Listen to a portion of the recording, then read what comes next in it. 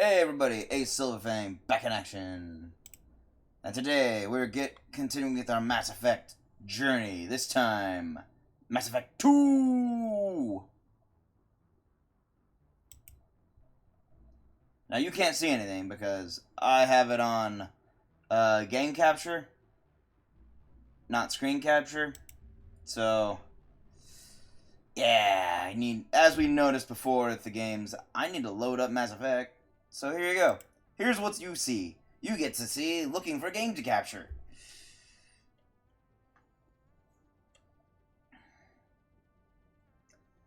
But I'm excited to get started with Mass Effect 2. It's one of my favorite Mass Effects. It's great.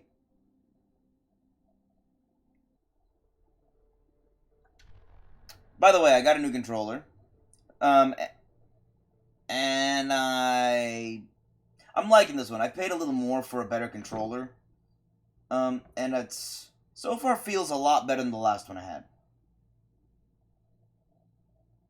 Alright, extras, options, new game, import ME1! Yes! Okay, so. I'm only a couple minutes late today because I'm gonna be honest, I was watching Game Grumps, I got caught up in it, lost track of time, I was like, crud, it's 11, I gotta start now! And I was up early because I was helping my dad with, I think Veteran's good. I want to actually finish this game in a reasonable amount of time. Don't level up auto. Yes, subtitles. Yes. Yes. Yes. Yes. Anyway, my dad wanted to do, I was up early because my dad wanted to, here's the whole story. My dad decided, okay, this weekend I'm going to lay fertilizer and mulch on the entire flower beds and everything on my house, on his house. And my mom came to me and said, Sean, he's going to want to do this on his own. Don't let him do this on his own. So I'm sitting there thinking, crud, now I gotta wake up early. And I gotta lay fertilizer. Fortunately, I was in charge of the wheelbarrow, the part that is physically intensive, but doesn't require you to do a lot of spreading. I was fine with that. I'd rather do the physical stuff, the hardcore labor. Did not... What? John Shepard. Level 56. Soldier. Paragon! Rex survived. Ash was killed. The council was saved by me. And I nominated Udina for the council seat. Because I've done the route where I've nominated... dang it. The captain. I can't remember his name. No, commander. No, the, You know what I'm talking about. My buddy, who was my superior and now is technically still my superior, but... The other option. I'm terrible with names. I cannot remember his name. His name escapes me. But him. I've done that route, and in ME2, the only real thing I remember from that was him sitting down and going, I'm just not good at this. I really don't know what I'm doing. And then in ME3, he goes, yeah, Udina took over again. That's alright. I was more than happy to step down and enter back into military service. I missed it. I'm like, okay, good for you. You got what you wanted. Made my decision completely irrelevant at the end of ME1. Well, not completely irrelevant. It did shape ME2 slightly. But he got pushed around by the council. I'm going to say what Udina does. It probably won't change much, although Udina will be undermining me the entire step of the way, apparently. So I've heard. I don't know how he undermines me, but he'll undermine me, apparently. Let's do this. Mass Effect 2.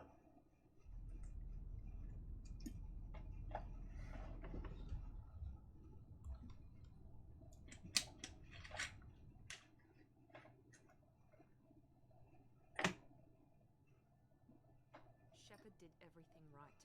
More than we could have hoped for. Looks so cool. Commander Shepard uncovered the truth. The elusive man. It's not enough.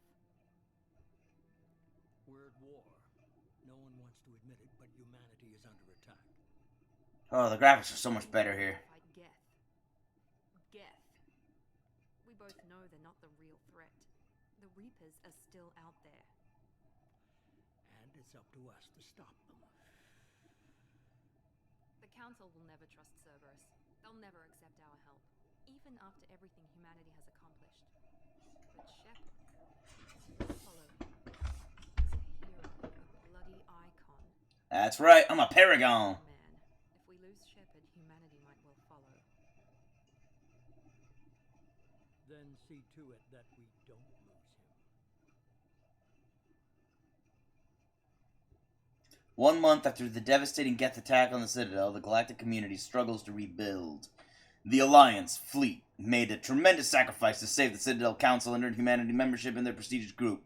Now the Council is forced to respond to evidence that the Reapers, enormous machines that eradicates... I couldn't read all that in that short time. What is wrong with you? Something. I'm going to investigate disappearances and deal with Reapers, but the Council doesn't want to face the fact that the Reapers are real, so I'm fighting Geth. Something along those lines. Disengaging Ftl drives. Joker! Mission syncs active. Dr. Chakwas! Board is green. Running silent. We're wasting our time. 4 days searching up and down this sector, and we haven't found any sign of Geth activity. Presley. Missing here in the past month. You're a good guy. My money's on slavers. The Terminus system is crawling with them. Picking up something on the long-range scanner. Unidentified vessel. Looks like a cruiser. Doesn't match any known signatures. Cruiser is changing course. Now on intercept trajectory. Can't be. Stealth systems are engaged. There's no way a Geth ship could possibly... It's not the Geth. Brace for evasive maneuvers.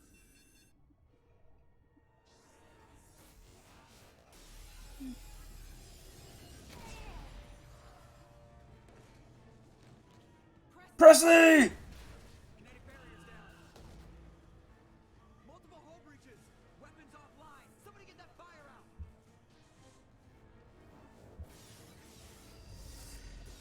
Fly, Joker!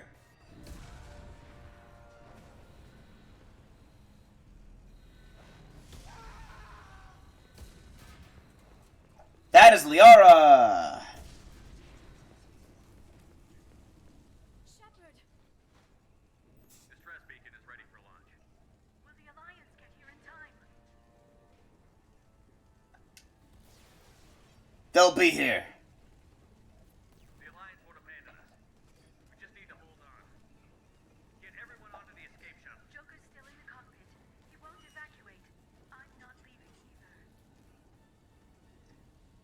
There's no time to argue. I need you to get the crew onto the evac shuttle. I'll take care of Joker.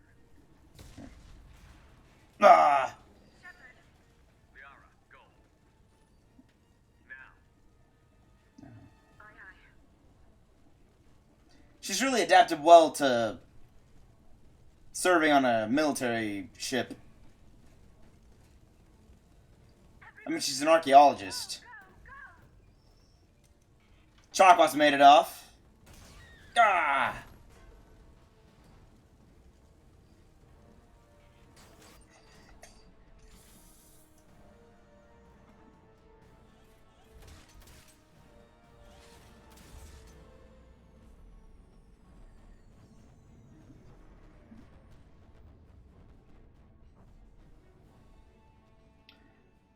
We're adrift!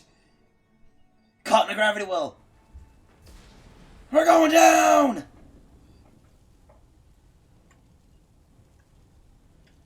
No! My ship! Mayday! Mayday! Mayday! This is SSV Normandy! Journal! Okay, I'm getting the hang of... Wow, controls feel so much better.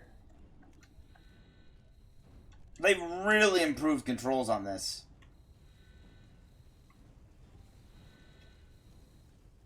My ship!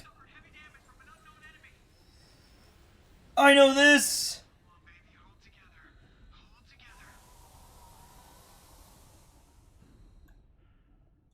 Holy crud, this is awesome.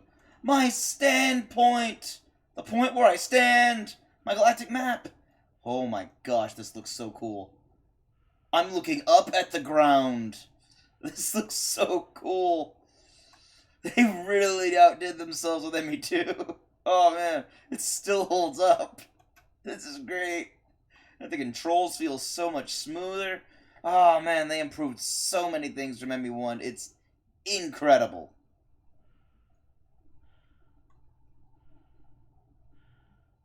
Joker! Come on, Joker. We have to get out of here. No, I won't abandon the Normandy. I can still save her. Joker, there's a hole right behind you in the ceiling! The Normandy's lost. Going down with the ship won't change that. Yeah, okay. Help me out. They're coming around for another attack. Why? We're already adrift!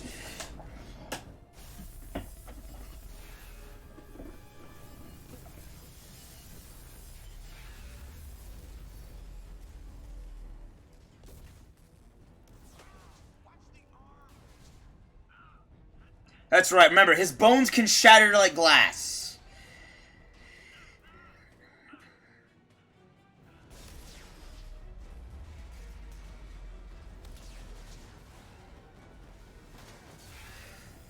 Ah! Get out of here! Ah!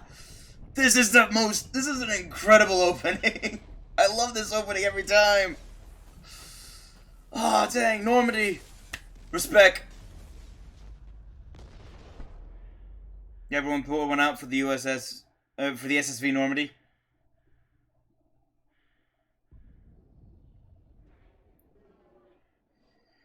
Ah, my suit's decompressing. I was gonna say my ship's decompressing, but then I remembered I'm not in a ship. I'm adrift in space in a suit. Dying!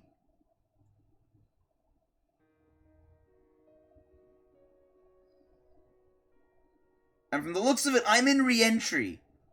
Which makes me really wonder, how on earth are we really put back together? How on earth did Cerberus manage that? I don't think I'm spoiling anything. Shepard dying at the start of the game doesn't make a lot of sense. To most people. Mass Effect Genesis is an interactive comic that summarizes the events of Mass Effect 1. Would you like to review the story so far? I've never seen this, so I'm going to check it out. Hey! Interactive backstory comic! Are there controls, or do I just sit here? Just another routine mission. Oh, okay. Why do they always say that before a mission? Of course it's routine. You haven't done anything yet. Oh! It's everything that happens along the way. He's flashing back!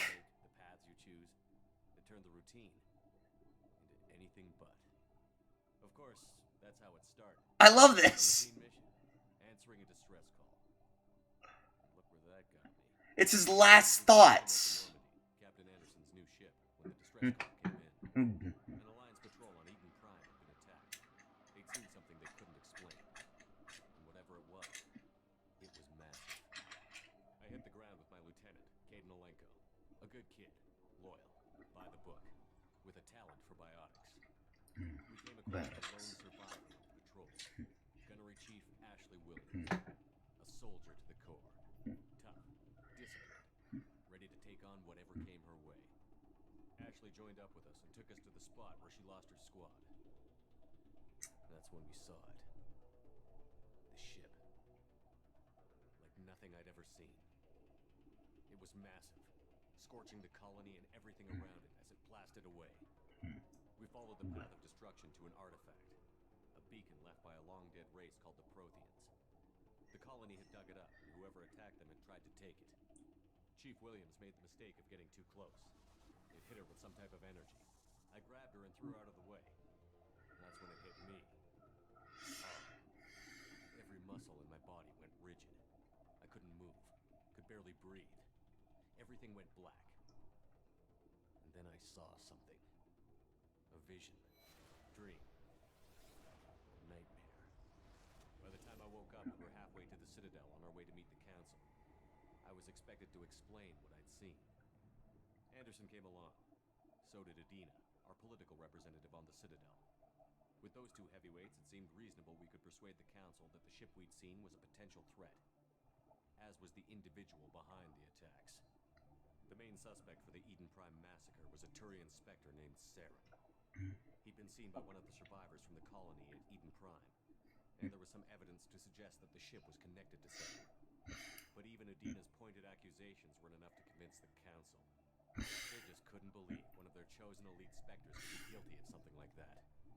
They needed proof, which meant I needed proof. Fortunately, I wasn't alone in my search. Garrus, another Turian, wanted to help. A top agent for Citadel Security. Despite orders from his superiors that he shouldn't get involved, he told me he was suspicious of Saren, and he had some useful leads. More importantly, he was willing to share them. That led me to Rex, the biggest, nastiest Krogan bounty hunter I'd ever seen. He turned out to be more than just a brute. It was his intel that led to a fugitive with incriminating evidence on Saren. The fugitive turned out to be an energetic little Quarian named Tally. A tech expert with a knack for hacking, she'd procured some information on Saren. That proved Saren was dirty. Tally's evidence proved that Saren was responsible for the massacre on Eden Prime, and that the immense warship we'd spotted was in fact Saren's flagship. But it went much further. Saren was trying to find a way to bring back a race of sentient machines from dark space. Machines allegedly responsible for cleansing the galaxy of all organic life. These Reapers were blamed for wiping out all life 50,000 years ago, including the Protheans, then disappearing back through the mass relays to dark space, leaving no trace they'd ever been. That explained why Saren was after the beacon, and it made some sense out of my visions.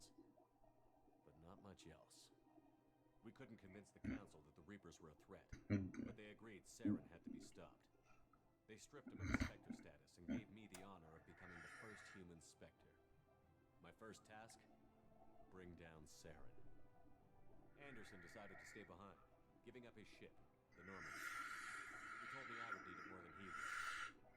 He also pointed me in a direction. Liara, a Prothean expert, adept in biotics, and maybe most importantly, daughter of Benezia, Saren's top lieutenant.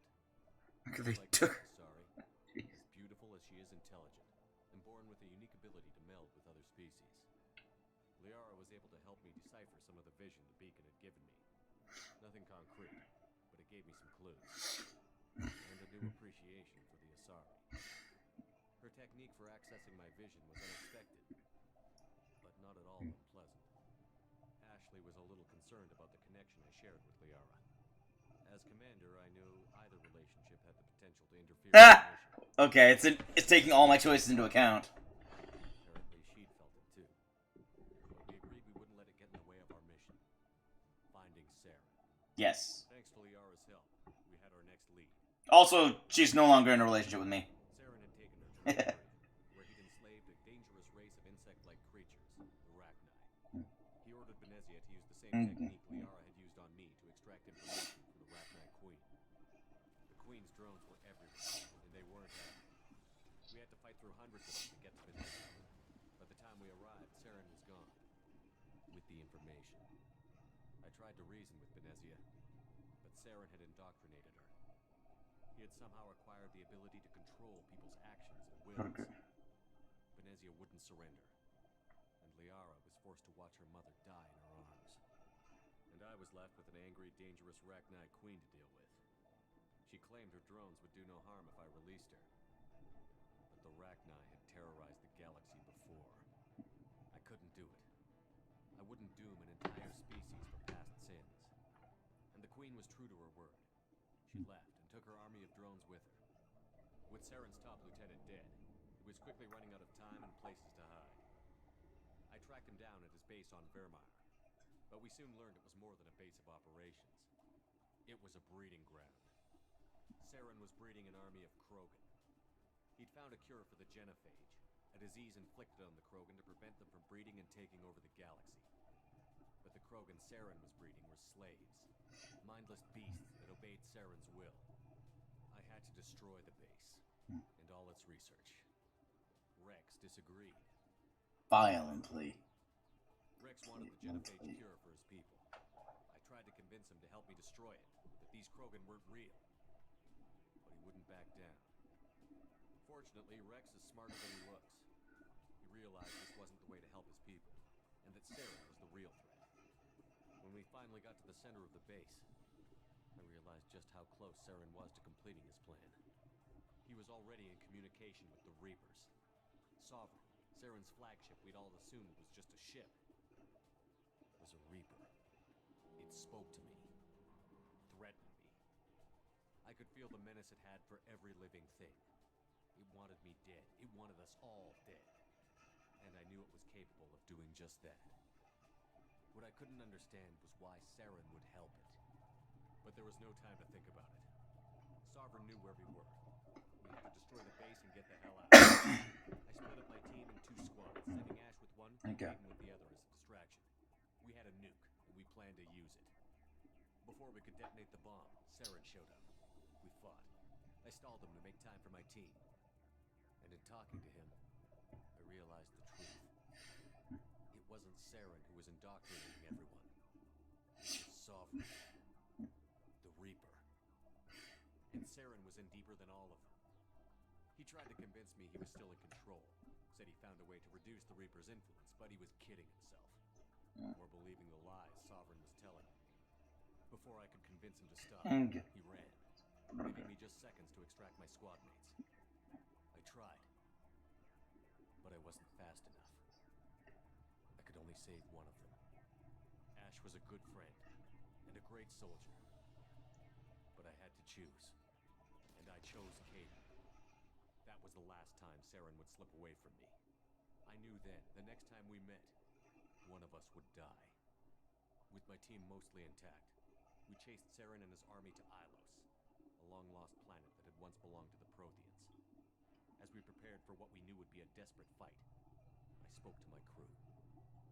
We were just one ship, against Saren's growing army. I assured them all that despite the odds, we could defeat him. But Liara saw through my words. She knew I was hurting after Ash's death. She could sense my doubts. We both knew this mission could be our last. Until that moment, we'd put our feelings aside for the sake of that mission. But why wait? We gave in to each other, and it was perfect. While it lasted. Yeah. We arrived on Ilos, close behind Saren. But it doesn't last. We discovered a Prothean databank that helped me put the final pieces of my vision together. The Reapers had come 50,000 years ago, and every 50,000 years before that, each time purging the galaxy of life. The Protheans had fought and died, like every species before them. But a few survived long enough to leave a parting gift. Yep. The Protheans had discovered that the Citadel was the key to controlling the mass relays.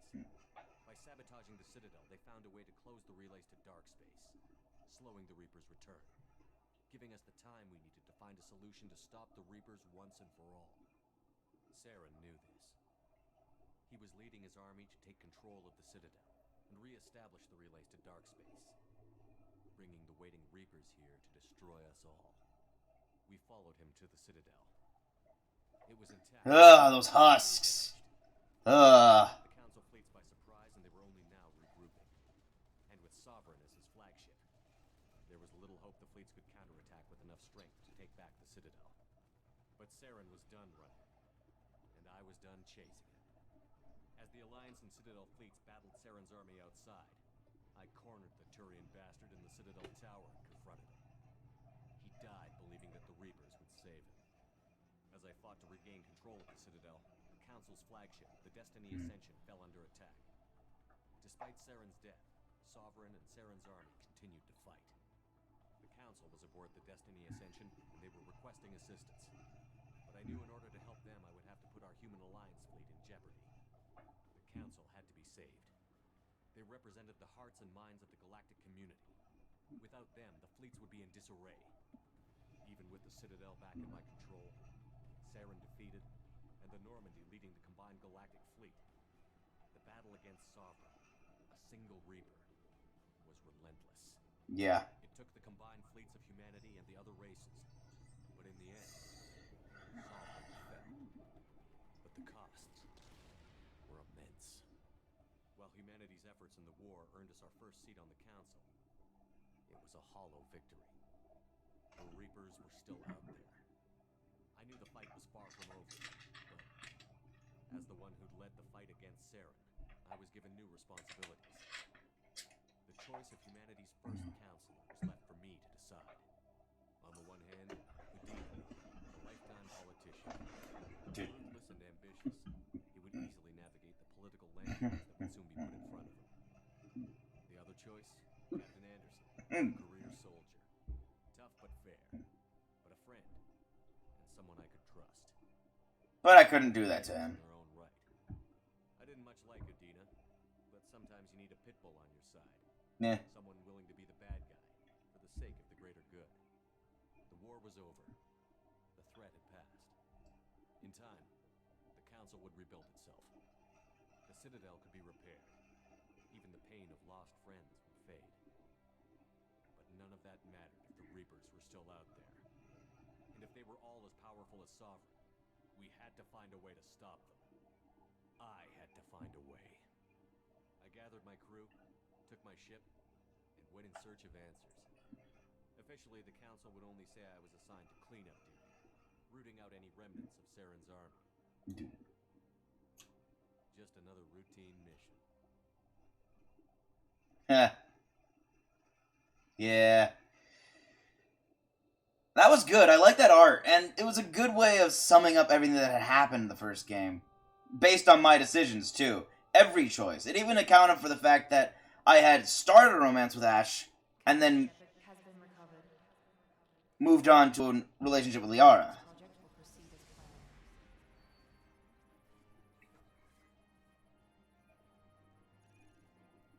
Lazarus Project.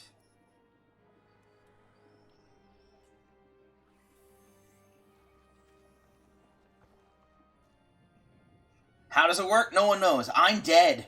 I'm completely dead.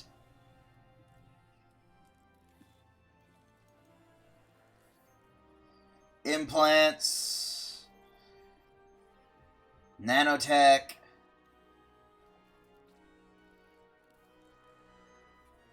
It's a modified body. Crazy. What the? Except imported face. Oh yeah, I forgot. They had to change it because they had new classes. But I always just like playing the soldier. Some might say it's boring, but I have fun with it. I get everything else covered by all my other allies anyway. Origin Spacer, Reputation War Hero, Class Soldier. Yep, confirm.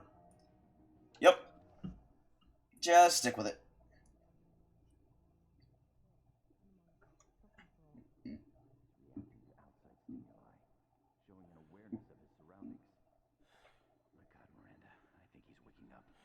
Hey, Steve Bloom. Damn it, Wilson. He's not ready yet. Give him the sedative. Shepard, don't try to move. Just lie still. Try to stay calm. Heart rate's still climbing. Brain activity is off the charts. Stats pushing into the red zone. It's not working. Another dose. Now. Wait. As bad as I am with names, I think that's Steve Bloom. But hold on.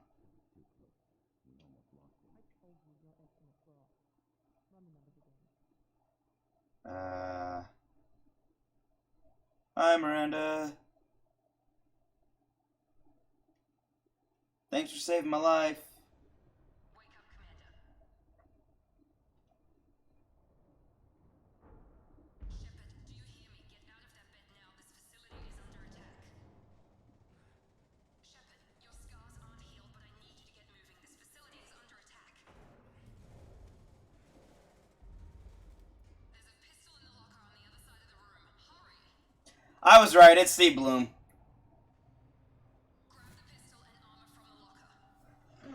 All right, I'm alive. Holy cow! Hold up. Journal updated. Okay, you know what? Let's check this. I got Codex. The Asari were the first species to discover the Citadel. When the Solarians... I'll check all this Codex stuff later. It's a little loud right now. Holy cow. So many points.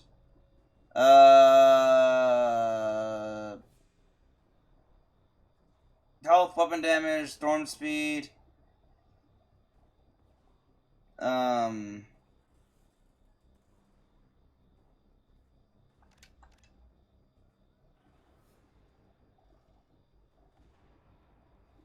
can get this, and then I can put one in... Wait, disruptor ammo. Shields and synthetic enemies. Yes. Because I love incendiary ammo. I gotta get that again. Journal. Prologue. Awakening. Complete the tutorials. Okay. +3 Renegade. I haven't done anything. How am I +3 Renegade? Oh, right. This is from a previous game, isn't it? Pistol doesn't have a thermal clip. It's a med bay. We'll get you a clip from. Damn it! Those canisters by the door are going to blow. Get behind cover now. Keep your head down, Shepard. Shield yourself from the blast. Someone's hacking security trying to kill you. Look for a thermal clip for your pistol. Oh, wow. These controls are so nice. I can get against cover by pressing A. I can press B to get out of cover. Look at this. It's so much faster. So much... Well, I'm looking, but... Oh, there it is. Oh, cool. I just have to walk next to it. Reloaded. Or don't let me in. Sure.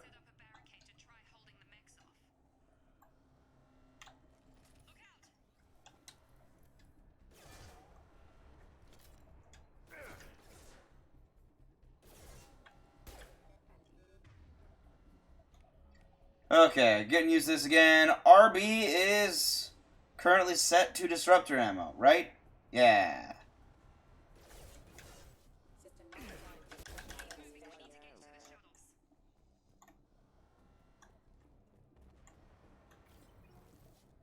Okay, so they basically got rid of the unlimited ammo, because that was a little ridiculous that I never had to reload my gun ever. But they did it in a way so that my ammo... so that it doesn't break story continuity, which is nice. I still have unlimited ammo, I just need thermal clips. Shepard, security mechs are closing in on your position. Take cover.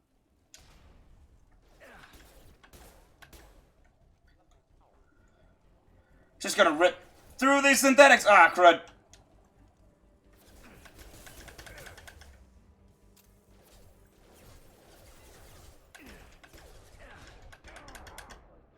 Ow.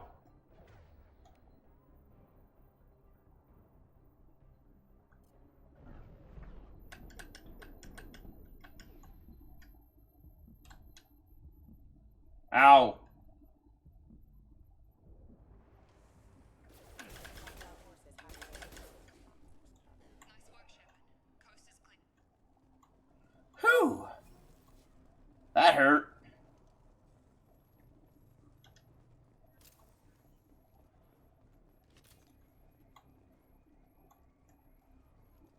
Hey.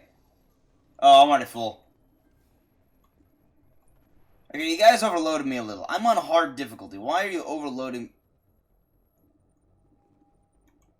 Why are you overloading me with heat clips?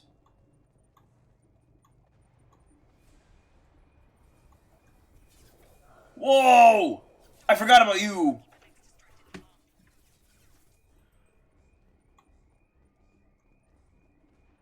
Oh, he walked on. I forgot about that guy. More reinforcements heading your way. Grab the grenade launcher off the security officer's body. Okay. Here come the mechs. Use the grenade launcher to take them out. I forgot that they also give me a grenade launcher, which is awesome!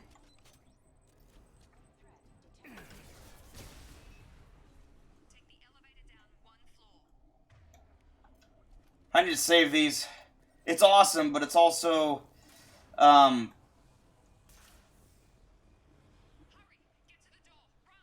run!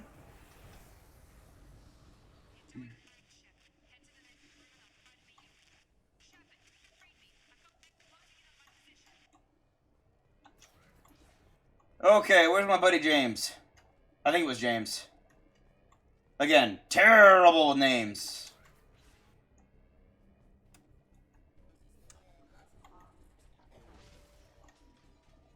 Whew, surprised me. Ooh. Progress is slow, but subject shows signs of recovery. Major organs are again functional, and there are signs of rudimentary neurological activity. In an effort to accelerate the process, we've moved from simple organic reconstruction of the subject to biosynthetic fusion. Initial results show promise.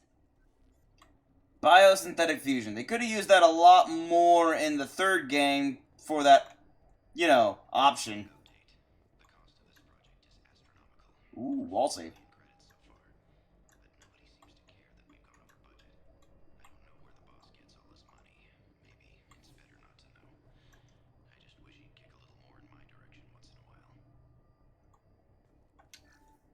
Yeah!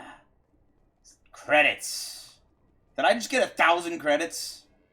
They're really dumping the mommy in this game, aren't they? Man, everything looks so tight here. And clean. I can't!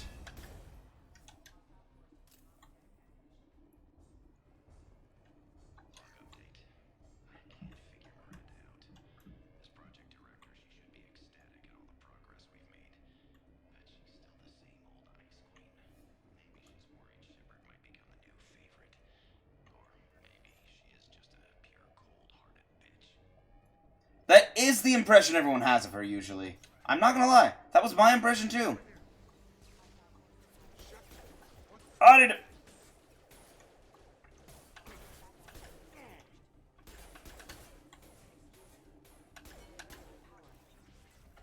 Man, you fire slow. Jacob, that's it. Who are you? Yeah, sorry. I forgot this is all new to you right now. I'm Jacob Taylor.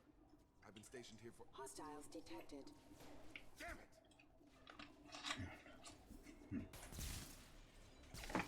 Things must be worse than I thought if Miranda's got you running around. I'll fill you in, but we better get you to the shuttle first. Wait, well, hold on. Now's a good time to ask questions. Here. I know this isn't the best time, but I'm sick of stumbling around when I don't know what's going on. Fair enough. I'll give you the quick version. You and your ship were attacked and destroyed. You were killed, dead as dead can be when they brought you here.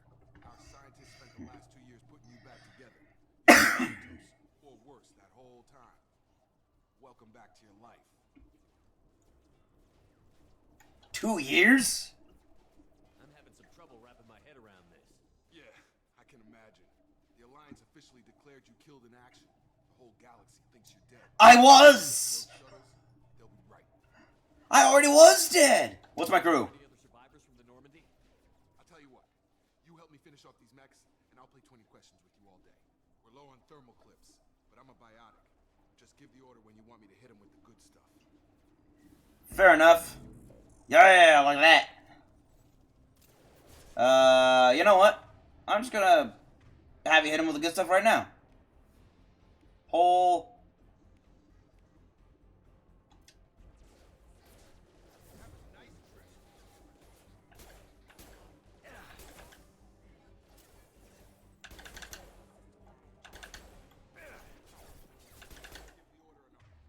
I did! Didn't you use it?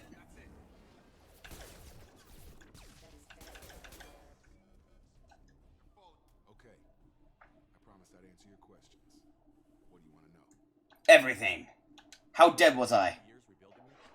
How bad were my injuries? I'm the doctor, but it was bad.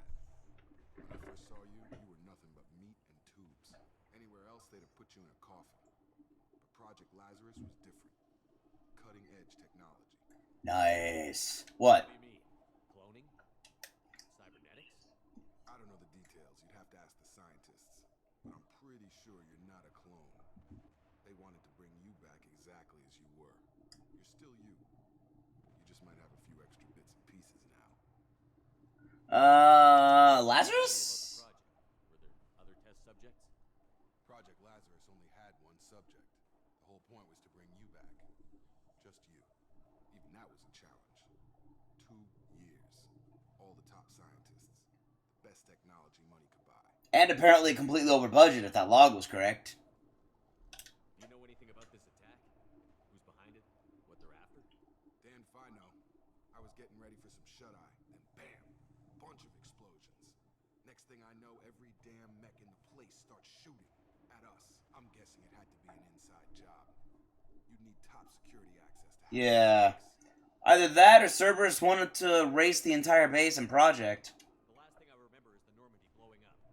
Did anyone else make it? Just about everybody survived. A few servicemen from the lower decks didn't get out. Navigator Presley was killed by an explosion. But everyone else, including the non-alliance crew, Yeah. Sari, Liara, and the Quarian, they all made it out alive. Where are they now? Do you know what any of them are doing now? I don't know, Commander. It's been 2 years. They've moved on. Left the Alliance. Could be anywhere. I want to find them. My team. If they knew I was alive, they'd come back. Maybe you can track them down after we get off the station. If we get off the station. Yeah, I'm getting my crew back together. Hold on. Normandy crew. Jacob, who are you? Depends on who you ask. Technically, I'm Miranda's top lieutenant. But I'm just a soldier. I served 5 years in the Alliance before this. Now I'm in charge of the station security. Usually a lot more dull than this. Normally I don't fire my gun unless it's target practice. Huh. When I first woke up, someone named Miranda was talking to me over the radio. We lost contact just before I ran into you. Miranda Lawson is the station's ranking officer. She led the Lazarus team. It was her job to bring you back to life, no matter what. Should have guessed she'd try to save you. She's not about to give up on you now. You said you lost contact. Could you tell what was happening? Did not sound good. Explosion right before I lost her. She knows how to take care of herself. But I hope she's okay. What's the quickest way to those shuttles? Depends where the mechs are thickest. It's probably best if we... Check. Anyone on this frequency? Anybody still alive out there? Hello? Wilson, this is Jacob. I'm here with Commander Shepard. Just took out a wave of mechs over in D-Wing. Shepard's alive? How the hell? Never mind. You need to get him out of there. Get to the service tunnels and head for the network control room. Roger that, Wilson. Stay on this frequency. Who's I that? think I remember a Wilson checking on me one time when I woke up. That's him. He's the chief medical tech. Answers directly to Miranda. Come on. The service tunnels are this way. Yeah, it's hard to forget the voice of Steve Bloom. He's kind of famous for what he does. And what he does is speak good. Ooh. The Lazarus project is about to enter the final phase. It's taken nearly 2 years, but we did it. Commander Shepard is alive. This is the most amazing medical achievement in recorded history. Maybe now Miranda will finally show some appreciation for everything I've done. You didn't take the time to say he's alive, he's alive? Come on, man. It's your perfect Frankenstein moment. You brought a man back from the dead with his corpse.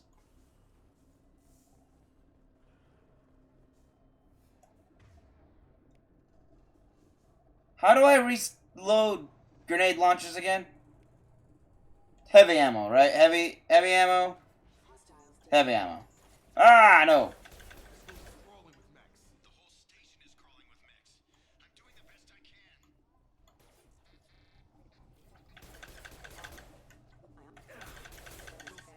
Find us another route out of here. Preferably one... They found me. Help! Wilson, where are you? Server room B! Hurry! They're out of control! Up those stairs, Shepard. I'm hit! They shot me! So, the clues we've been given so far are that Wilson's been feeling underappreciated. Oh. Physical reconstruction of subject is complete, but we still need to evaluate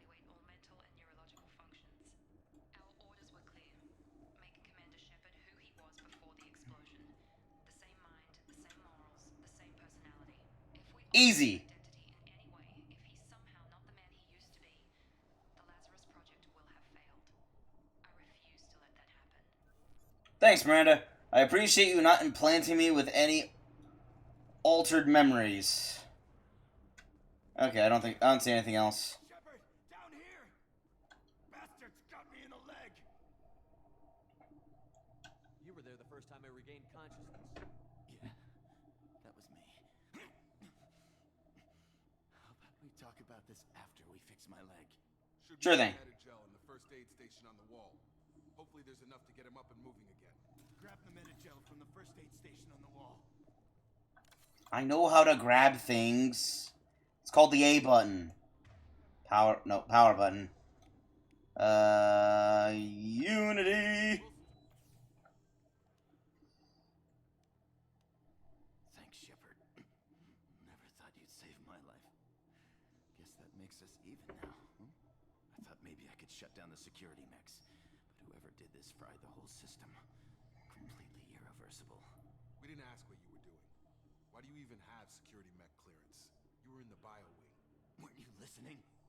I came here to try and fix this. Besides, I was shot. How do you explain that? I don't trust any of you yet. I don't know who any of you are. All strangers to me. Let's get someplace safe, then we'll sort out whose fault it is. Right, Shepard. We need to find Miranda. We can't leave her behind. Forget about Miranda. I guess. The mechs were all over that sector. There's no way she survived.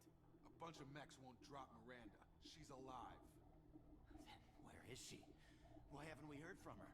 There are only two possible explanations. She's either dead or she's a traitor. She tried to help Why didn't you me. wake me up and warn me about the attack? Okay, maybe she's not a traitor, but that doesn't change the facts. We're here, she's not. We need to save ourselves. The shuttle bay is only a few... Ah, good. I was caught drinking. 1 second. Let me just... Okay.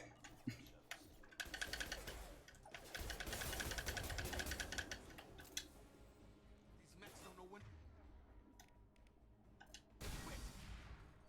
That's it. Let's get out of here. You guys don't look so healthy. Okay, we took him down. But this is getting tense. Shepard, if I tell you who we work for, will you trust me? This really isn't the time, Jacob. We won't make it if he's expecting a shot in the back. If you want to piss off the boss, it's your ass, Jacob. The Lazarus Project, the program that rebuilt you. It's funded and controlled by Cerberus. You killed Hackett!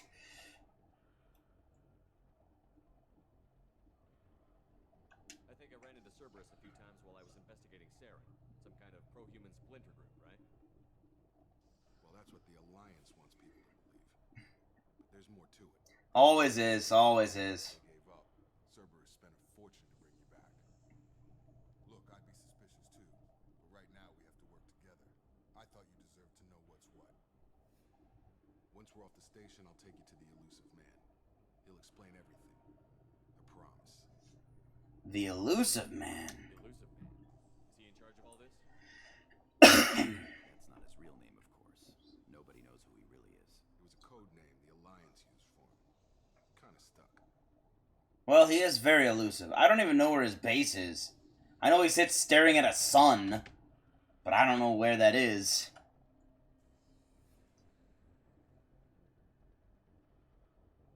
I don't care what they did or what you say. I'm not working with terrorists. You can tell it to the boss.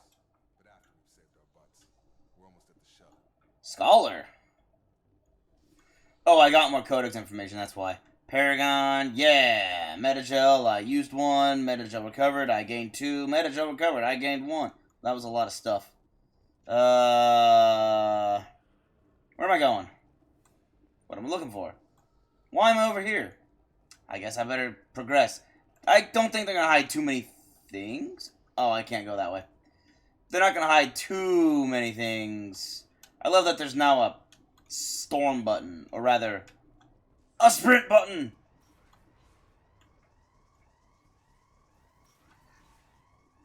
One, 1650 credits. Anything else? Anything else? Anything else? Anything else? Anything else? Nope, okay. That's a lot of dead scientists. I like that this actually feels like a facility now, not a copy-paste facility like an ME1, though. Yep, they have.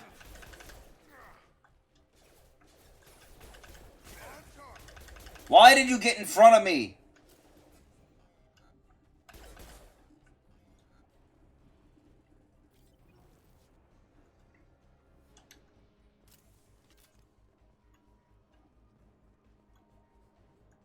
Ooh. Landing vehicle. I recognize that. Oh, crap, get down. Nope, get down.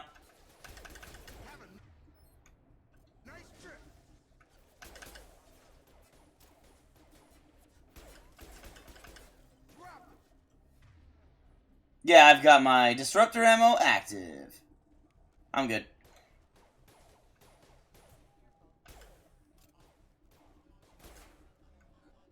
Creepy. It decided to crawl toward me.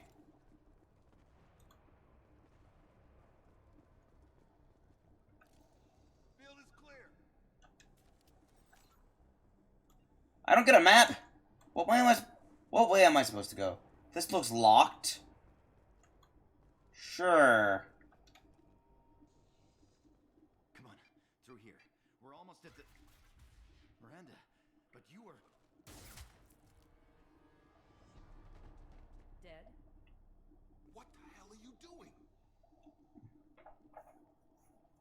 My job. Wilson betrayed us all. Your idea of due process. Did he deserve that welcome? He sabotaged the security systems, killed my staff, and he would have killed us. You sure about that, Miranda? We've known Wilson for years. What if you're wrong? I'm never wrong. I thought you'd have learnt that by now, Jacob. Yep. She's too paranoid to be wrong. But now you can't question him. You should have taken him alive. See what he knew. Too risky. I've put too much time and effort bringing you back to life to let you get killed now. You really think Wilson's capable of that? Not anymore. Well, you seem pleased as punch. What am I now? What's our next step? We get on the shuttle and go. My boss wants to speak to you. You mean the elusive man? I know you work for Cerberus. Ah, Jacob. I should have known your conscience would get the better of you. Lying to the commander isn't the way to get him to join our cause. Well, since we're getting everything out in the open, is there anything else you want to ask before we go, Commander? Yeah, the way they talk about it, Jacob clearly respects who I am as the commander, because he says, I'm not going to lie to the commander. And she says, Commander? Like, sarcastic. She doesn't seem to respect me. She's focused on the job and only the job. Convenient that you show up as we're leaving. Where were you during the attack? Besides trying to save your life? Well, Yes. I was helping you when he sent an army of mechs to take me out. I got here as soon as I could. Probably a little too soon if you ask Wilson. Other What's survivors? for the people on the station? This is the evac area. If they're not here now, they're not coming. Some might have survived. Without knowing for sure. We need to go back and look. Don't you get it? The only one worth saving is you. Everyone else is expendable. She's right. We all knew the risks when we signed up. Without you, there's no point to any of this. Destination. Where are we going? Another Cerberus facility. The elusive man is waiting for you there. And if I don't come? Not sure I trust you. This is the only shuttle off the station. You want to stay and rot with the mechs? Be my guest. I know you don't want that. You're the Lazarus Project's director, aren't you? That's right. I put 2 years of my life into this project. Into you. Why? Cerberus want from me. Maybe you should ask the elusive man when you meet him. He poured virtually unlimited resources into Lazarus. Obviously, he has some kind of plan for you. Is that everything? That's everything. I've had enough of this station to last a lifetime. Or 2, in your case. Come on. I got all the... I don't think there were any other credits. There might have been some credits, but I don't think it's enough to be consequential. Let's hope I'm not wrong.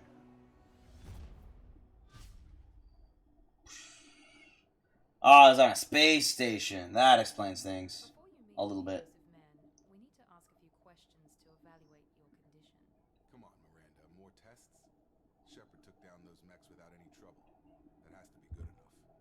2 years since the attack.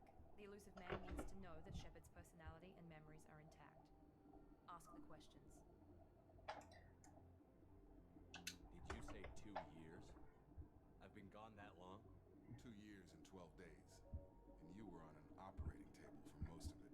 The sooner we start, the sooner we can be done. Start with personal history.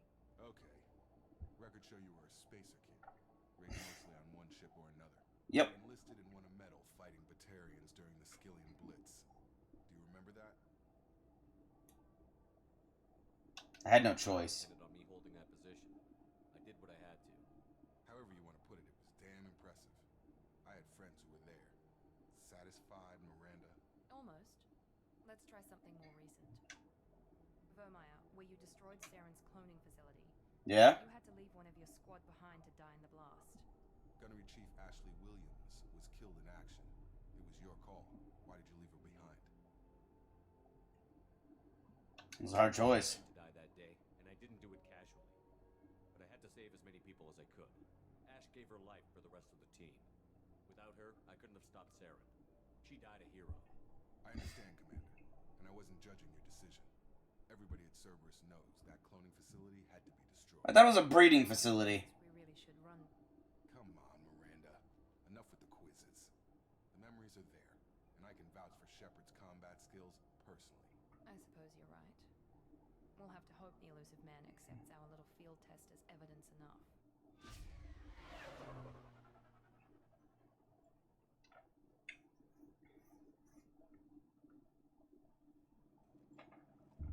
The elusive man is waiting for you in the other room.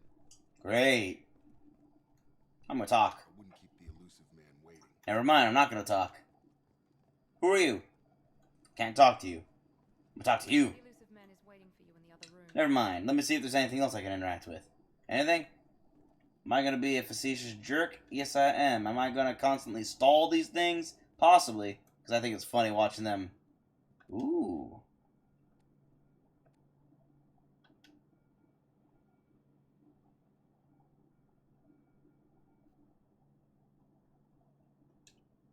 I'm gonna stick with this.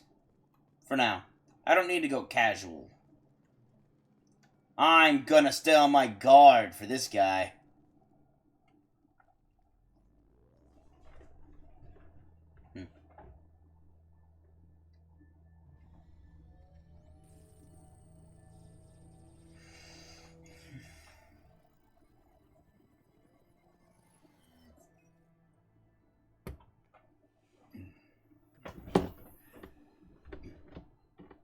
Elusive man. I thought we'd be meeting face to face. Unnecessary precaution. Not unusual for people who know what you and I know. What? And what do we know? What exactly is it that you and I know? That our place in the universe is more fragile than we'd like to think.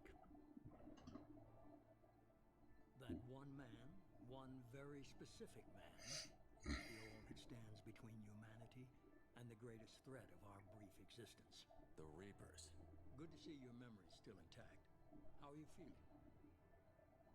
You're not my friend. You need to earn the right to ask me those kinds of questions. Cerberus isn't as evil as you believe.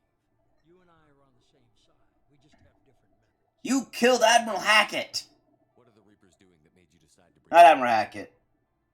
Kaku, that's their name. No one wants to admit it, but humanity is under attack. While you've been sleeping, entire colonies have been disappearing. Human colonies. We believe it's someone working for the Reapers, just as Saren and Nagath aided Sovereign. You've seen it yourself. You bested all of them. That's just one reason we chose you. Fighting a war doesn't seem like Cerberus. Why are you involved? We're committed to the advancement and preservation of humanity. If the Reapers are targeting us, trying to wipe us out, Cerberus will stop them. If we wait for politicians or the Alliance to act, no more human colonies will be left. Abductions? Trying to harvest all life in the galaxy. Mm. Why would the Reapers target a few human colonies? Hundreds of thousands of colonists have vanished. I'd say that fits the definition of harvesting. Nobody's paying attention because it's random, and the attacks occur in remote locations. I don't know why they've suddenly targeted humanity. Maybe you got their attention where you killed one of them. If this is a threat against humanity, you need to mobilize the Alliance. They suffered substantial losses fighting Sovereign. They're rebuilding, still stretched too thin to waste resources verifying the Reaper threat. Blaming the abductions on mercs and pirates is easier and more convenient. Why me? Trained an entire army for what you spent to bring me back. You're unique, not just in ability or what you've experienced, but in what you represent. You stood for humanity at a key moment. You're more than a soldier. You're a symbol. And I don't know if the Reapers understand fear, but you killed one. They have to respect that. If this is a threat against humanity, you need to mobilize the Alliance. They suffered substantial losses fighting. Wait. Blaming the abductions on mercs and pirates is easier. Sir, okay. I forgot they moved these things around. Hold on. Cerberus, abductions, why me, Alliance aid. Yeah, that's everything. Okay, we're done. If what you say is true, if the Reapers are behind this, I'd consider helping you. I'd be disappointed if you accepted any of this without seeing for yourself. I have a shuttle ready to take you to Freedom's Progress, the latest colony to be abducted. Miranda and Jacob will brief you. I'm supposed to trust them? Killed Wilson in cold blood. Jacob's just a gun for hire. You expect me to trust them? Wilson was one of my best agents, but he was a traitor. Miranda did exactly what I expected of her, and she saved your life in more ways than one. Jacob's a soldier, one of the best. He's never fully trusted me, but he's always been honest about it. You'll be just fine with them. For now. Is this a volunteer job, or am I being volunteered? You always have a choice, Shepard. If you don't find the evidence we're both looking for, we can part ways. But first, go to Freedom's Progress. Find any clues you can. Who's abducting the colonies? Do they have any connection to the Reapers? I brought you back. It's up to you to do the rest. He didn't just bring me back. Very elusive. Oh, wait. Okay, let's go through all of this. Hold on. Journal updated. Journal updated. Codex updated. Codex updated. And last one. Paragon action. Okay, cool. Hey, I leveled up. Sure, why not?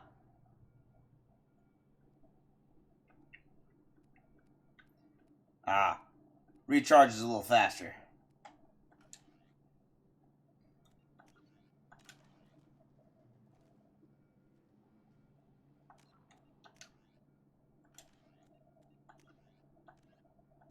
Freedom's Progress.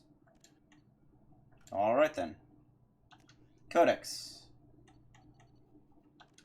Okay, here we go. This will take a while. To discover the Citadel. When the Solarians arrived, it was the Asari who proposed the establishment of the Citadel Council to maintain peace throughout the galaxy. Since then, the Asari have served as the mediators and centrists of the Council. An all-female race, the Asari reproduce through a form of parthenogenesis. They can attune their nervous system to that of another individual of any gender and of any species to reproduce. This capability has led to the unseemly and inaccurate rumors about Asari promiscuity. Asari can live for over 1,000 years, passing through 3 stages of life. In the maiden stage, they wander restlessly, seeking new knowledge and experience. When the matron stage begins, they meld with interesting partners to produce their offspring. This ends when they reach the matriarch stage, where they assume the roles of leaders and counselors. The second species to join the Citadel, the Solarians, are warm-blooded amphibians with a hyperactive metabolism. Solarians think fast, talk fast, and move fast. To Solarians, other species seem sluggish and dull-witted. Unfortunately, their metabolic speed leaves them with a relatively short lifespan. Solarians over the age of 40 are a rarity. Solarians were responsible for advancing the development of the primitive Krogan species to use as soldiers during the Rachni Wars. They were also behind the creation of the genophage bioweapon the Turians used to quell the Krogan rebellions several centuries later. Solarians are known for their observational capability and non-linear thinking. This manifests as an aptitude for research and espionage. They are constantly experimenting and inventing, and it is generally accepted that they always know more than they are letting on. Yup. Roughly 1,200 years ago, the Turians were invited to join the Citadel Council to fulfill the role of galactic peacekeepers. The Turians have the largest fleet in Citadel space, and they make up the single largest portion of the Council's military forces. As their territory and influence has spread, the Turians have come to rely on the Solarians for military intelligence and the Asari for diplomacy. Despite a somewhat colonial attitude towards the rest of the galaxy, the ruling hierarchy understands they would lose more than they would gain if the other two races were ever removed. Turians come from an autocratic society that values discipline and possesses a strong sense of personal and collective honor. There is lingering animosity between Turians and humans over the First Contact War of 2157, which is known as the Relay 314 incident to the Turians. Officially, however, the two species are allies, and they enjoy civil, if cool, diplomatic relations. Yup. 50,000 years ago, the Protheans were the only spacefaring species in the galaxy. They vanished in a swift galactic extinction. Only the legacy of their empire remains. They are mass relays and the Citadel, which have allowed numerous species to explore and expand throughout the galaxy.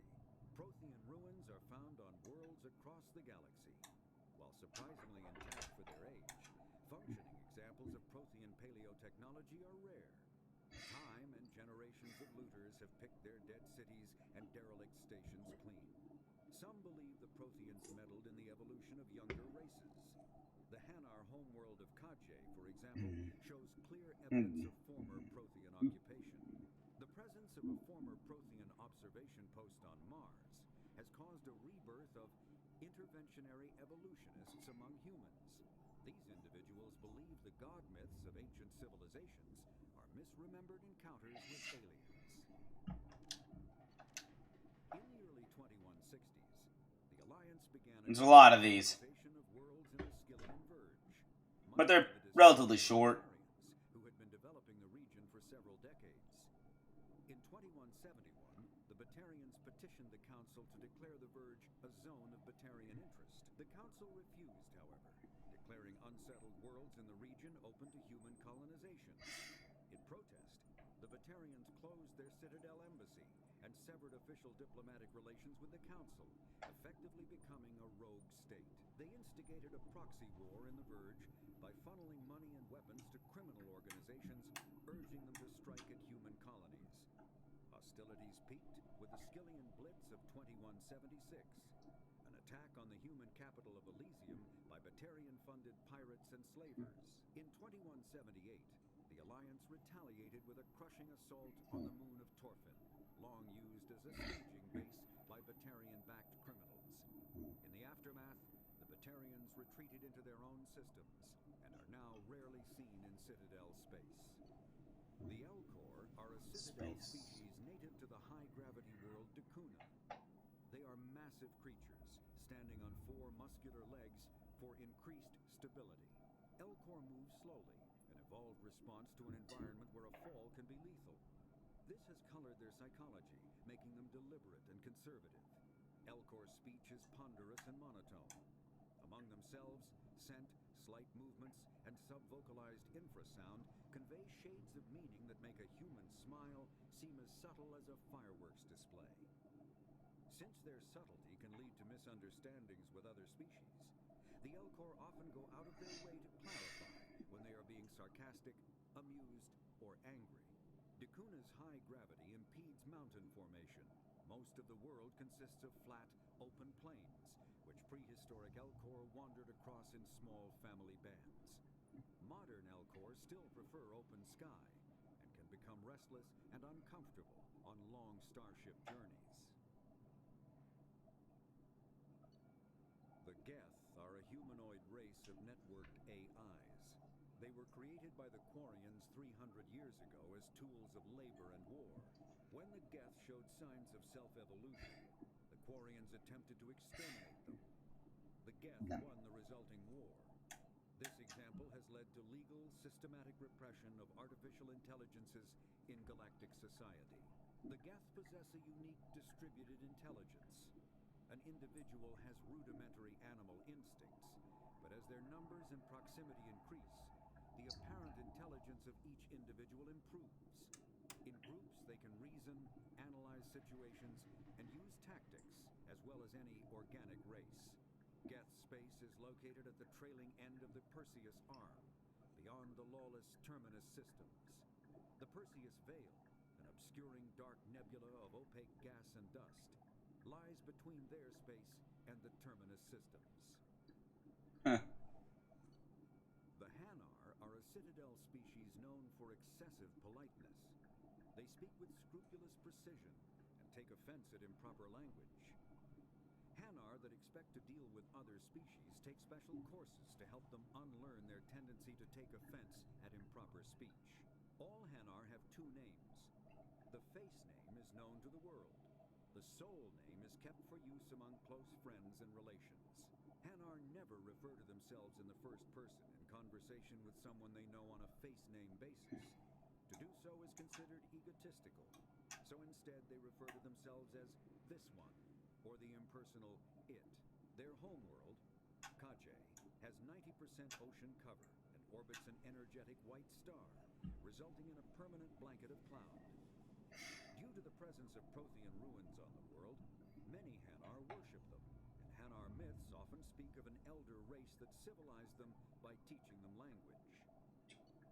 The Krogan evolved in a hostile and vicious environment. So many of these. The invention of gunpowder weapons, eaten by predators, was still the #1 cause of Krogan fatalities. Afterwards, it was death by gunshot. When the Solarians discovered them, the Krogan were a brutal, primitive species, struggling to survive a self-inflicted nuclear winter. The Solarians culturally uplifted them, teaching them to use and build modern technology, so they could serve as soldiers in the Rachni War. Liberated from the harsh conditions of their homeworld, the quick-breeding Krogan experienced an unprecedented population explosion. They began to colonize nearby worlds. Even though these worlds were already inhabited, the Krogan rebellions lasted nearly a century, only ending when the Turians unleashed the Genophage, a Solarian-developed bioweapon that crushed all Krogan resistance. The Genophage made only 1 in 1,000 pregnancies viable, and today the Krogan are a slowly dying breed. You think this is hard? Oh. Understandably, the Krogan harbor a grudge against all other species, especially the Turians. They didn't even bother to re-record that part. Driven from their home system by the Geth nearly 3 Imagine me reading all the secondary codex entries. vessels ranging in size from passenger shuttles to mobile space stations. Home to 17 million Quarians, the flotilla understandably has scarce resources. Because of this, each Quarian must go on a rite of passage known as the pilgrimage when they come of age. They leave the fleet and only return once they have found something of value they can bring back to their people. Other species tend to look down on the Quarians for creating the Geth, and for the negative impact their fleet has when it enters a system. This has led to many myths and rumors about the Quarians, including the belief that underneath their clothes and breathing masks, they are actually cybernetic creatures, a combination of organic and synthetic parts. Only half true. They need... A lot of the cybernetics are actually implants for their immune systems. Because they have very weak ones. Cultures in the galaxy. Reapers were imagined to be space monsters who consumed entire stars. Archaeologists and mythologists attempting to uncover sources for such myths have yielded little, except interstellar religious themes of all-consuming devils common to primitive cultures. The Volus are a member species. Like if these are worded based on what the council lets be known by the public. Hierarchy, effectively trading their mercantile prowess for Turian military protection. Erun, their homeworld, lies far beyond the normal life zone of its star. However, the world has a high-pressure greenhouse atmosphere that traps enough heat to support an ammonia-based biochemistry. As a result, the Volus must wear pressure suits and breathers when dealing with other species, as conventional nitrogen-oxygen air mixtures are poisonous to them, and in the low-pressure atmospheres tolerable to most species, their flesh will actually split open. Yeah. Culture is tribal, bartering lands and even people to gain status. This culture of exchange inclines them to economic pursuits. It was the Volus who authored the Unified Banking Act. They continue to monitor and balance the Citadel economy. That's cool. That's one I have not heard yet. The Citadel is an ancient deep space station, presumably constructed by the Protheans. Since the Prothean extinction, It was not. species have come to call the Citadel home. It serves as the political, cultural, and financial capital of the galactic community. To represent their interests, most species maintain embassies on the Presidium, the Citadel's inner ring. The Citadel Tower in the center of the Presidium holds the Citadel Council chambers. Council affairs often have far-reaching effects on the rest of the galactic community. 5 arms, known as the wards, extend from the Presidium. Their inner surfaces have been built into cities, populated by millions of inhabitants from across the galaxy. The Citadel is virtually indestructible. If attacked, the station can close its arms to form a solid, impregnable shell. For as long as the station has existed, an enigmatic race called the Keepers has maintained it. Yep. Spectres are agents from the Office of Special Tactics and Reconnaissance, and answer only to the Citadel Council. They are elite military operatives, granted the authority to deal with threats to peace and stability in whatever way they deem necessary. They operate independently or in groups of 2 or 3. Some are empathetic peacekeepers, resolving disputes through diplomacy. Others are cold-blooded assassins, ruthlessly dispatching problem individuals. All get the job done one way or another, often operating outside the bounds of galactic law. The Spectres were founded after the Solarians joined the Council. For many years they operated in secrecy as backroom problem solvers. Only after the Krogan rebellions did their activities become publicized. Assignment of a Spectre is less contentious than a military deployment, but makes it clear that the Council is concerned about a situation.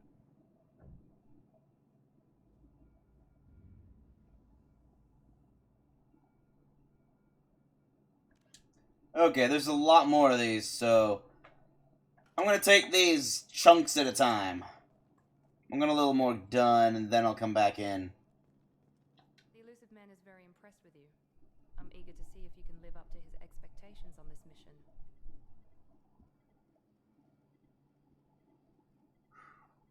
Okay, I need to be polite. I never got a chance to say how much I appreciated what the Lazarus Project did for me. I just hope it was worth it. A lot of people lost their lives on that station. We don't have to be We're enemies. together here. Your attitude isn't helping anything. I have the utmost respect for your abilities, Shepard. It's your motivations that concern me. I believe in what Cerberus stands for. Only time will tell if you prove to be an asset or a liability to our cause. I don't work for you. What can you tell me about this colony we're going to? Freedom's Progress? It's a typical human settlement in the Terminus systems. They had a small military force for protection supplemented by mechs and security drones. Average in almost every way, really. Completely unremarkable. Until the disappearance. Any idea what we'll find? Any thoughts on what we might run into there?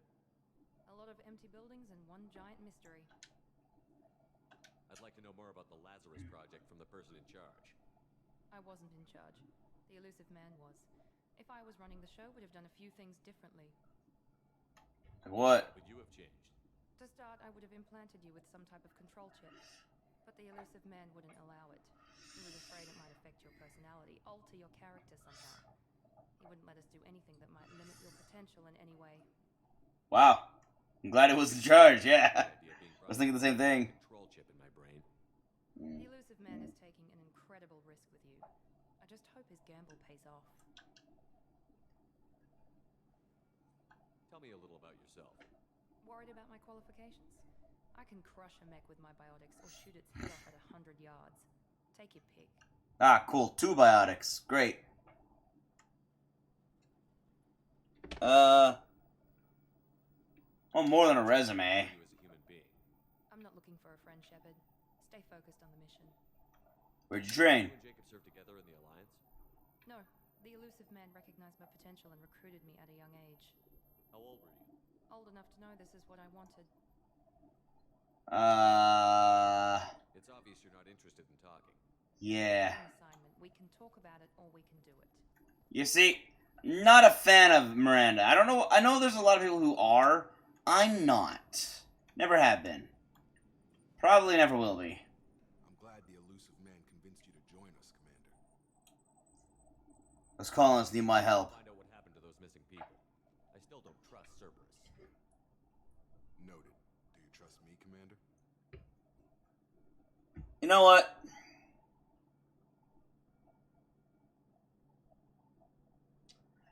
Yeah. You're a good man, Jacob. But you might be working for the wrong people. Maybe. But I thought the same when I was with the Alliance. That's why I'm here now. Fair enough. He's just looking to find a place. A place to belong. A place he can trust. Do you know anything about this colony we're going to? It's called Freedom's Progress. Don't know much else. I guess we'll find out when we get there. Alright, that's simple and clean, sure. You said you served in the Alliance? 5 years in total. Stationed all over the galaxy. Even spent a couple of years as a Corsair. I've never heard of the Corsairs. It was an Alliance initiative. They hired independent starship captains and used them for missions that fell outside official Alliance jurisdiction. Technically, we weren't part of the Alliance. If we ever got caught, they could disavow any knowledge of us. Supposed to be free from restrictions and rules. But there was still enough red tape to sink a cruiser. I finally just gave up.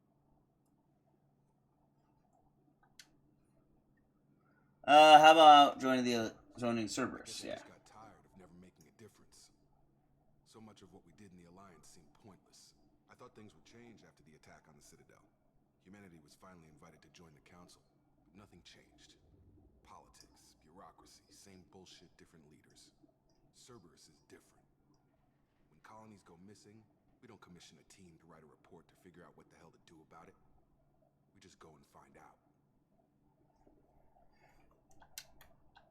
That's all for now. Yes, sir. Boom. Level up. Yeah, I got a grenade launcher. Following bonuses for importing a level 56 character into Mass Effect 2. 4,000 experience points. Experience start at level 5. Okay, so I start at level 5. 150,000 credits. 10,000 element 0. 10,000 iridium, 10,000 palladium, 10,000 platinum. 190 paragon points. And 3 renegade points from my last game. Shepard escaped attack on the facility, along with operatives Taylor and Lawson. Facility destroyed by remote detonation. Salvage teams will ensure no incriminating data survived. Per Miranda's recommendation, I'm running security sweeps on other cells to ensure that Wilson was our only mole. Regardless of the cost, Project Lazarus was a success. Shepard is back. I leveled up. Oh, I can level up. Rapid fire grenade launcher favored by Blood Pack Vorcha mercenaries. Capable of taking down multiple enemies with a single well-placed shot. Effective against armor, shields, and biotic barriers. Nice. Credits. Oh, I got funding. I get funding. And I found credits. Okay, cool. Level up. Nope, I can't level up. Oh, it's just saying I did level up. Okay.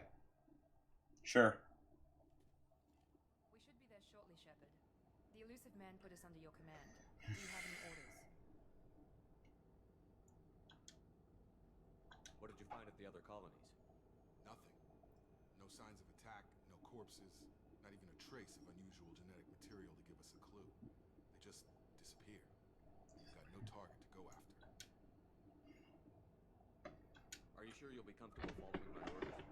We didn't bring you back from the dead just to second guess you, Commander. If the elusive man says you're in charge, you're in charge. Cool. What makes you think this Give me some investigation numbers. won't turn up anything new? At other colonies, official investigators got there first. Sometimes looters or salvage teams as well. We're hoping to be the first ones there this time. We're not. Clues before somebody else disturbs the scene. We're second, but we're not first. Our first priority is to look for survivors. That's unlikely, Commander. No one was left at the other colonies. They were completely deserted. Be nice to find somebody. Anything's better than another ghost town. Yeah. That's the spirit, Jacob. Hope. Unlike Miranda's cold cynicism.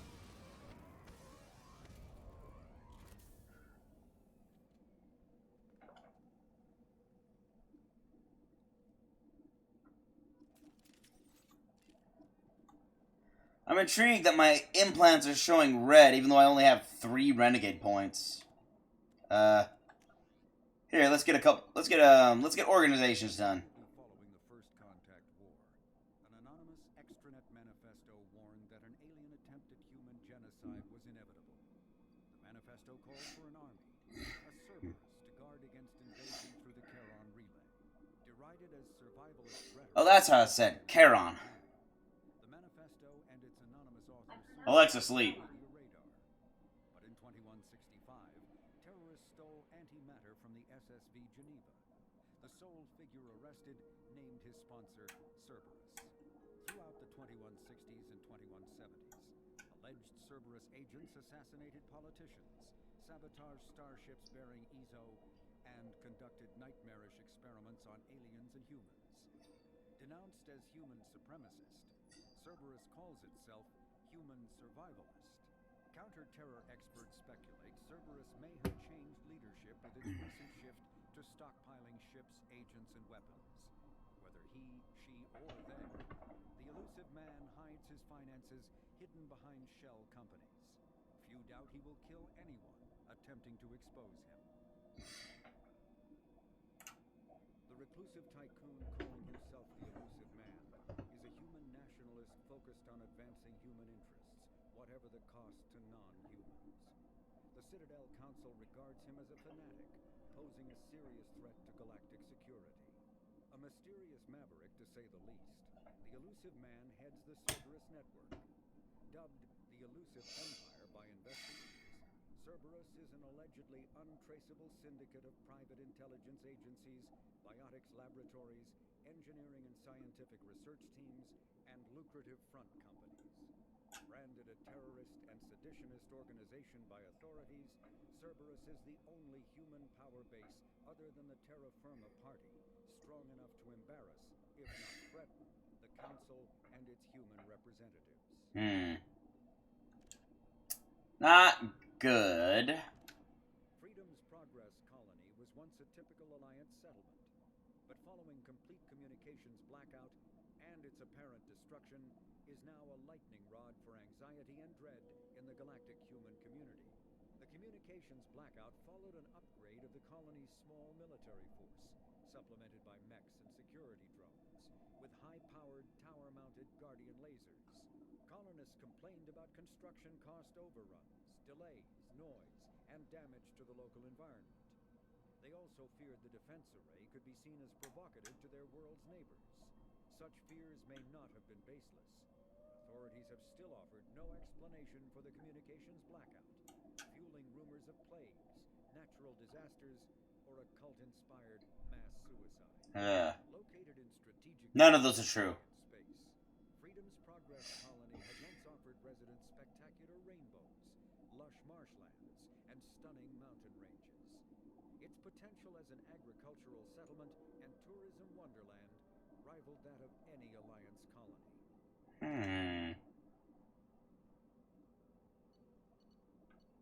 Okay, we're almost done with the primary. Then we have the secondary. Yeah, that'll go quick. Alright, let's level them up. Let's see. Cerberus officer.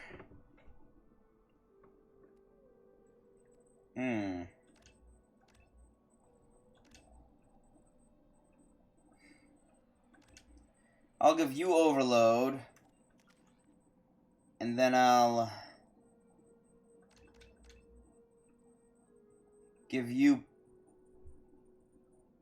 pull?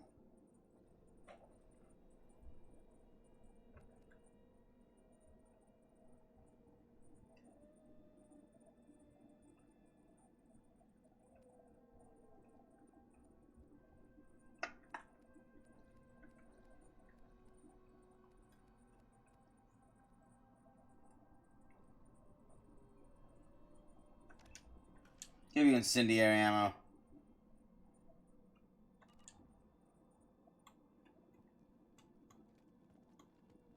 I'll make a little progress thing continue. Hold up.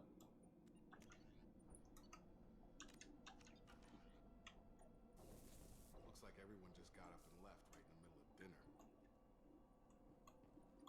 Well, sort of.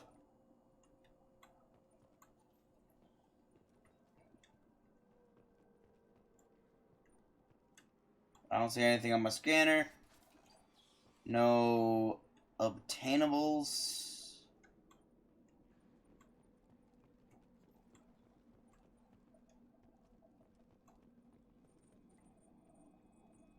Strange. No bodies, no structural damage, and no signs of battle.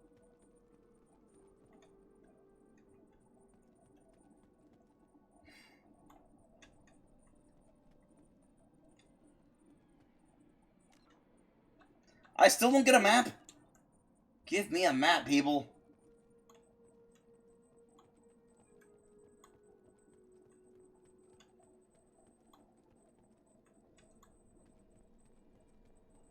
Ooh, parts. Credits.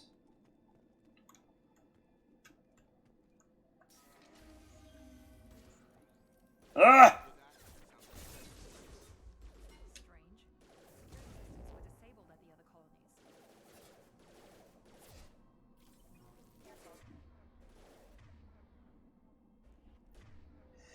Alright, I have a full arsenal now.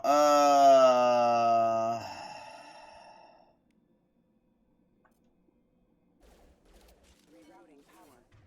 Found that one! System not designed for specialized ammunition. System damage. Charge him up! Excuse me. Whoa! Here we go! Shoot them before they take out your shield.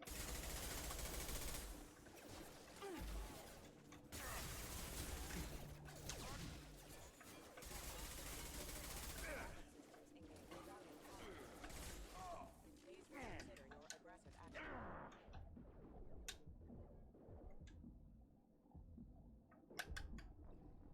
Dang it!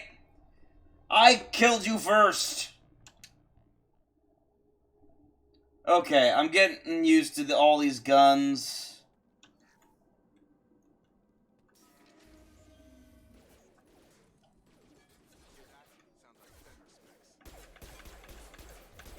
Were disabled at the other colonies.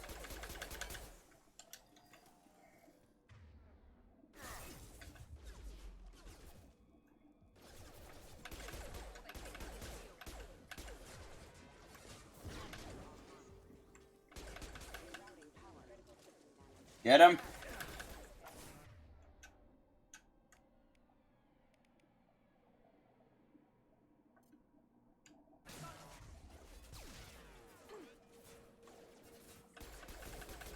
shouldn't have been hostile.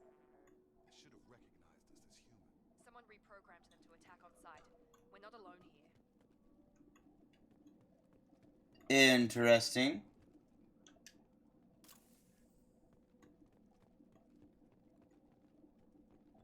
I suppose the main question is why'd they reprogram them to attack on sight? Can I go this way? Nope. I don't know how they got over there.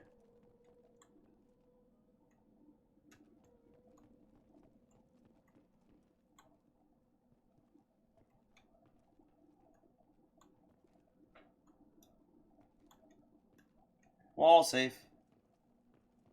Medikit.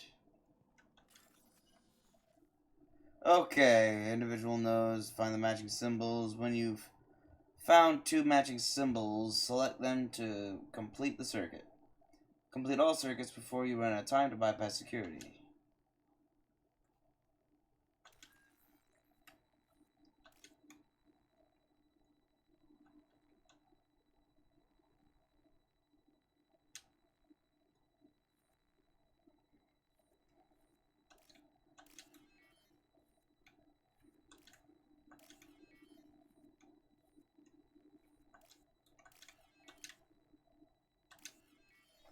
Okay, I got it. Had to figure out how to do the game first.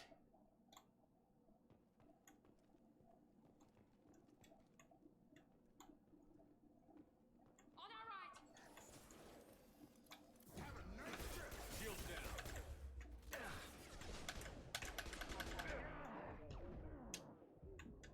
down. Ow!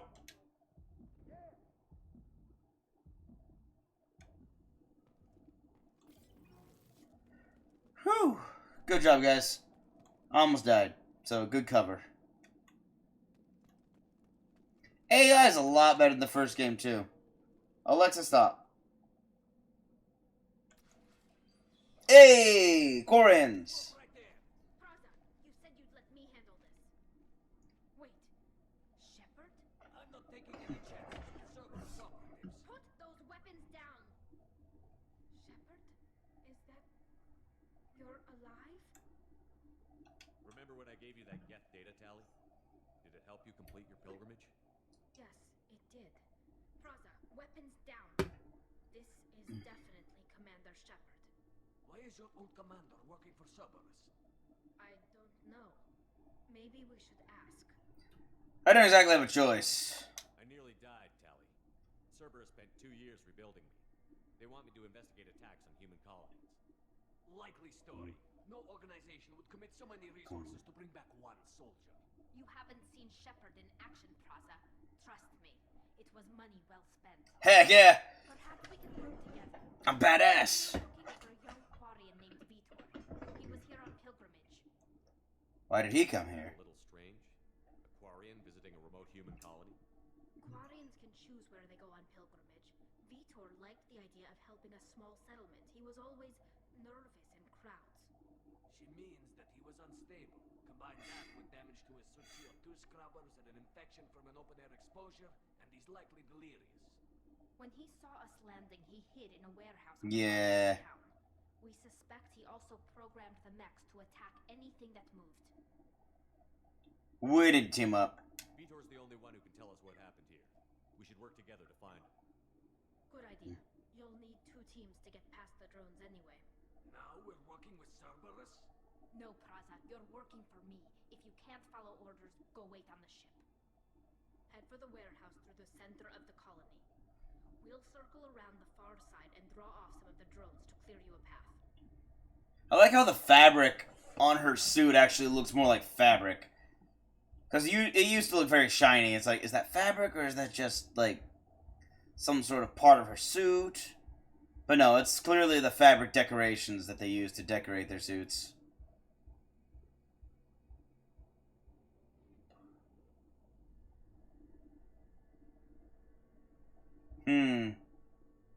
Yeah. Your people really don't like Cerberus. What did I miss? They killed our people, infiltrated our flotilla, and tried to blow up one of our ships. Wow. That's not how I'd have explained it exactly. It was nothing personal. We can argue over who killed who later. Right now, we've got a job to do. Agreed. We work together to get to Vitor. Sounds like a plan. Keep in radio contact. Will do. Good luck, Shepard. Whatever happens, it's good to have you back. Yay! Whoa, what the?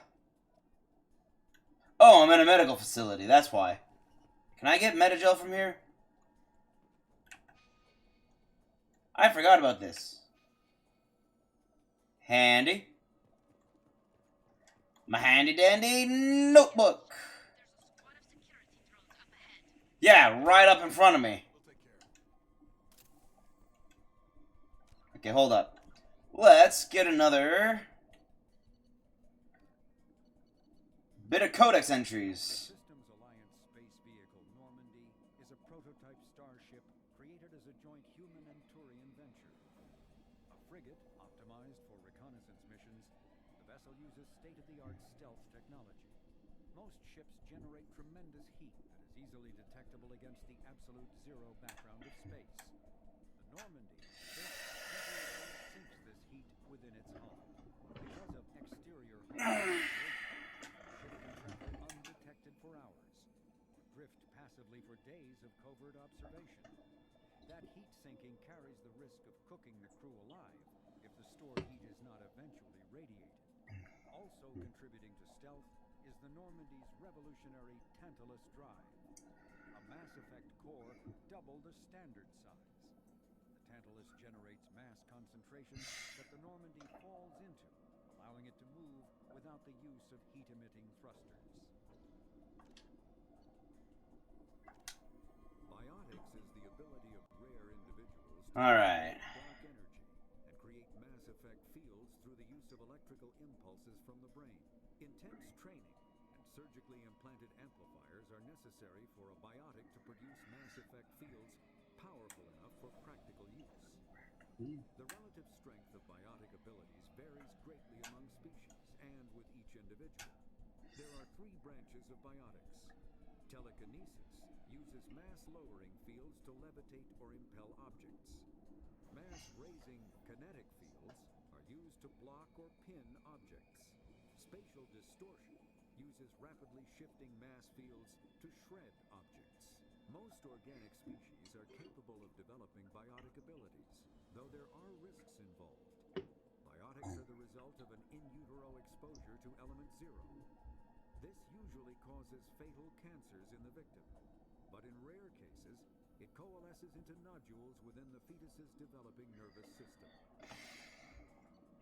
When subjected to an electrical current, the rare material dubbed element zero, or EZO, emits a dark energy field that raises or lowers the mass of all objects within it.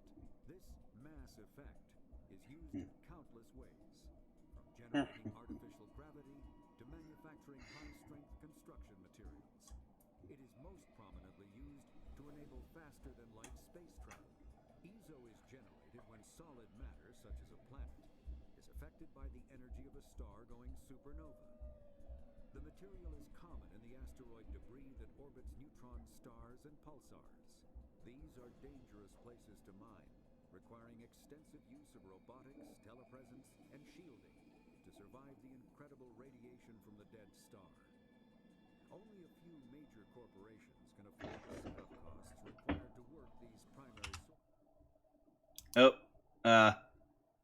Sorry, just wanted to check something on my system. So it says humanity discovered refined element zero at the Prothean research station on Mars, allowing them to create massive effect fields and develop FTL travel. There you go. Finish that one.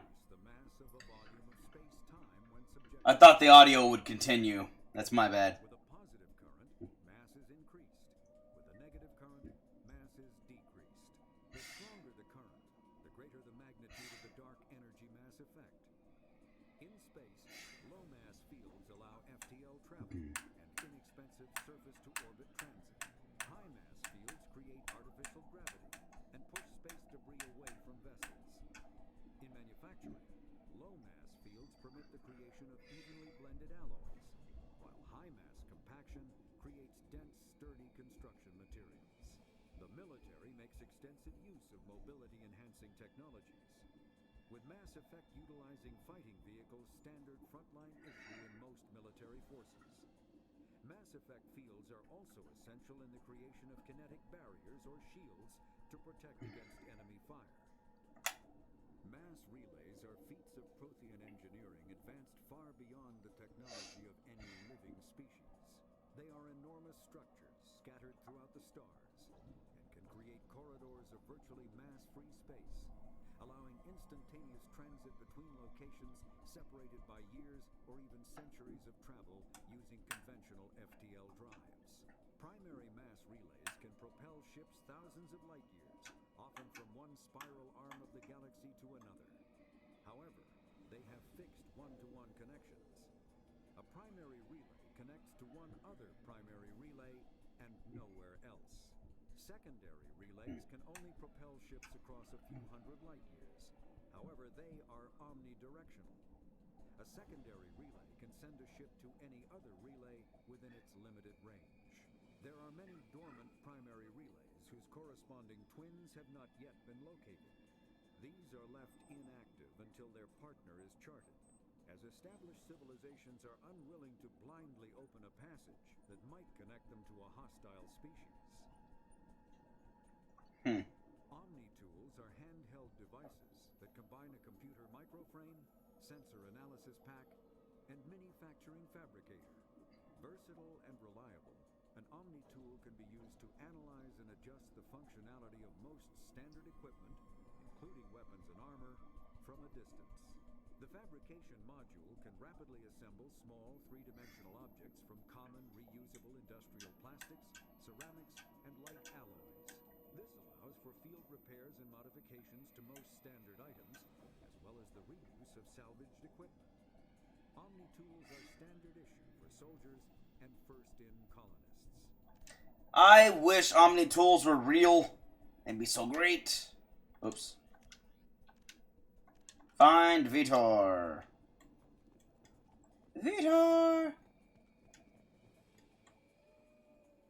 Sensors activated. I'll admit, you surprised me. I was too focused on the wall safe. That. Boom.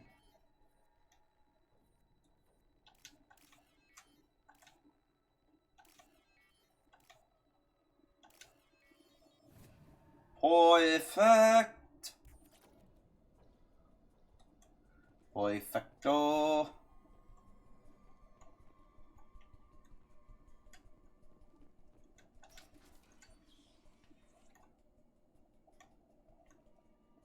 Use overload on them.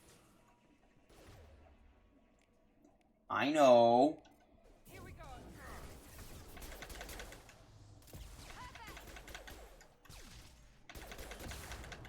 Ow!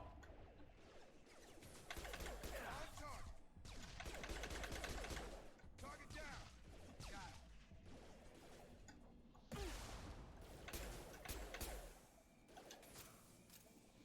Try to overload their shields. Froza and his squad rushed on ahead. I told them to wait, but they wouldn't listen. They want to find Vitor and take him away before you get here. We should have expected this. Come on. We can still catch them. I did expect this. Yes, this is good. I've made it to the game where I actually can salvage Metagel if I'm full on Metagel. I'm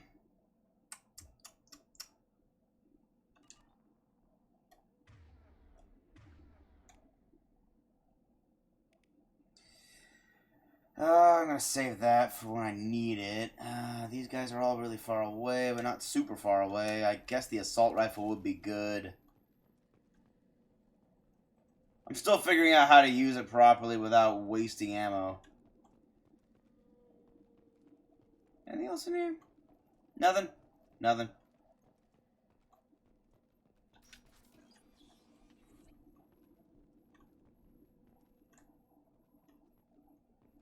Nothing. They did a lot better on the world design and level design as well with this game. Nothing? Come on, give me more salvage. I need stuff. Oh, autosave. Awesome. Thank you.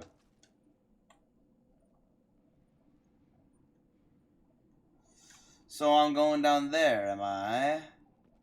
Very well then.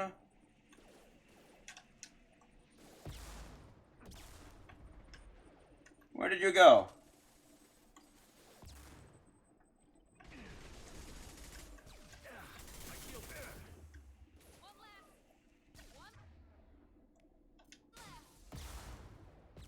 Ow. Enemy down.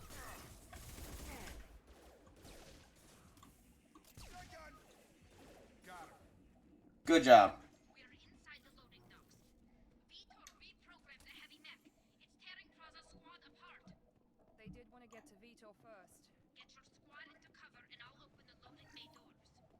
take cover by the doors. Shepard, you take point.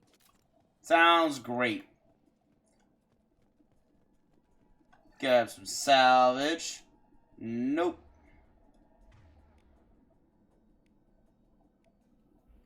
Looks like I'm full on these. I know. Give me a second. Let me just, I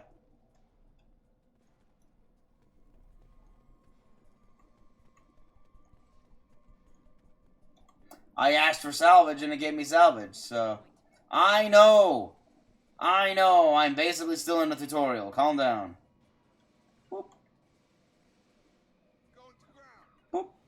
Heading to cover. Take point, Shepard. I did! I'm sitting in point!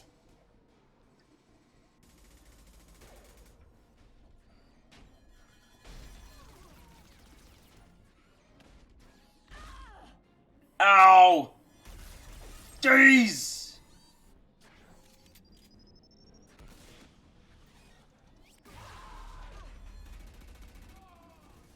These are insanely lethal.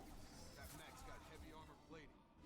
Those Security drones. This is gonna be one tough son of a bitch to take down. Overload will take out their shields.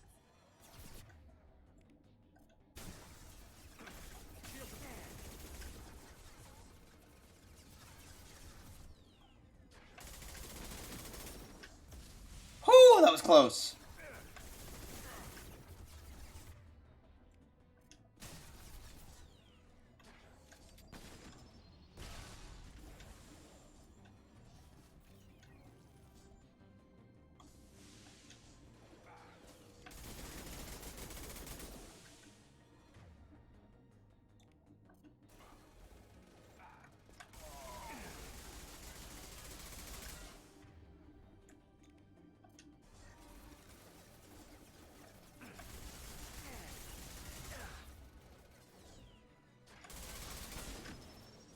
Whew. Focus heavy armor, weaken it. Nice.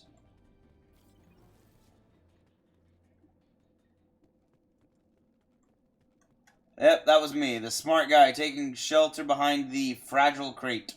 Okay, that's where I continue the mission. So, let's go check out these other buildings. Real quick. Ooh, a wall safe. Ooh, power cells. Yes, heavy ammo. Oh, I needed that. Okay. Uh-huh.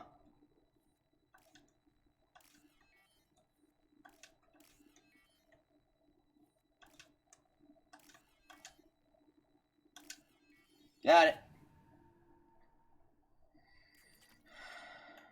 3,000 credits. I love it. Okay, I'm glad I took the time to check this place. I'll take it. Ooh. Don't mind if I do. Refined iridium. Monsters coming back. Mechs will protect. Safe from swarms. Have to hide. No monsters. No swarms. No. Vitor? No Vitor. Not here. Swarms can't find. Monsters coming. Have to hide. You're safe now. It's gonna hurt you anymore. I don't think he can hear you, Commander. Commander. Have to hide. Mechs will protect. Swarms coming. Storm coming. Paragon action.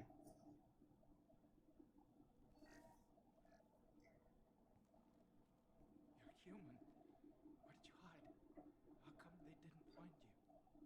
Who didn't find us? The monsters. The swarms. They took everyone. We weren't here. Survivors, Vitor. We just got here. You don't know. You didn't see. But I see everything. Looks like security footage. He must have pieced it together manually. What the hell is that?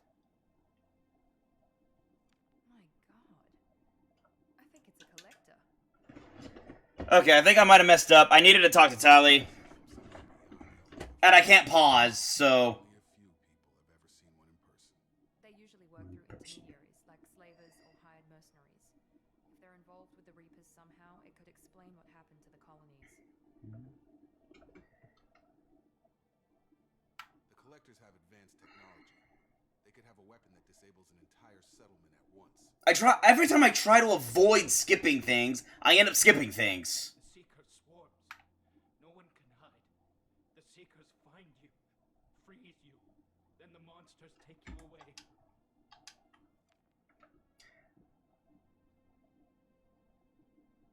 Why didn't the collectors take you?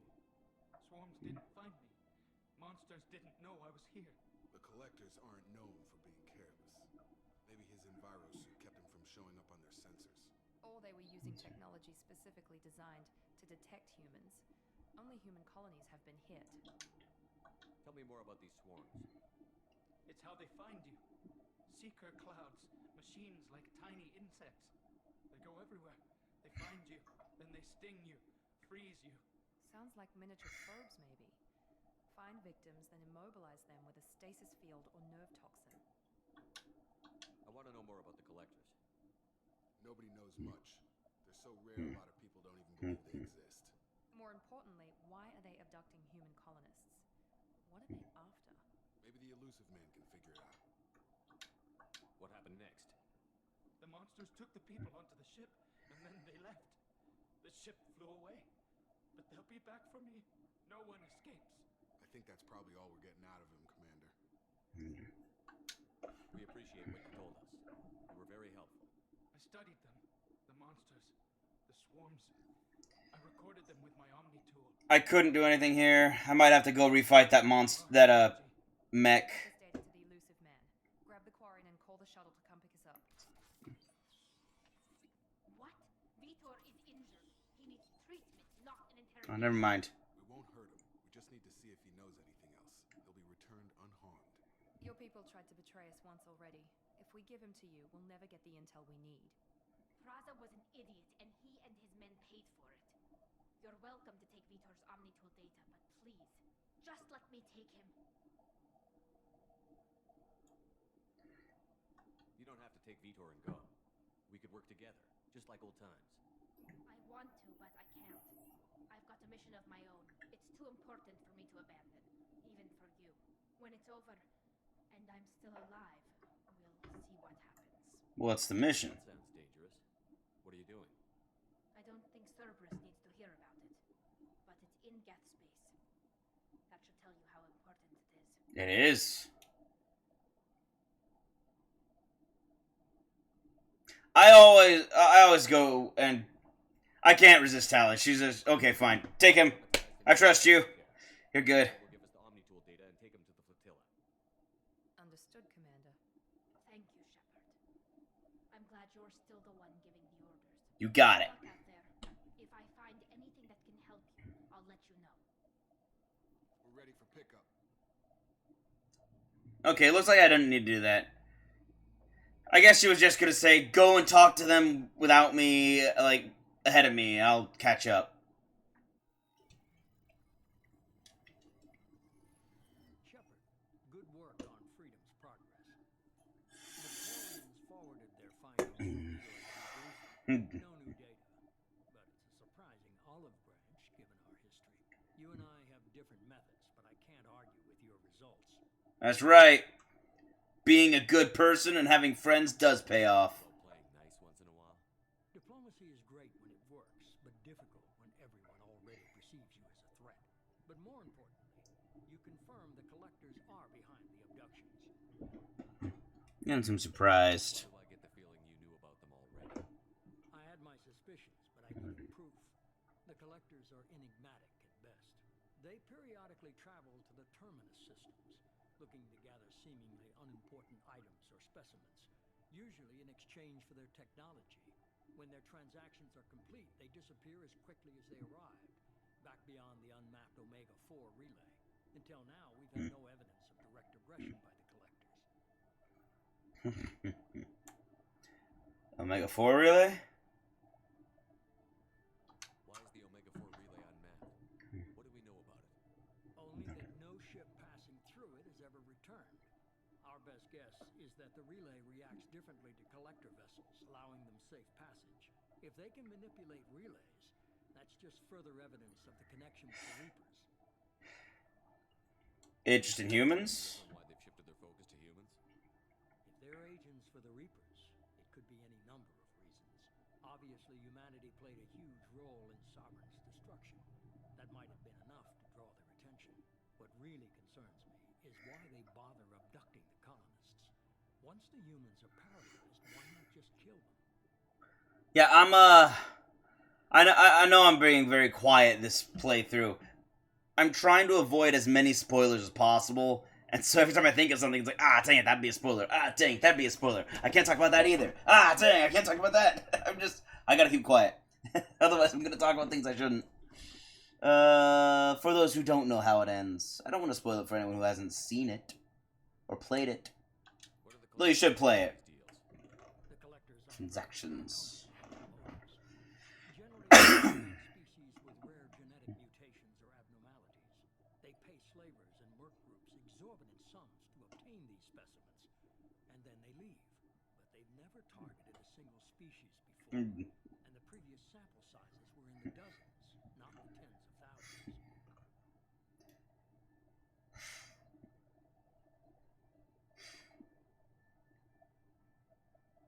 What aren't you telling me?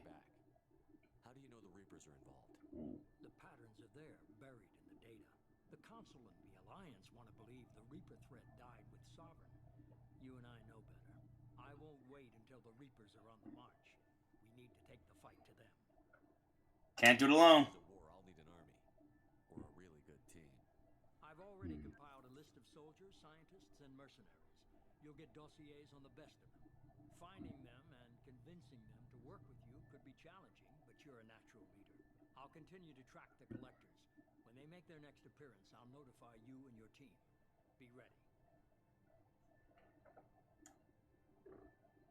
I had a good team. Keep your list. I want people I trust. The ones who helped me stop Saren and the Geth. That was 2 years ago, Commander.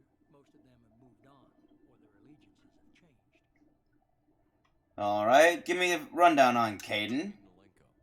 He's still with the Alliance. Promoted, I believe. His file is surprisingly well classified. Where's Erdnot Rex? He returned to Chichanka, and he hasn't gone off-world in over a year. Ah. He's trying to unite the Krogan clans. Garrus? The Turian disappeared a few months after you were declared dead. Even we haven't been able to locate him. Wow. Where's Liara Tassoni? She's on Ilium. My sources say that she's working for the Shadow Broker. If so, she can't be trusted. It's impressive that Garrus is able to hide from everyone, including Cerberus. And Liara, well, she got working with the Shadow Broker, so she's got connections to Intel. What about Tally? She already helped us on Freedom's Progress. That was unexpected. I need more intel before I'll commit to that. Okay, I get it. They're not available. You'll get who you need. I'm a Spectre. Maybe I can get the Council to help us out. If you think you can convince them, by all means.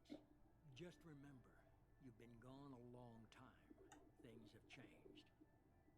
We'll be ready. About the collectors. I'll make sure my team's ready. Good. 2 things before you go. First, head to Omega and find Morden Solis.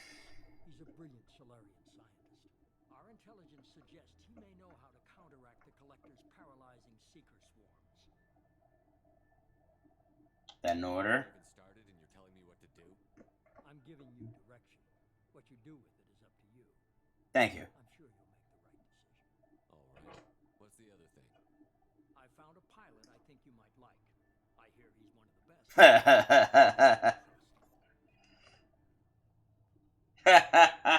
Joker! Be careful walking, dude. Just like old times, huh? I can't believe it's you, Joker. Look who's talking. I saw you get spaced. Got lucky, with a lot of strings attached. How'd you get here? It all fell apart without you, Commander. Everything you stirred up, the Council just wanted it gone. The team was broken up, record sealed, and I was grounded. The Alliance took away the one thing that mattered to me. Hell yeah, I joined Cerberus. You really trust the elusive man? I don't trust anyone who makes Not bad. Saved your life. Let me fly. And there's this. They only told me last night. The Normandy rebuilt!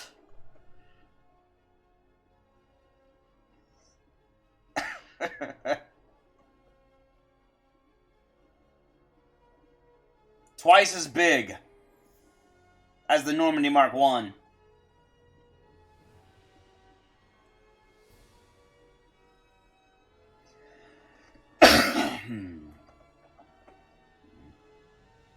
It's good to be home, huh, Commander? I guess we'll have to give her a name.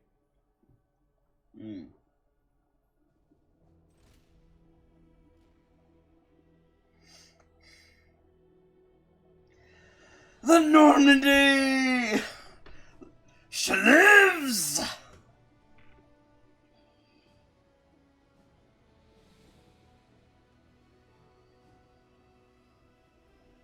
Ah, that's great. That looks so cool.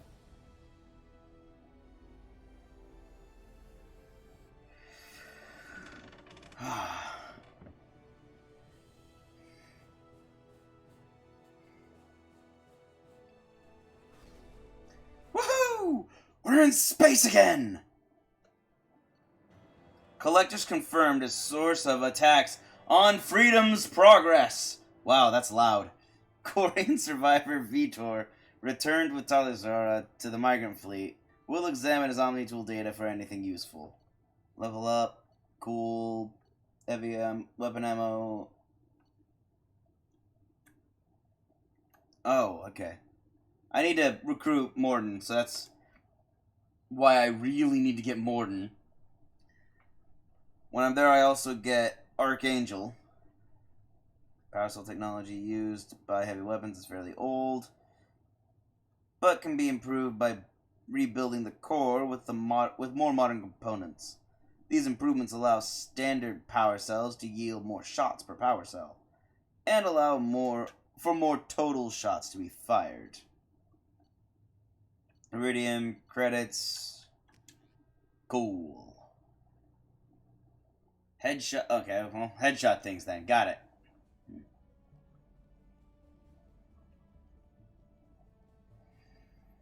Nice. No crew. Hey, wait. One crew.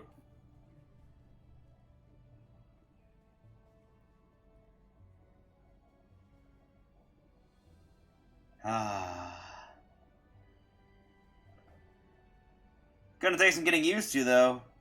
Not having the old crew up here.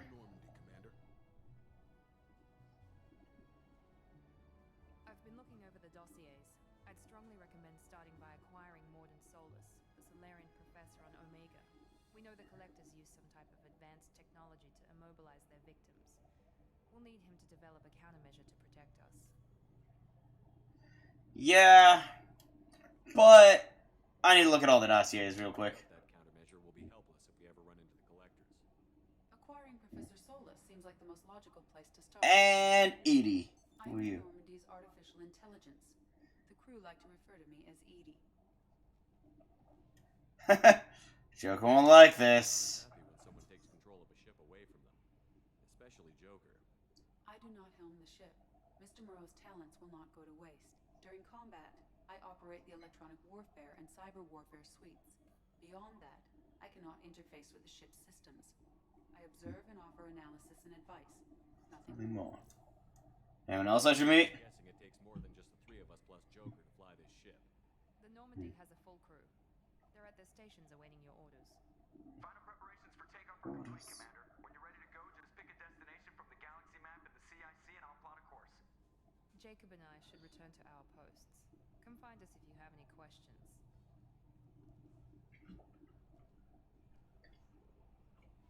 Good to see Jacob still has respect for the chain of command. Use the galaxy map. Okay, great. I can't get out of it. There we go.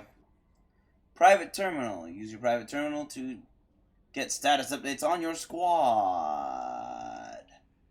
I can't skip these, so... Oh, there we go. Use the elevator to access Normandy's other decks. Oh, there we go. It's X. That's it. Personal cabin to customize your appearance. Tech lab. Yes, I know. Acquire the professor. Okay, yes, I'm aware. You really wanted to walk me through everything, didn't it?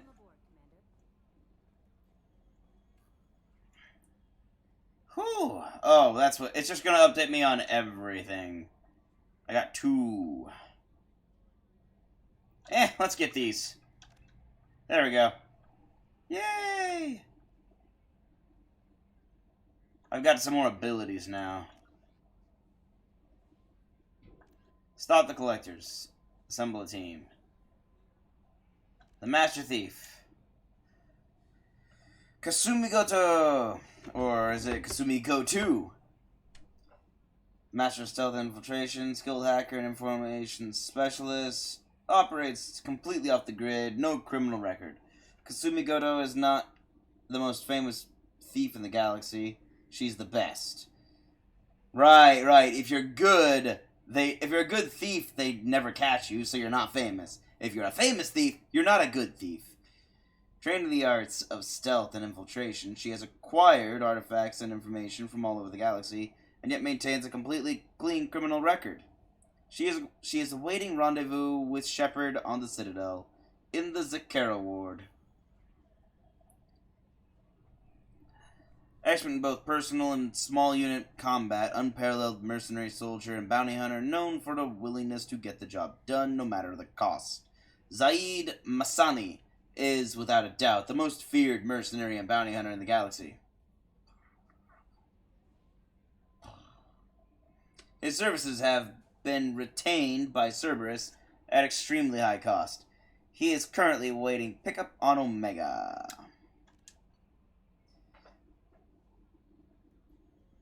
While they were never completely supported before, it may still be worth contacting the Council and informing them of recent events.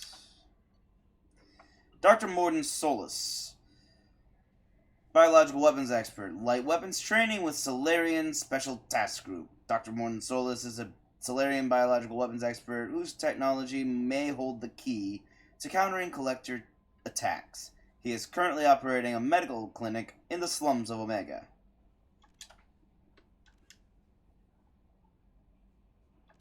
Ah, great. I gotta talk to her.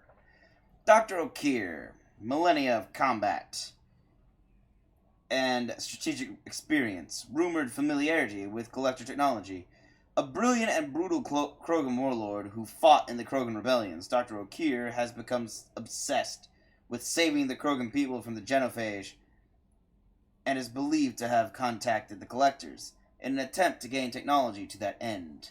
He is currently in a Blue Suns camp on Corliss, though the nature of his relationship with the mercenary group is unknown. Small unit Archangel, small unit tactical expertise, Omni Tool expert, and noted sniper. Archangel is a mercenary commander whose operations are noted for their technical expertise and strategic brilliance. He is responsible for high-profile attacks on gang leaders on Omega, and can likely be found there. Jack, no last name known. Exceptional biotic ability. Note, criminal background, currently in custody. Jack is rumored to be the most powerful human biotic ever encountered. Very little additional data regarding Jack is available, except that the subject has a history of violence and should be approached carefully. Currently, Jack is being held on the Turian prison ship Purgatory. Cerberus has negotiated for the prisoner's release.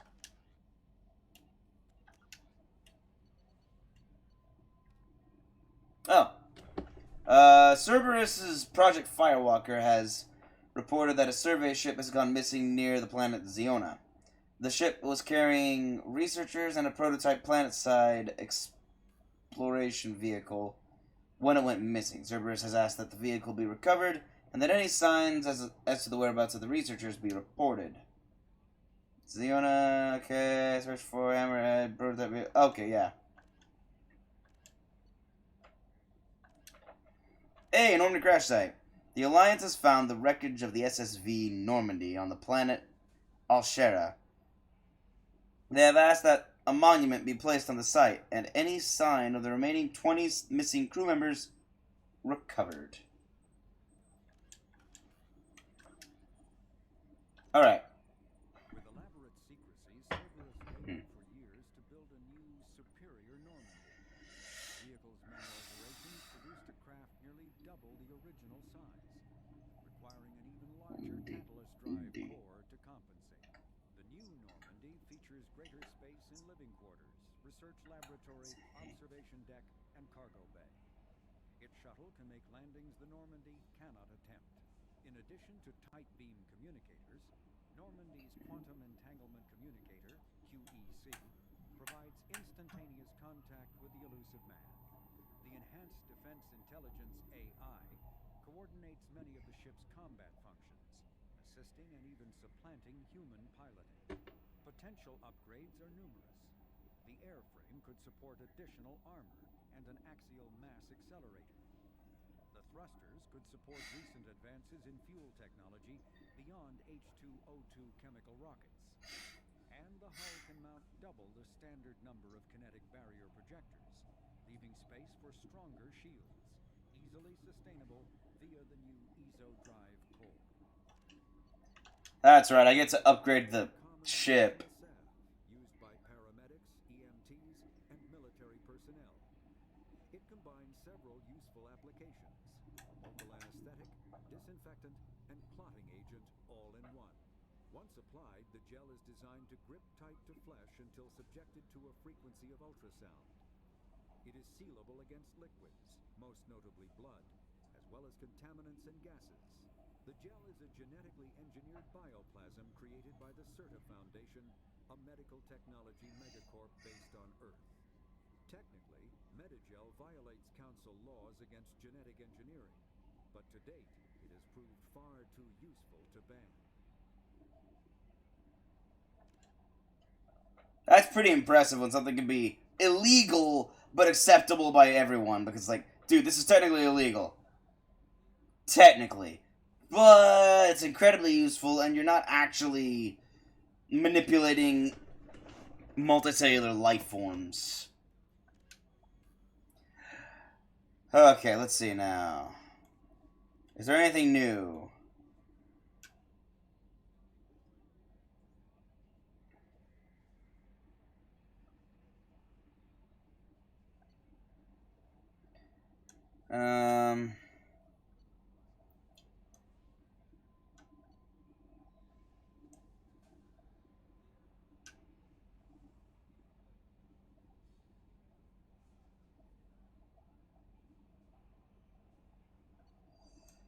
Okay, yeah, these are all the same.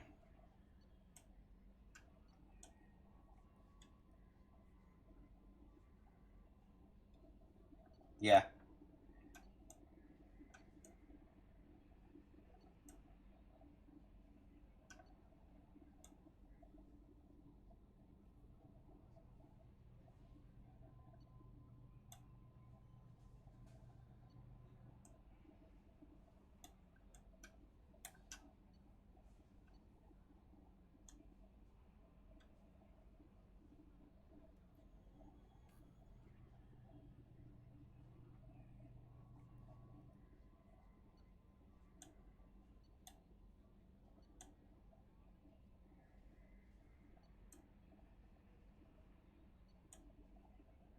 Yep, this is all the exact same.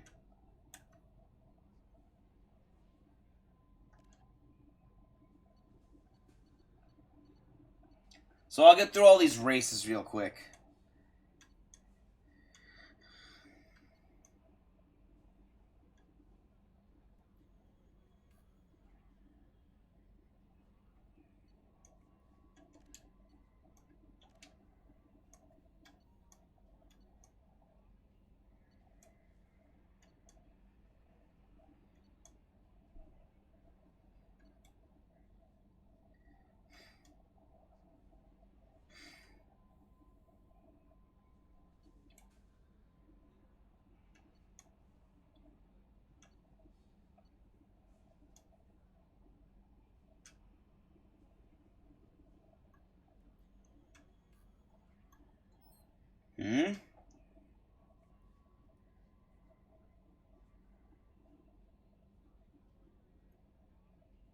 Oh, interesting.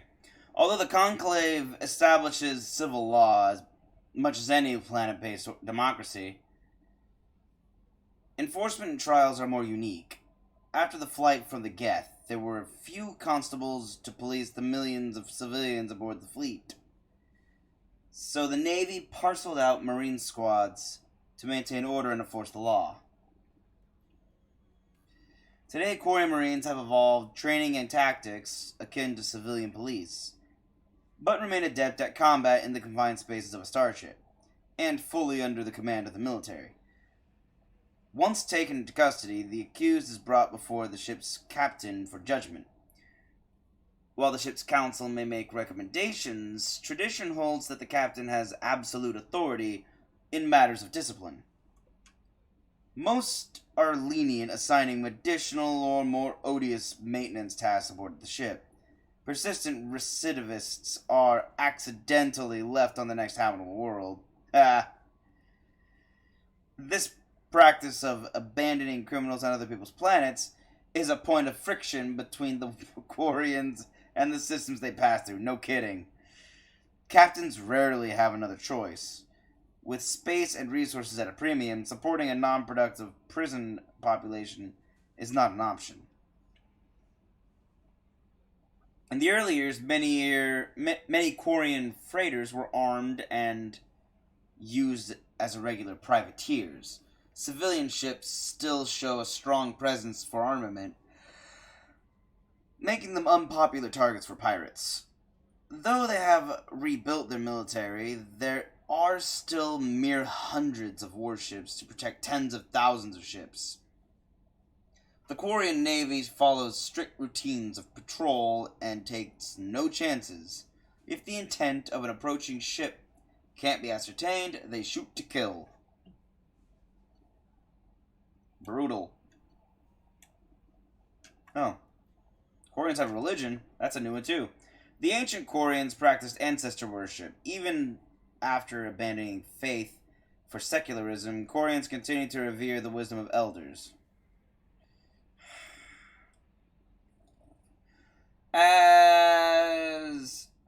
Sorry. Lost my train of thought. As time passed and technology advanced, they inevitably turned their knowledge to preserving the personalities and memories of the elderly as computer virtual intelligences. These recordings became a repository of knowledge and wisdom, stored in a central databank and available through any extranet connection. They held no illusions that this was a form of immortality. Like all virtual intelligences, their electronically preserved ancestors were not truly sapient. This was considered a surmountable problem. Sapience could surely be reduced to simple mathematics.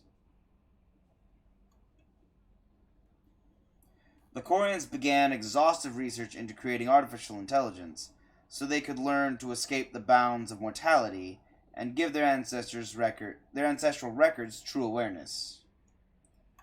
Unfortunately, the life the Quarians created did not accept the same truths they did.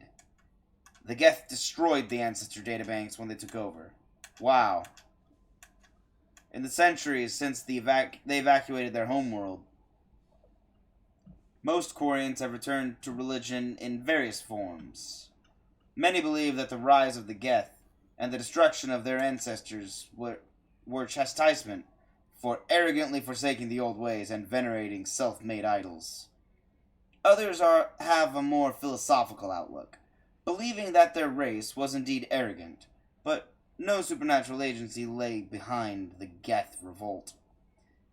Rather, the Quarians' actions wrought their own doom.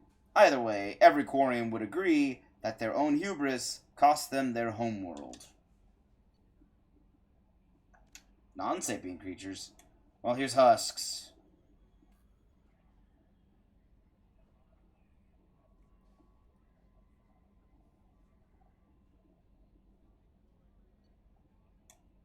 Thresher was... and Varen. Where was the first one? Okay. Whew, weapons, armor, technology. Yep.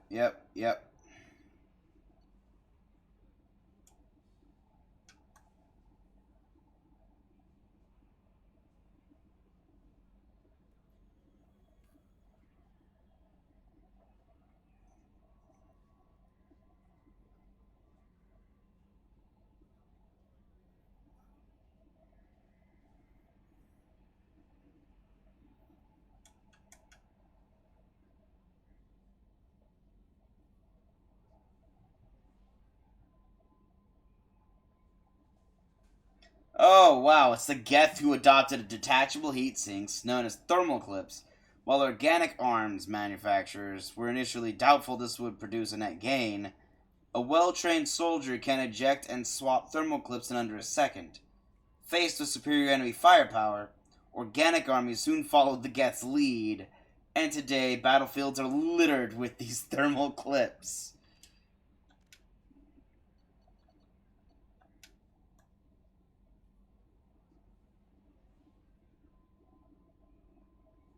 Interesting. So the Geth figured that out to try and counteract the long pauses everyone had to make in combat. Ilos, Vermeer. Not Pharos, apparently.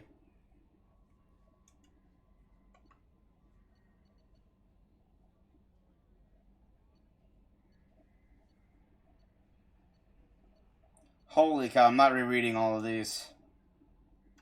Yeah. Biotics. Life as a biotic. Biotics training. All this about communications. AIs. And VIs. Yep, the blue box. Creds. Control for credits. Drones. And security mechs. Sorry, a lot of reading. Had to yawn. Citadel conventions.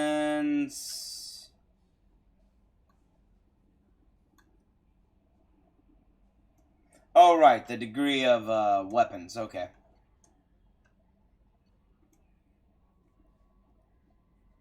Yep.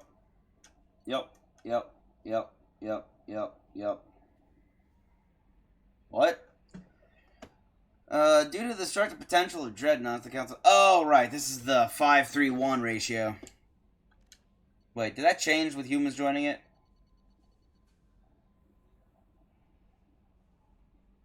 Oh, no, wait, yeah. Humans are allowed 1, while Asari can have 3 because they're a council race. Wait! No! That changed! We're a council race now, which means we can have 3 dreadnoughts for every 5 dreadnoughts the Turians make. But the Turians are basically the ones who limit how many dreadnoughts every race in the Citadel agreements can have.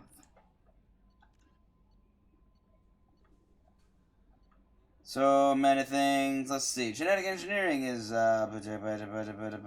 Yeah, okay, cool. Well, I don't know. I've got mixed feelings on genetic engineering. On the one hand, I see a benefit to it. On the other hand, I don't think we should do it if we don't know what it does. So, basically,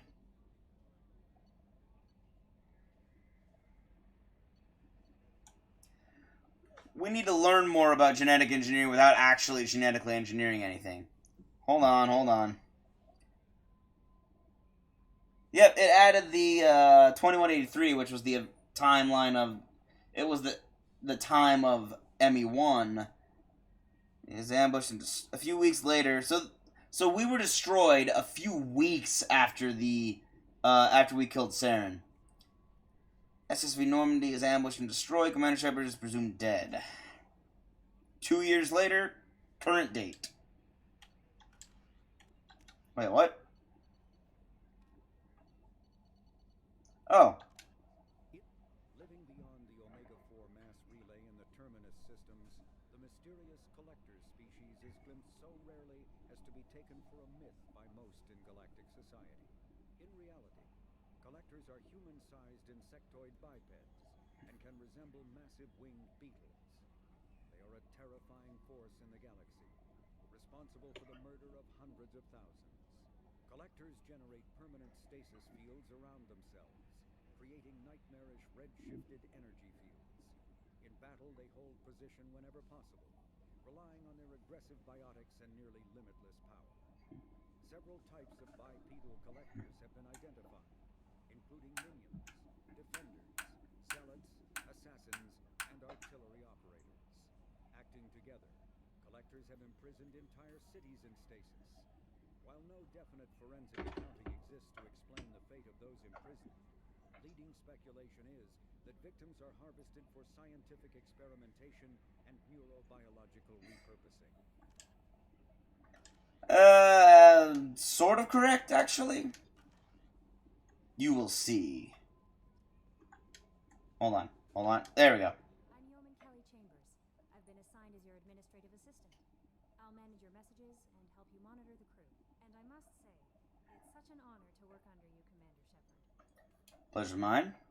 I'm glad to have you on the team, Miss Chambers. Please, call me Kelly. Sure. Okay, Kelly.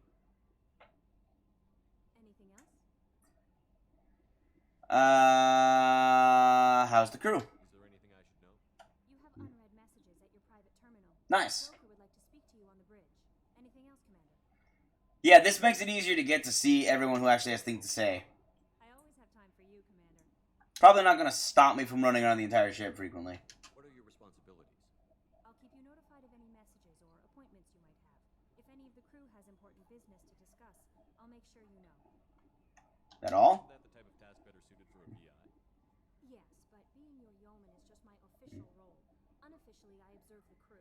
Everyone knows how risky our mission is. Many of us may not be coming back. That's a lot of pressure. I have a degree in psychology. Ah, yeah. I'm good at sensing when people are overly taxed. Unofficially, she's a psychologist and counselor, yeah. You make sure the crew's mental health is sound? Yes, I look for warning signs. I listen.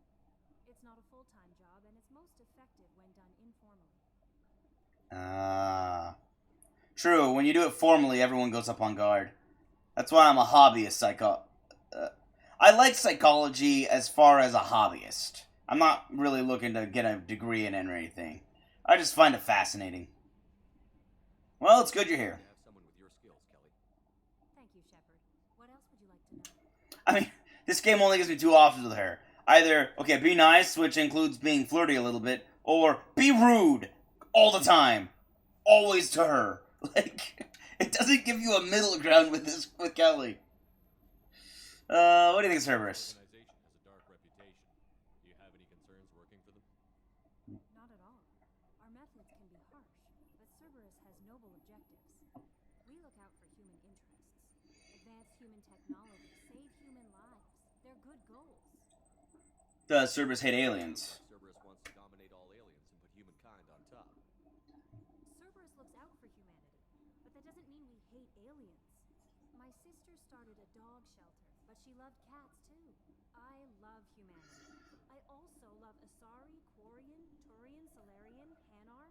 That isn't in conflict with Cerberus ideals. Hey, you didn't mention the Volus or the Elcor.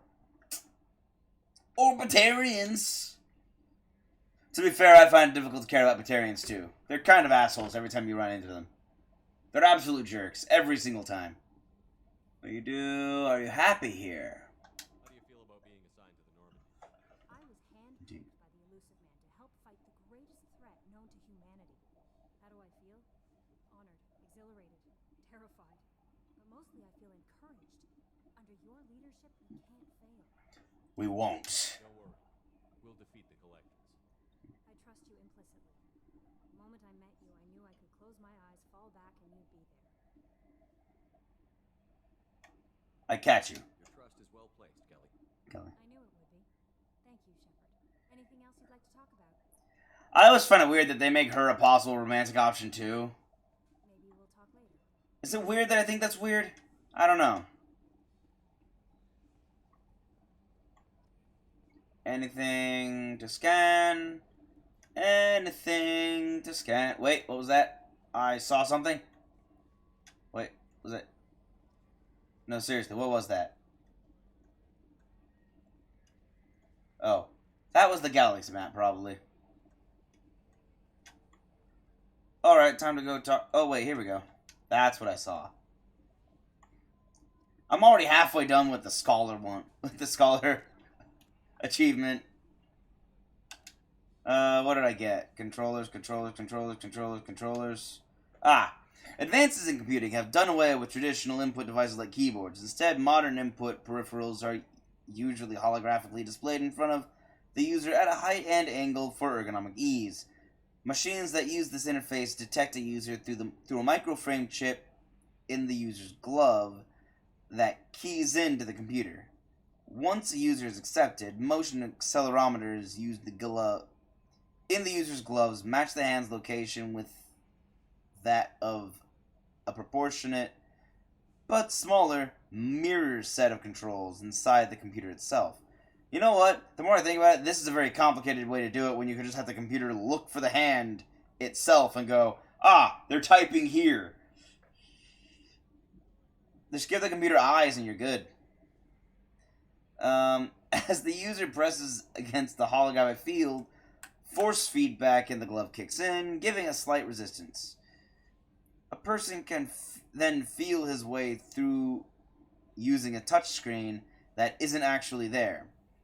A simple toggle switch on the back of the hands allows the gloves to be turned off when not in use. Haptic interfaces have become so common that some individuals undergo cybernetic enhancement surgery to have the accelerometers implanted in their fingertips. Why? That sounds utterly painful. Going bare skin is the sign of a committed computer user who no longer has to fuss of putting on gloves or cleaning them with alcohol wipes to get rid of the clammy hand smell. If you've got clammy hand smell, I think you've got a different problem. Because I don't have clammy hands. Nor do I have clammy hand smell. My hands smell amazing. I smell amazing all the time. Naturally. I don't need to use any artificial things. I just smell great.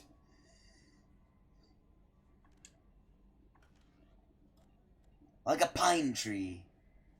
It's very manly. The smell of a pine tree, that is. No, I don't use pine tar soap. Shut up. Okay, hold up. I guess I probably shouldn't jump out into space while I'm in space. Shutter control. Shutter control. Why do you keep saying shutter control? Only sometimes, though.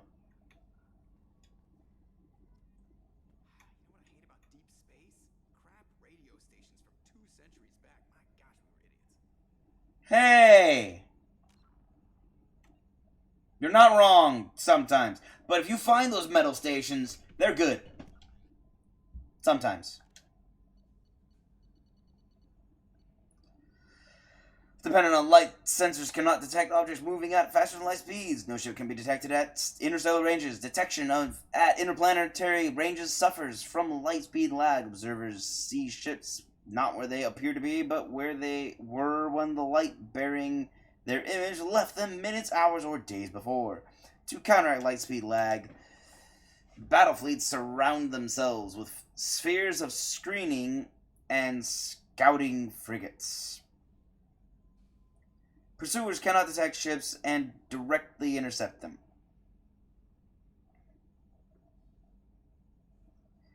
Instead, pursuers track where objects were, where they were heading, and at what speed they were moving.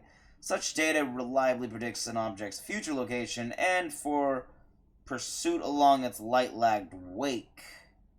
Ships trying to evade pursuit follow erratic zigzag courses, requiring pursuers to make stops to update their projections. So if you're the pursuer, you're at a disadvantage. Why do I keep saving? That's a good question. I don't know either. Joker? Commander, it's my baby. Better than new. It fits me like a glove. And leather seats. Military may set the hardware standard, but on a first-gen frigate, they could care less if the seats breathe. Civilian sector comfort by design. The reproduction is not intended to be perfect, Mr. Moreau. Seamless improvements were made. And there's the downside.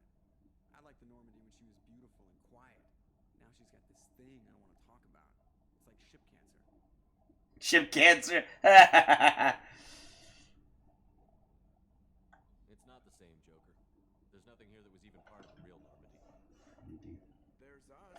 I have to take what I can get. The last 2 years sucked. Understandable, yeah. Even if an AI is spying on us, no way they'll invest this much just to screw us over. It'll be better than the old days. I hope so. I died. You're such a downer. I love the conversation. Just, I hope they're better. I died last time. Ah, dude. Look at the bright side of life. Oh, sorry. Commander. How are things in the cockpit? Is going well up here? I really want a chance to put the Normandy through her paces. I just have to trim up the drive output and it'll be like we never lost her. Safety standards advise against manipulating drive settings while engines are powered and in use, Mr. Moreau. Commander, can we shut this thing off? I don't need it in my day-to-day.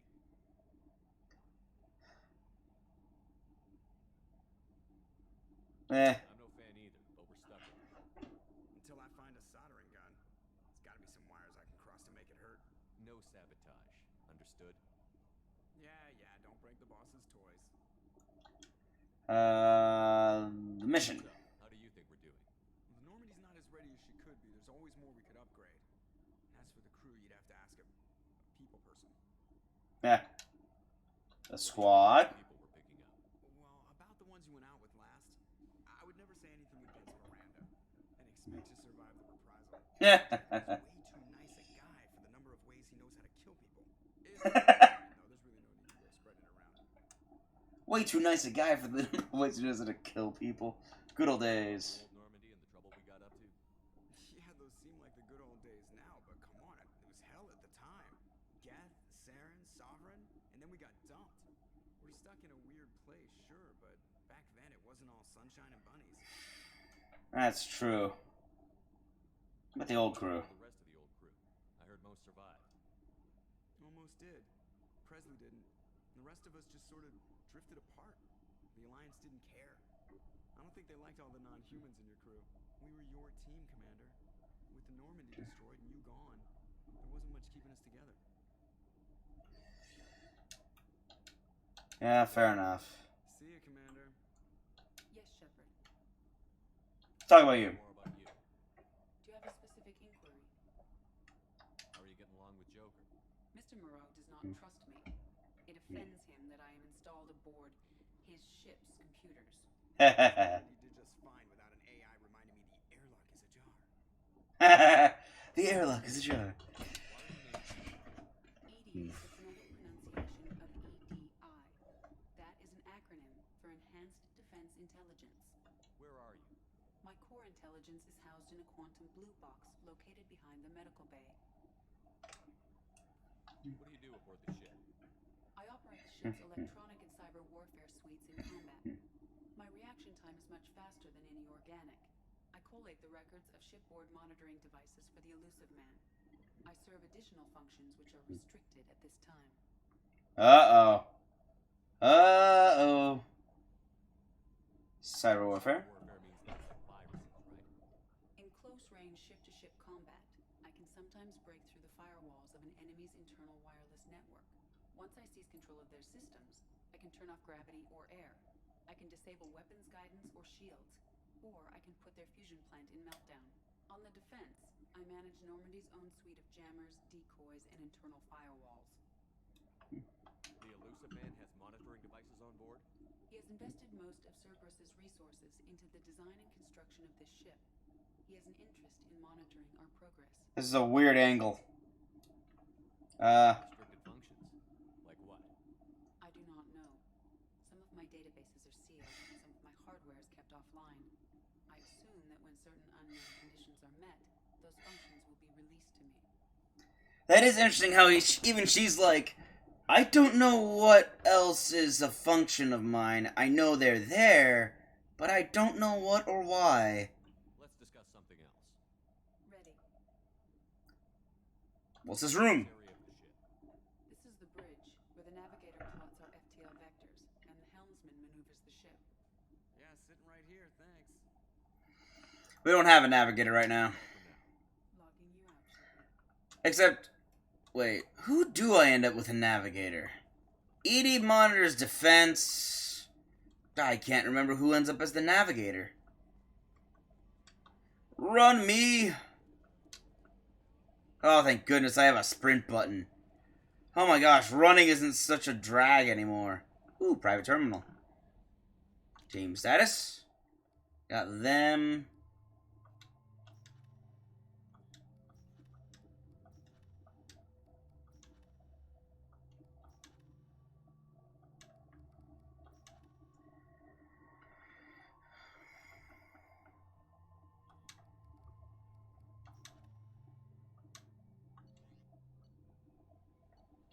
So this is... Okay, how they have them situated is the veteran, the professor, Archangel. That's all they are. Nope. The Warlord, the Convict, and the Master Thief. Then there's a bunch of extras. I can't remember who... Because this is Morden, and he's cool. Let's see, I remember one. And I know one of these is Tolly. One of these grayed out ones. But I can't remember who two of them are.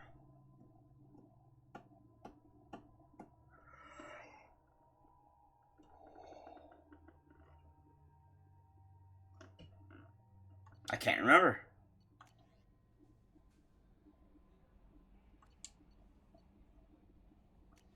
Unread messages. Wow. Message from Admiral Anderson. On the off chance that the rumors are true and you actually are alive, I need you to come and talk to me on the Citadel. A lot has changed in the last 2 years. You put us on the council, and it's only fair that you be allowed to speak for yourself about what we've been hearing. Shepard, we've reached an agreement with veteran mercenary Zaid Masani. You may know the name. Zaid has been involved in some of the best known and some utterly unknown military operations in the Terminus systems, and is feared as a ruthless and relentless bounty hunter. Oh no, Zaid, right. He's human, but there's also... Okay, I remember one of them now. Okay, now there's just one more I can't remember. And is feared as a ruthless and relentless bounty hunter. I felt you might need a man with his skills on your mission, so I arranged to have him join you. You will find him on Omega, where he's wrapping up his current bounty. Don't worry about his fee. I've taken care of that personally. Cool. Project Firewalker. Commander, the MSV Rosali, a survey ship with Cerberus connections, has gone missing. The survey ship was field testing a new prototype, the Hammerhead planet-side exploration rover.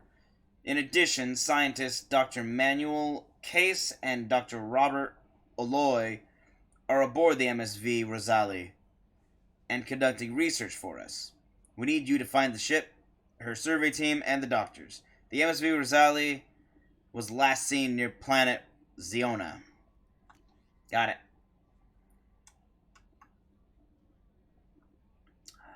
From Admiral Hackett, Commander Shepard.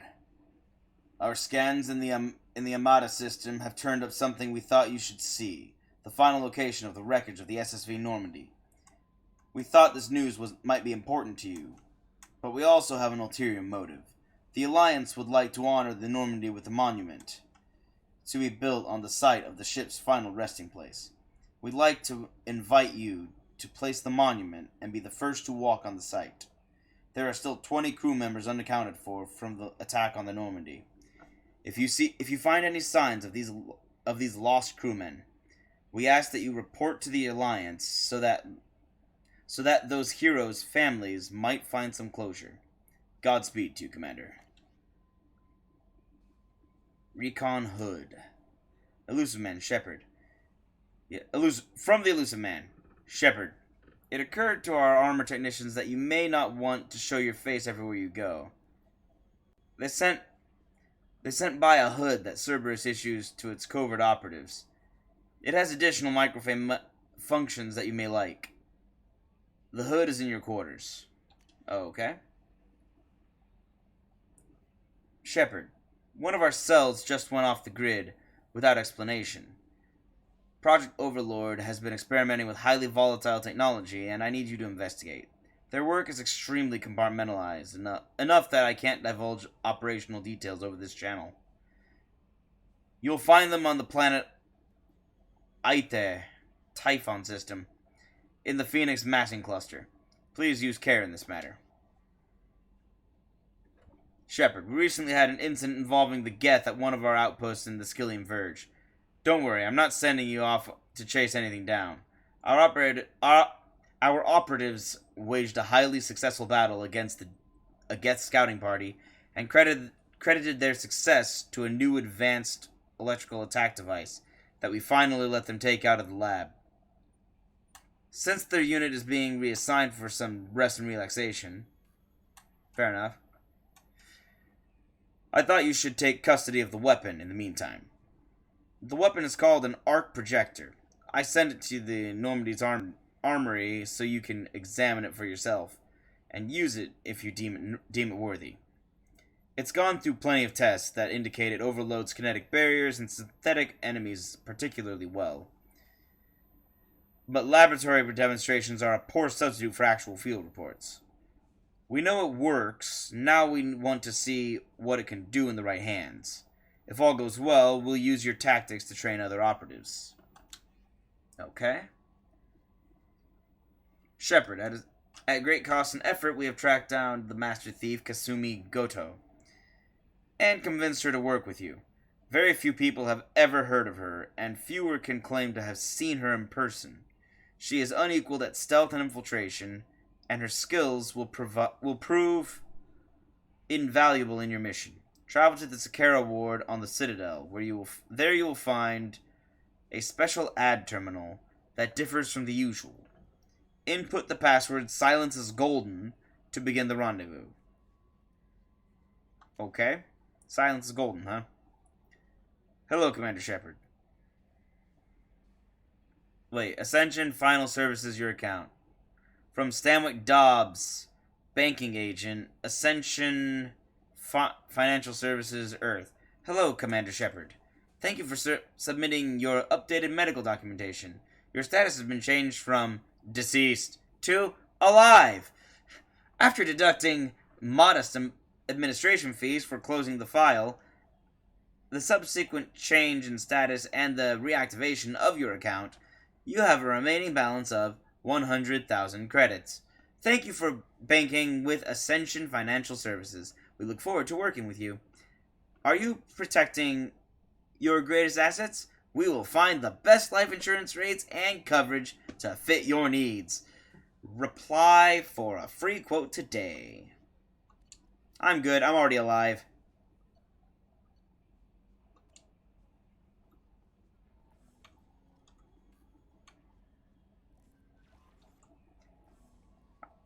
Thought Edie showed up over here somewhere. Maybe not.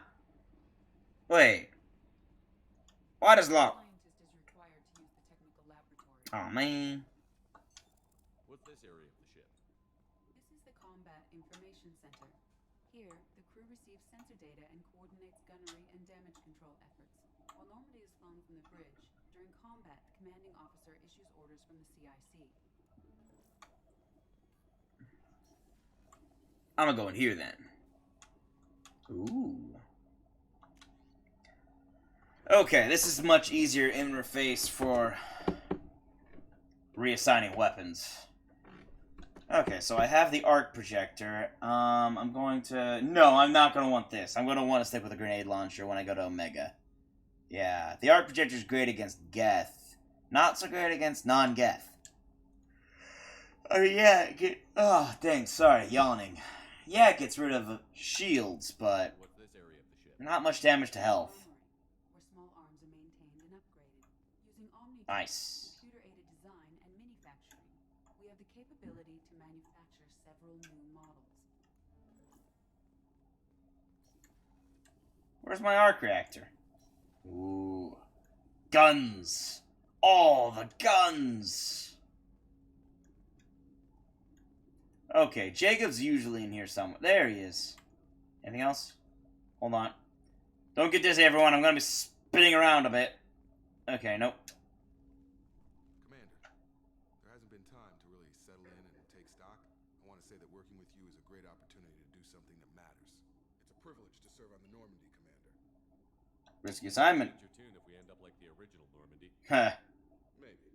As long as the elusive man walks his talk, and you do the same, I'll do my best to make sure we succeed. That's been the condition for my service so far. I have issues with certain actions Cerberus has taken in the past. What has Cerberus done to make you nervous? A lot. They've been called terrorists, and with good reason. Yeah. You can find a more checkered past. Yup. But if the collector threat is real, and we do something about it, Cerberus will be remembered differently. Or we'll all be tried and executed. Can't count on people thinking about it as hard as I have. That is true. Most people don't think. It's a problem with people. They don't think. They'd rather just go with mob mentality. Glad to have you aboard. Forward to working with you, Mr. Taylor. Likewise, Commander. Let me know if you need anything.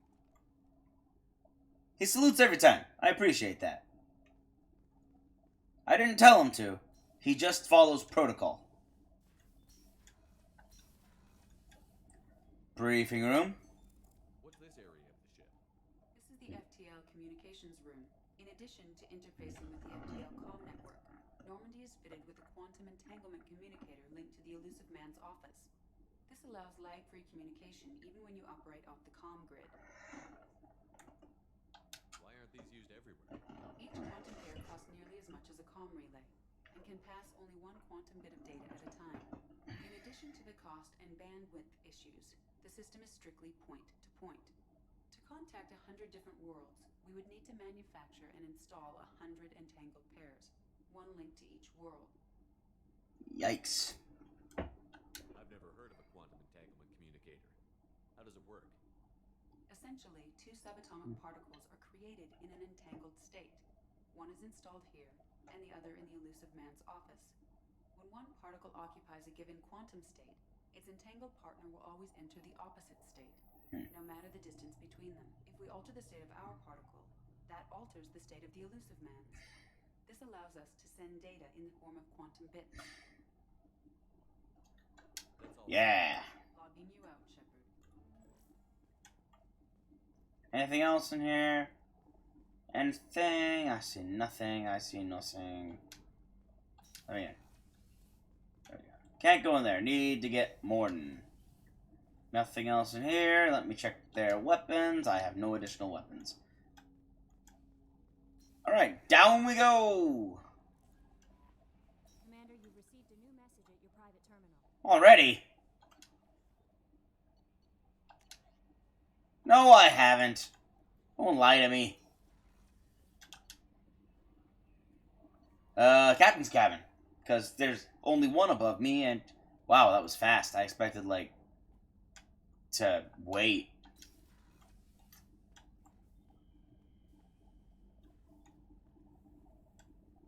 Where are you at? There you are. What's this area of the ship? This is the commanding officer's quarters. It's larger than the quarters of other warships I've served on. This is a Cerberus vessel, not an Alliance warship. Accommodations have been made for personal taste. That said, this space is directly under the exterior pressure hull. The fitting yard workers called it the loft. Okay. Looks like I need to buy some fish.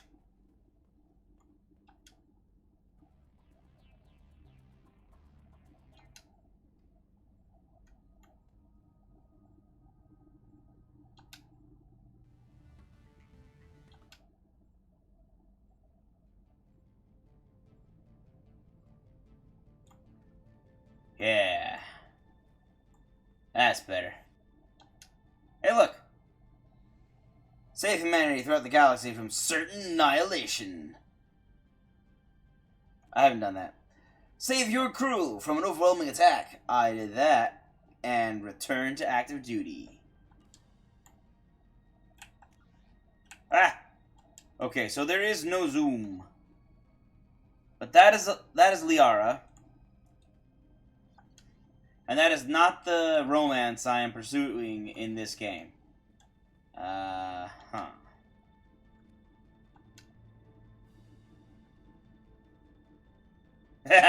Casual gear. A vest. Tracksuit. I like this one, actually. That was cool.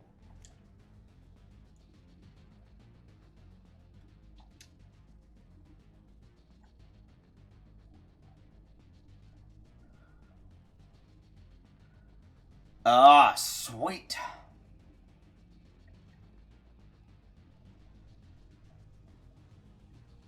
Actually, that does look really cool.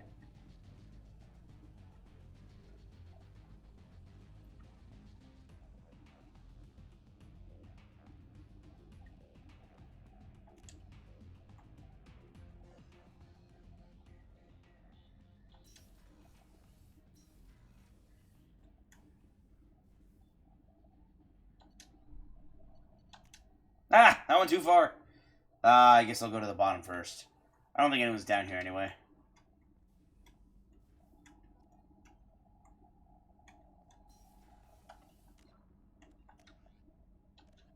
The Systems Alliance UT-47 drop shuttle landing craft holds 12 soldiers in a cramped, uncomfortable cargo bay and 2 more in the cockpit.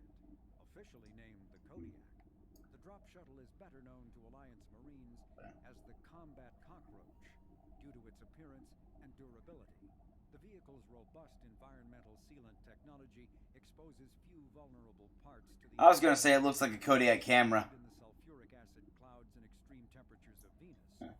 The Kodiak can land in hard vacuum, high pressure, and temperatures from near absolute zero to over 900 degrees Celsius. A true contragravitic vehicle, the Kodiak's substantial element zero core allows flight by entirely countering the vehicle's mass. Its small thrusters are for directional control only. So if the mass effect field fails, the vehicle becomes a proverbial 3 million credit coffin. Unarmed shuttle forgoes Horrifying. for active masking, electronic countermeasures, and a robust kinetic barrier system, ideal for dropping troops undetected. A political economic pact for collective colonial security, the Alliance is the central galactic institution of human society. The Alliance gained associate membership to the Citadel Council in 2165 and full membership in 2183, with Ambassador Donald Udina representing humanity. Human political-economic relationships vary between combative and lucrative. The Turians, who'd fought humans during the 2157 First Contact War, have become valuable trade partners, despite residual social hostility. Other relationships are even more complicated. The rapid rise of human political influence on the Council, achieving in decades what others waited or are still waiting centuries to acquire, has galvanized suspicion and resentment against humanity. That negativity is vastly outweighed by the respect and trust humanity earned by saving the Council during the 2183 attack on the Citadel, at the cost of Alliance cruisers Cairo, Cape Town, Emden, Jakarta, Madrid, Seoul, Shenyang, and Warsaw, and their 2,400 crew. Dang, 2,400 people. My gosh. I assumed I had some more. Planet. Aite. 2 beautiful moons, 1 spectacular ring, 0 neighbors, says a popular advertisement for this terminus system world. Aite is known for its... We could also just call it Ite. For its sparsely settled population, despite being a garden planet with a colony nearly a century old. Blessed with a mild climate, wildlife no more dangerous than that on Earth, and soil and bacteria amenable to imported plants, Aite would appear to be an unexploited paradise. However, it is unpopular for 2 reasons. The first and most obvious is that its moon, Lite, is in an unstable orbit that will lead to planetary impact and the extinction level event within the next 2 centuries. As such, all investment in the planet is short term, and the biggest business is selling off the local biosphere,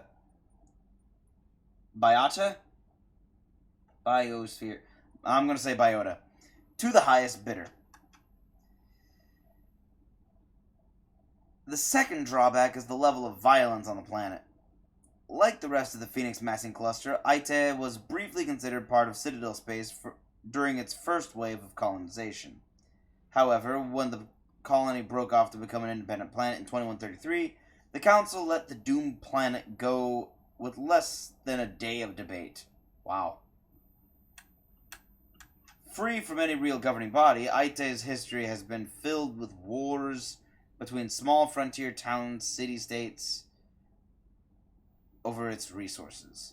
The result is a dangerous world where the average citizen is expected to be self-reliant to the point of fending for themselves against cutthroat corporations, strong-arm militia groups, and even Geth incursions. The fighting is so frequent that the name of the planet itself has changed more than 11 times. Wow, in a century. That hasn't even happened on Earth. In a sign of blunt indifference, standard Citadel galaxy maps refer to the world by the name given to it by human colonists in the latter half of the century. Blunt indifference. That's a fun way to say I don't care at all.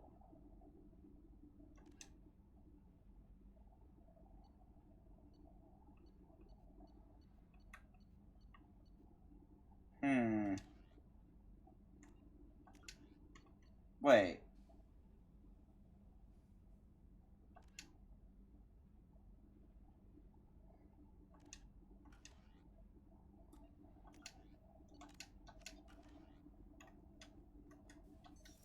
What's this area of the ship? Normandy's cargo deck. It includes facilities to rearm and repair Normandy's embarked ground vehicle and shuttle. My last ship didn't need a shuttle. Why do we have one? This ship is nearly twice the mass of the previous Normandy. It is more difficult to land the ship on high-gravity worlds.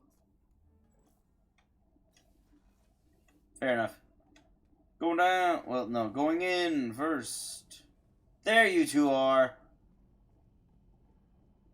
Donnelly and Daniels.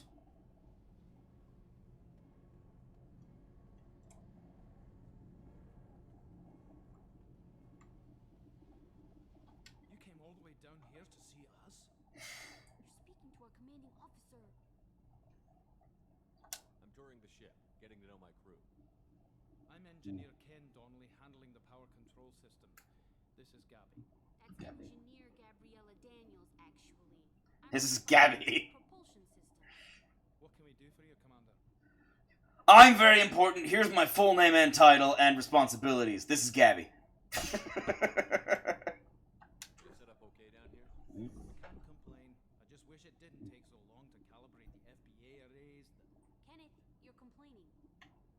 What kind of problems are you having? What's the issue? When they upgraded the Normandy design, they got a bit sloppy with the FBA couplings. I won't bore you with the tech, but there's an array of attenuators in the primary power transfer system that channels the field bleed. Kenneth, you're boring the commander with tech. I love these two. Save us a lot of maintenance time each day. I love these two. They're great. Why don't you have them? Check that already installed. It's probably just a design oversight. Efficiency isn't affected. It's a maintenance issue. Also, the T6 model can be hard to find. Nash and Stellar Dynamics discontinued them. We could probably find used ones in the Omega markets, but we have no time for shore leave. I'm going to Omega. I might as well get them. Where did you receive your training? Both Gabby and I started in the Alliance, serving on the SSV Perugia. She flew in the first wave at the Battle of the Citadel. We saw Sovereign firsthand. But you left the Alliance? Perugia. After you died, that weasel Udina backslid on the Reaper menace, They discounted Sovereign as an isolated threat, as a single... which was bullshit. They said your warnings of greater danger were mistaken or delusional. We lost respect for Alliance leadership. We need to fight the real enemy, and only Cerberus seem to be doing that. Fair enough, but now you're joining me, so now I'm gonna fight the threat. How did you wind up with Cerberus, Ken? Once you were gone, the Alliance brass descended like vultures, tearing apart everything you'd said. I was very public with my defense for you. I didn't hold back. That's an understatement. If Kenneth wasn't such a talented engineer, they'd have court-martialed him for insubordination. But it got me noticed by the elusive man. He made an offer, and here I am. Ah. And Gabby? You joined Gabby. Kenneth and I have been partners in crime since we graduated from Tech Academy. When he got the Cerberus offer, I insisted that it include me. He'd fall apart without me. Thanks, Mum. Also, Thanks, Mom. Normandy is state of the art. When I got the opportunity to work on her, I had to jump. I love his response, just, thanks, Mom. Feelings on Cerberus? Actually, we don't know much about the organization other than the Normandy team. We know our mission and who's in charge. We're off to kick the collectors right in their daddy bags. That's enough for me. I love these two, they're great. Right in their daddy bags. I could talk like normal, but I'm gonna use every single Irish saying I possibly can. Carry on. Will do. Can you...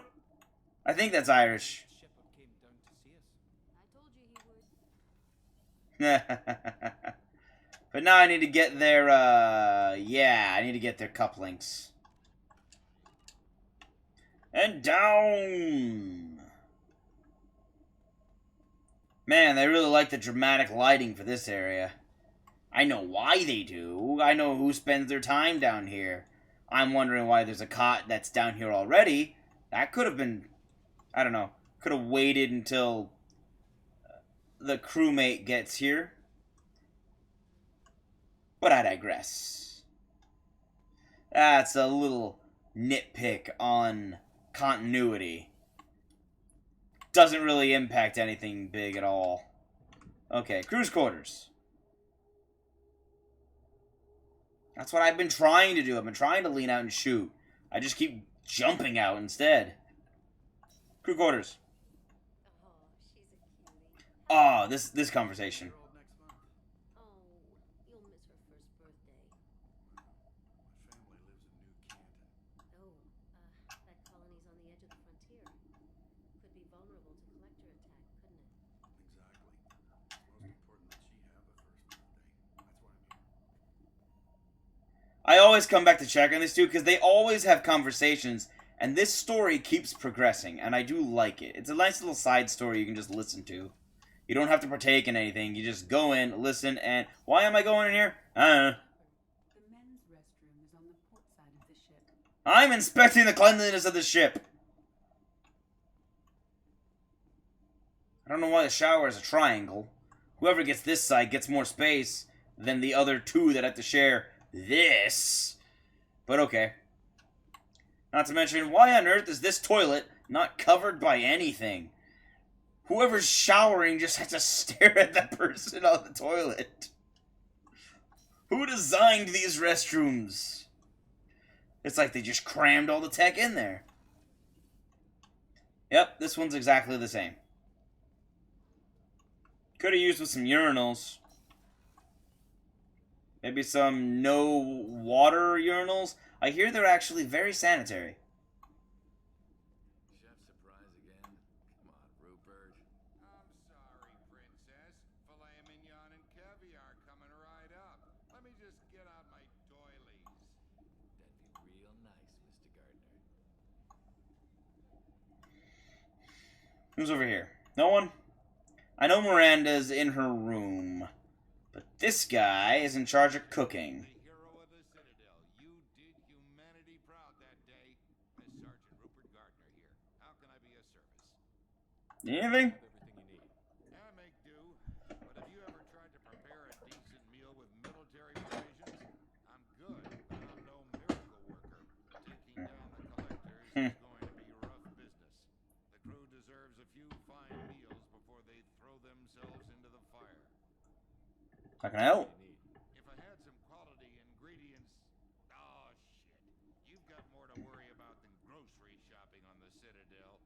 Forget I mentioned it. Just give me the list, man. Come on. If I head that way, I'll keep an eye out. Much appreciated. Most of this list is probably standard fare for those namby-pambies on the Citadel. Anything else you'd like to talk about? Responsibilities? What don't I do? Most think of me as the ship's cook, but I'm also the facilities technician and custodian. HVAC, plumbing, non-mission critical electrical. I make sure they're all clean and running. Okay. The man cleaning the toilets is also preparing the meals. I wash my hands most of the time. Hey, that's gross. Liner. You have to pull your own weight in a Cerberus vessel, and I catch what falls through the cracks. Through the cracks. Poop jokes. Of course. Quality writing. How do you feel about working for Cerberus? Damn proud. Cerberus gets the job done. The Alliance and Council have got their heads buried so deep up their butt puckers they can't see squat. It'll take good old human ingenuity to crush these collector vermin. Only Cerberus knows that. How did you find your way into Cerberus? Can you believe I was once a family man, working the EZO rigs along the frontier? I was happy enough, but losing everything to Batarian raiders can change your outlook. I needed to make a difference.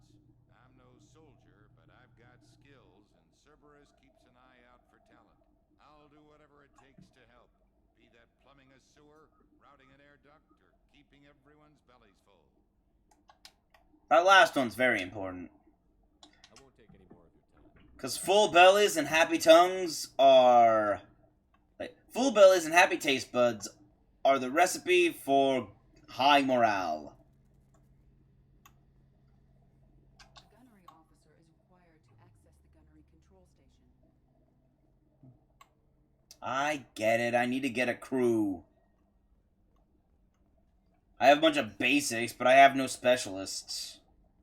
Commander, what can I do for you? You talk? A minute, Miranda? No doubt you've got a lot of questions. Cerberus isn't as evil as most people believe. If I can help allay any of your concerns, I'd be happy to do so. So, what would you like to know? Goals? What you're doing here, but what's Cerberus's long-term goal? The advancement of the human race. Nothing more, nothing less. The Solarians have the Special Tasks Group. The Asari have their legendary commandos for stealth and recon operations. Cerberus is humanity's answer to those organizations. And who's in charge? Those organizations are regulated by governments. Who keeps Cerberus in check? Nobody. We're privately funded and our backers trust the elusive man to make the right decisions. But he's very clear about our goals. Protect humanity and serve its advancement. That's very vague, though. Are you military or political?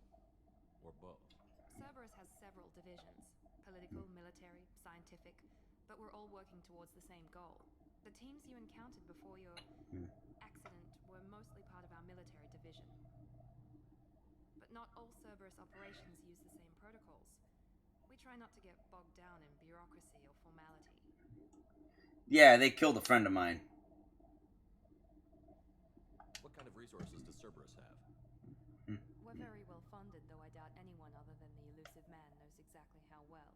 But our resources aren't unlimited. Reviving you and rebuilding the Normandy was a significant investment, and a significant risk. We're all hoping you can do the impossible, Shepard. No pressure. I work best under pressure. What can you tell me about the elusive man? Not much that you don't already know. Even I don't have access to most of his background. And you've seen more of him than most ever do. It's rare for him to become directly involved in missions, but you're something special. Whatever else people might say about him, I can assure you he's got humanity's best interests at heart. That includes you and me. How can you be sure of that if you know so little about him? I didn't get to where I am without knowing how to gauge people's motives and ambitions, even from brief encounters. He's no saint, and he didn't All right. admit it. But he is committed. Humanity couldn't have a better advocate. I just remembered something about Miranda. It's gonna be made obvious here in a few missions. Tell me about yourself, Miranda. Oh, I guess that's fair. I've spent the last 2 years learning everything there is to know about you. Well, you should probably know that I've had extensive genetic modification. Not my decision, but I make the most of it. It's one of the reasons the elusive man handpicked me. I'm very good at just about anything I choose to do. You certainly don't lack for confidence. It's just a fact. My reflexes, my strength, even my looks, they're all designed to give me an edge. No point in hiding from it. It's the reason I'm trusted to oversee the most dangerous, risky, and technically demanding operations Cerberus undertakes. And it's why I was assigned to you. It's my job to make sure you succeed, Shepard. What level of genetic modification are we talking about? That's very thorough. Physically, I'm superior in many ways. I heal quickly, and I'll likely live half again as long as the average human.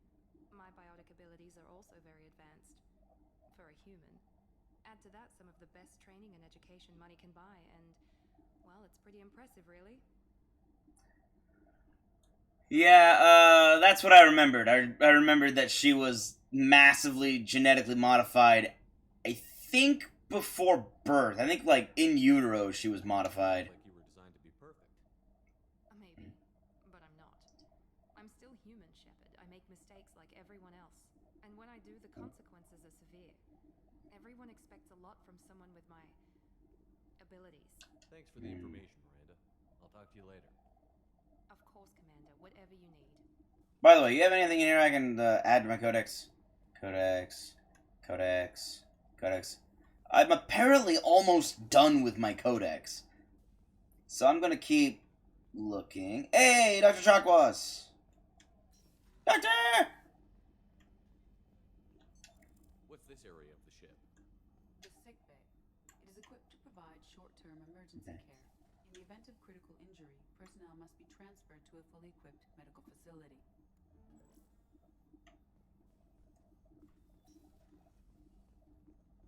Access to the AI core is restricted. Aw, man. Commander Shepard, I watched the Normandy crumble with you on board. It's good to see you alive. Why are you here? You're serving on a Cerberus vessel now? Surprising, even to me. Yet, here I am. The kind of trauma you endured would have changed most people. But not you, I see. Welcome back, Shepard. Need anything? You have everything you need. I believe so. This medical bay seems very much like the sick bay on the original Normandy. Only thing missing were my private reserves. I even had a bottle of Ceres Ice brandy that I was saving for a special occasion. I'll get you another. Out for a replacement bottle. Oh, you needn't. It's expensive, and we have much larger concerns ahead. Doctor, you've been with the Alliance for years. Why leave now? After the Normandy was lost, the surviving crew was reassigned. I was stationed at the Mars Naval Medical Center, a very respectable position, but it wasn't on a starship. Colonial military life isn't for you? I've spent most of my life on warships, never knowing what the next mission might bring. I'm used to the hum of engines, the creaking of bulkheads, that subtle vertigo when the momentum dampeners kick in. Life planetside is just too static, too boring. Joining Cerberus? I don't work for Cerberus. I work for you. On a mission that may be crucial to the survival of the human race. I have faith that your dealings with Cerberus will be ethical. I trust you, Commander. Thank you. There's a very good chance this Give me the numbers. one-way trip. No one's giving me numbers. Prepared for that? I've been through the reclaiming of Shanxi, the Skillian Blitz. We survived the Battle of the Citadel and the destruction of the Normandy together. I've lived a full life. No regrets. I'd like to make sure the crew gets the same opportunity. Noble. See you later, Doctor. Commander. Find Brandy. What the? Oh, that's Edie. That's her. Paragon.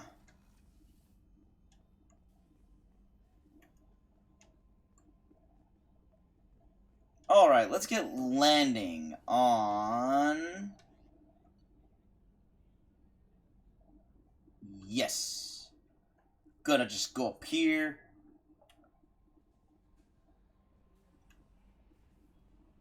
Hi.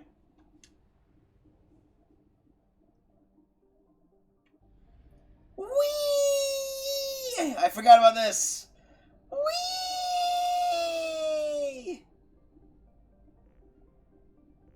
Yeah, they start me in the system of Omega. So hold on. First things first. Unexplored planet. I love that they mark unexplored. Urdak is a close orbiting brown dwarf. Most red-brown dwarf binary systems have an average separation of 8 astronomical units. The Sarabaric system, hope I said that right, is about 12 billion years old and it has a long since used up the deuterium used to fuel fusion. So Urdak is not luminous like some brown dwarfs are. Urdak is a Class L brown dwarf with a relatively low temperature of 13,000 degrees Celsius. My gosh. But its heat and gravity have made it unpopular for development. There are rumors that the heads of several of Omega's crime syndicates maintain private residences on various moons. Whatever the truth of the matter, battles between syndicate vessels are often observed around the ring plane. That just looks so cool. You can see how it's actually orbiting at different speeds because it's all gas, so it follows fluid dynamics. New outlets on Omega maintain satellites at Urdak's Lagrange points. Ah, dang, excuse me. I don't know where that came from. For real-time coverage of these battles, which garner high viewer ratings. Oh, okay, so they just want to bet on the battles, apparently. That sounds very Omega.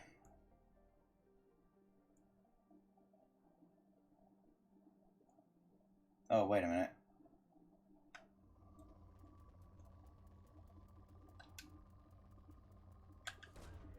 Probe launched. In research projects, palladium is used to upgrade heavy pistols, armor, and cybernetics.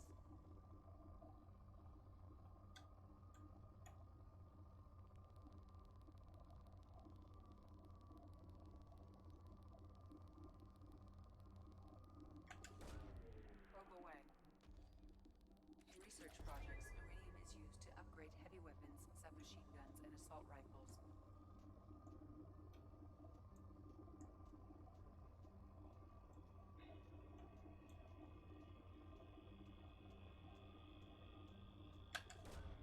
Probe away.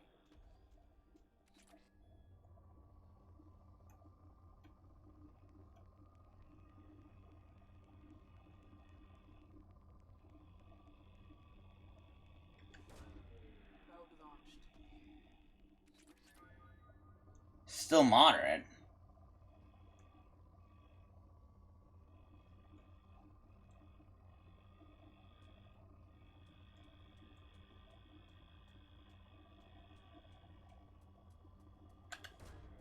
Probe launched. Boom! More palladium.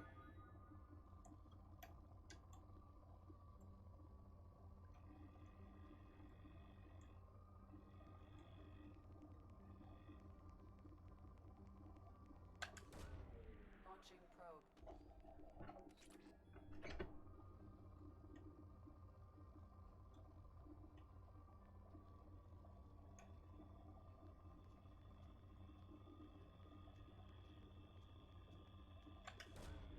Probe away.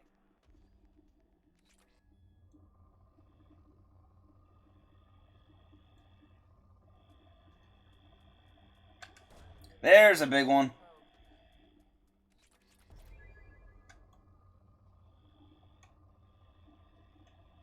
There should be one more really...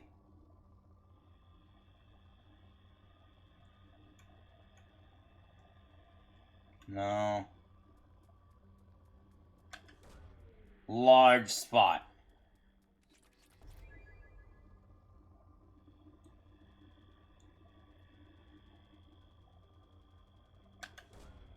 Launching probe. In research projects, platinum is used to upgrade sniper rifles, shotguns, and medical equipment.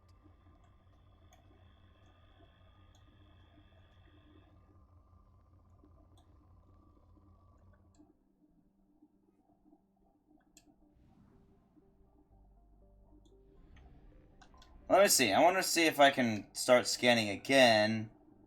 No, I'm out of probes.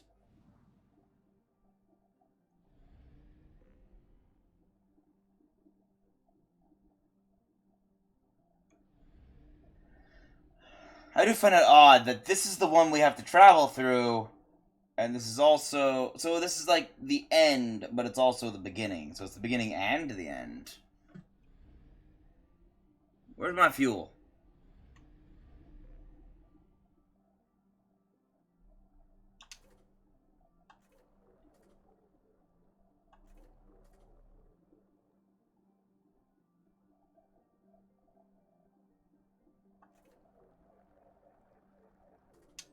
I forgot this is why I need credits.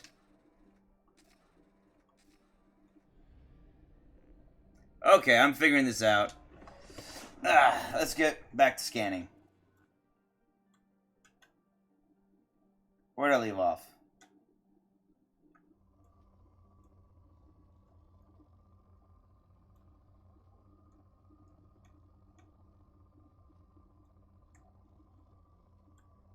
I know how to launch a probe. I've done it several times.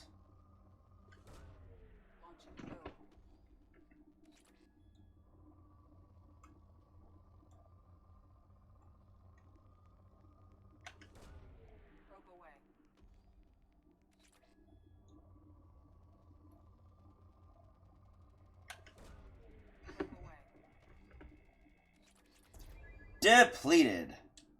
That's what I was looking for.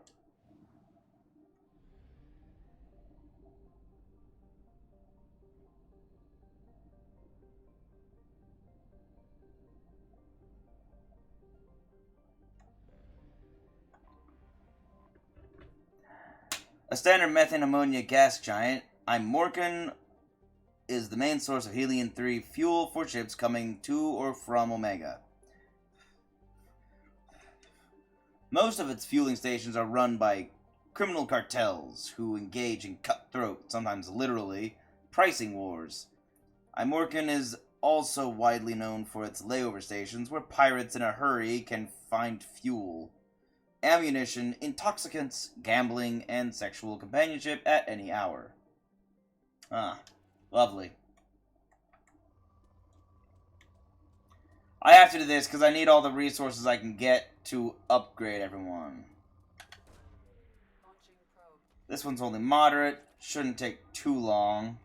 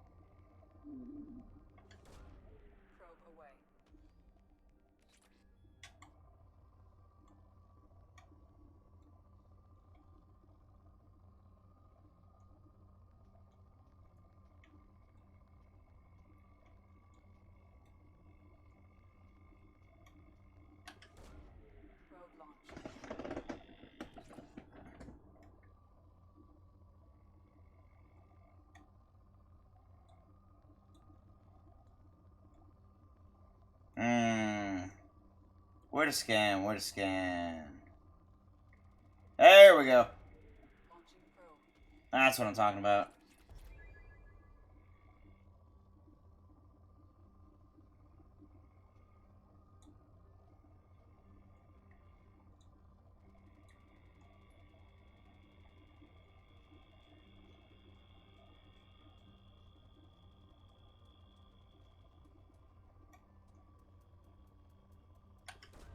Yes.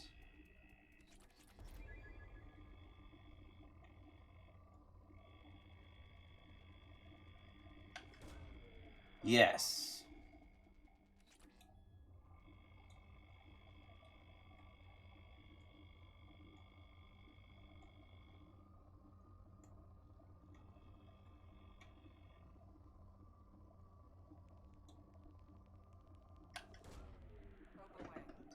I'm going to have to buy more probes.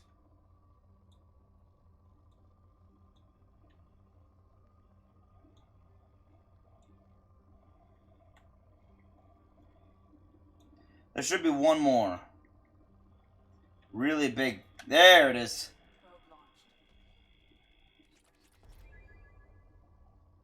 That's depleted.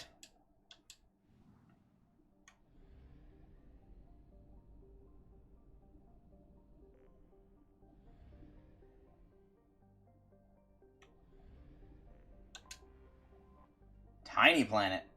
Binder. If it were closer to Saraberic, Binder would have an atmosphere of carbon dioxide and ethane. In the deep cold of the outer solar system, however, both elements have long since frozen to the ground.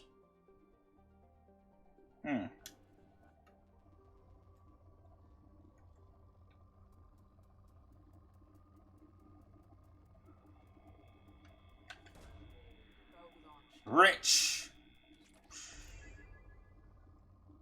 I'll stop scanning once I get full of things.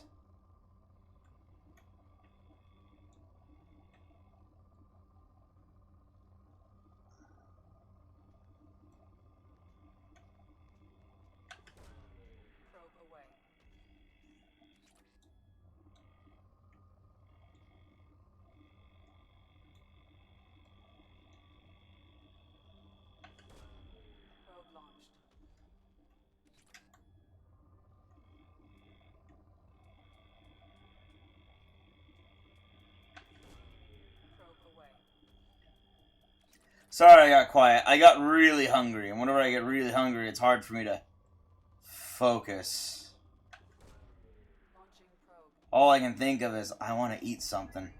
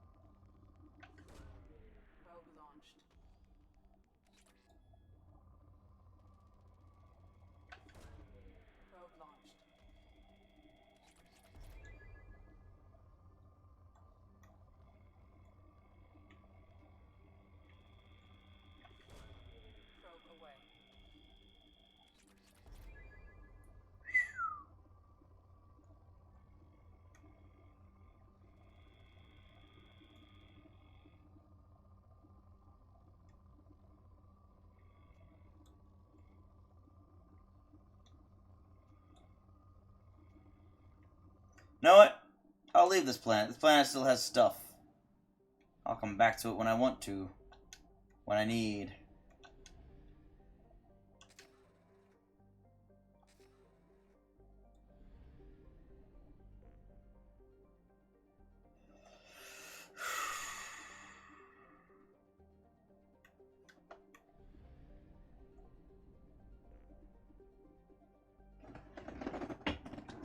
I'm gonna land on Omega.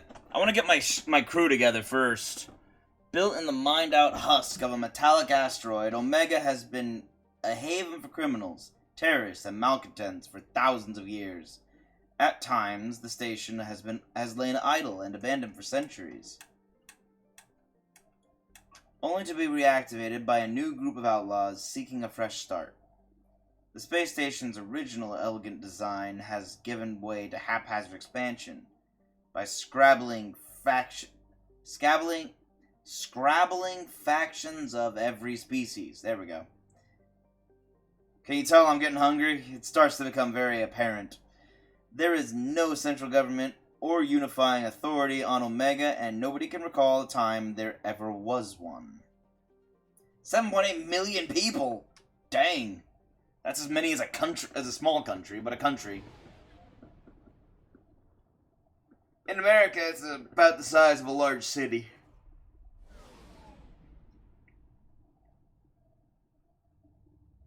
I mean, well, actually, no. That is the size of a country. Yeah, what am I thinking? I don't know what I'm thinking. Yes, the size of a country. I'm gonna take the only 2 people I can. You guys make it sound like I have a choice on who I bring. I only have 2 people. Sure, pull.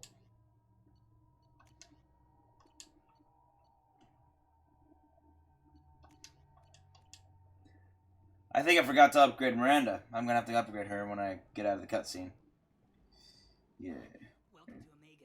You're new here, aren't you? I can always tell. Allow me to...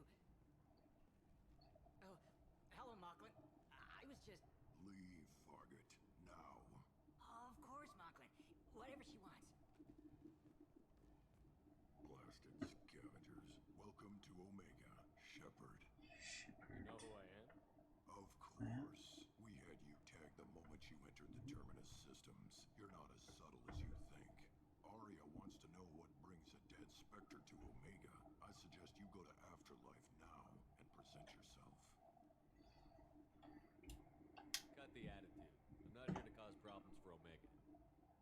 Things explode around you, Shepard. You can't blame Arya for keeping an eye on you. It's not my fault for attracting explosions.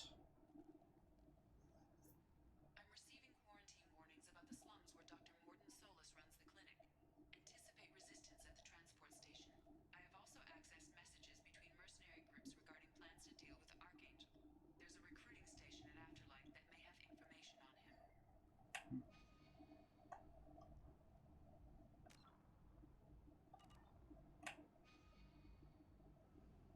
My map shows nothing. I don't know why it keeps telling me to look at my map.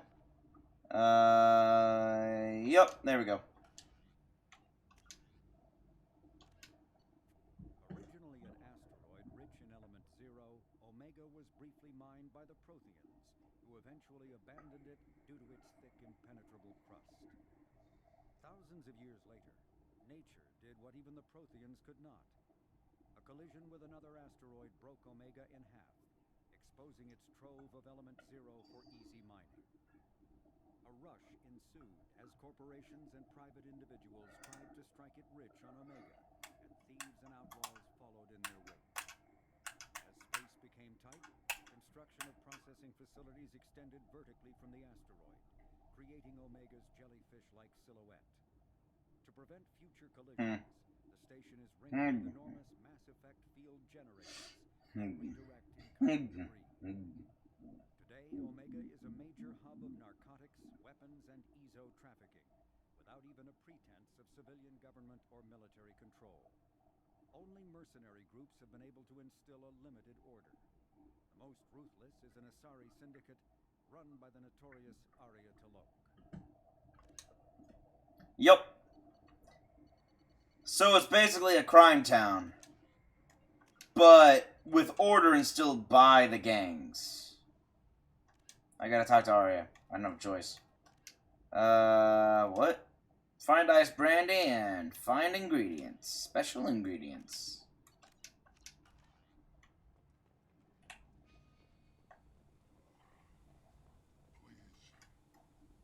Shut it.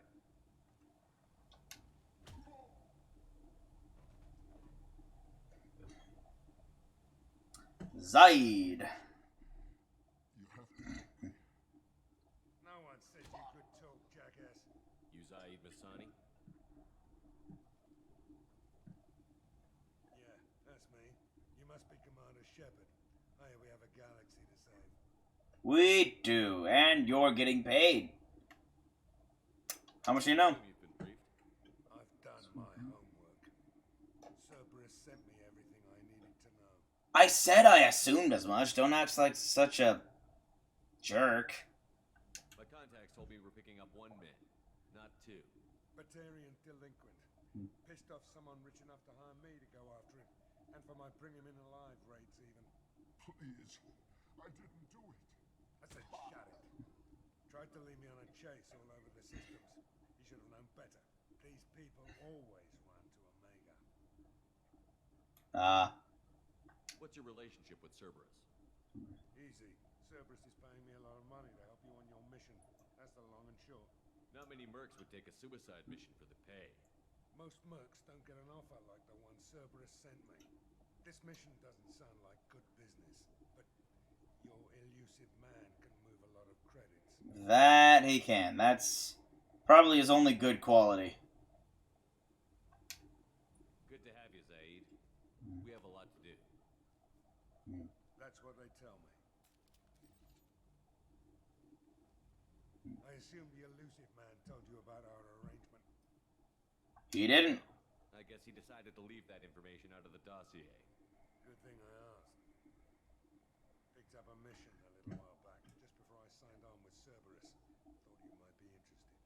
You heard the name Vito Santiago? He's the head of the Blue Suns. Runs the whole organization. Seems he recently captured an Ftl Ashland refinery on Zoya and is using their workers for slave labor. The company wants it dealt with. Okay, we can do that. I'll make sure we get that done. Good.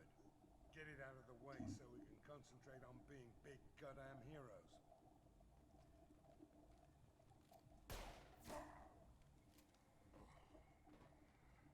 I better turn this thing in before it starts to stink. I'll be locked and loaded next time you're ready to get some killing done. Weren't you supposed to bring him in alive? I'll assume he was shot in the leg. Holy cow, all these updates. Oh my gosh, more codex. Bring firearms and antihistamines is what veteran guides say about this lush garden world. First colonized in 2160, Zoria's temperate and tropical zones are overrun with plants and fungi of all kinds. As a result, the air in most habitable areas is choked with pollen and spores that range from benign to deadly. The scattered colonies across the planet have resorted to clear-cutting and slash and burn farming to create habitable zones. And the more rural areas, where the spores are thickest, are populated only by Vorcha. Lax ecological laws allow mining and manufacturing industries to flourish and pollute cheaply, as the planet's carrying capacity far outstrips the current size of its colonies. Zoria is also home to the Blue Suns Mercenary Company, who dominate the colony's security forces. The Suns enjoy nearly unlimited influence and with local politicians and judges, ensuring no other private military contractors can compete with them economically. Nearly every colony has a Suns recruiting station, if not a training camp. Though this is hardly made. Though this is dang it, I need to eat. Though this has hardly made the planet any safer, piracy, drugs, and vice, and political violence are commonplace.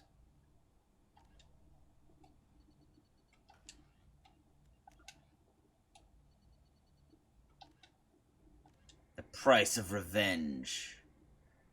Taking a mission to Zoria to liberate an Ftl Ashland refinery from the Blue Suns.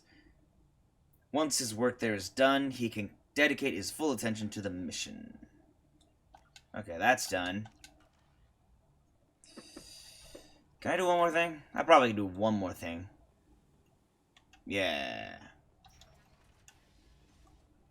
Warning, low power. Why low power?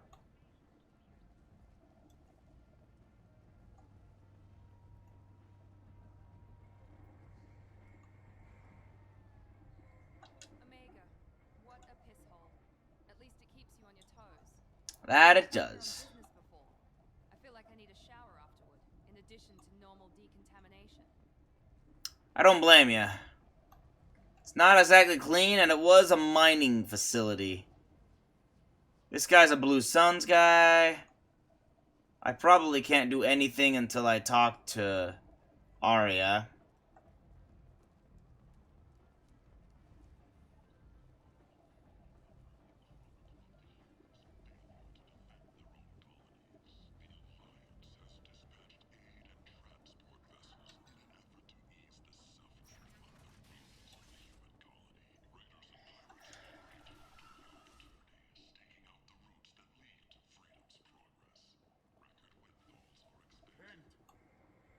I don't want to go into the club right now.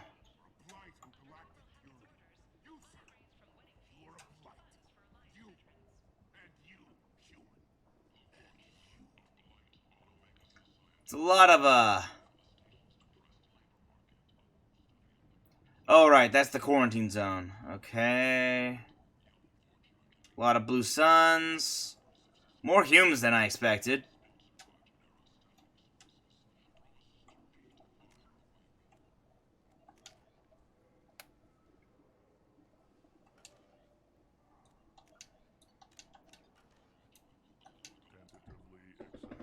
Hmm. Welcome, human.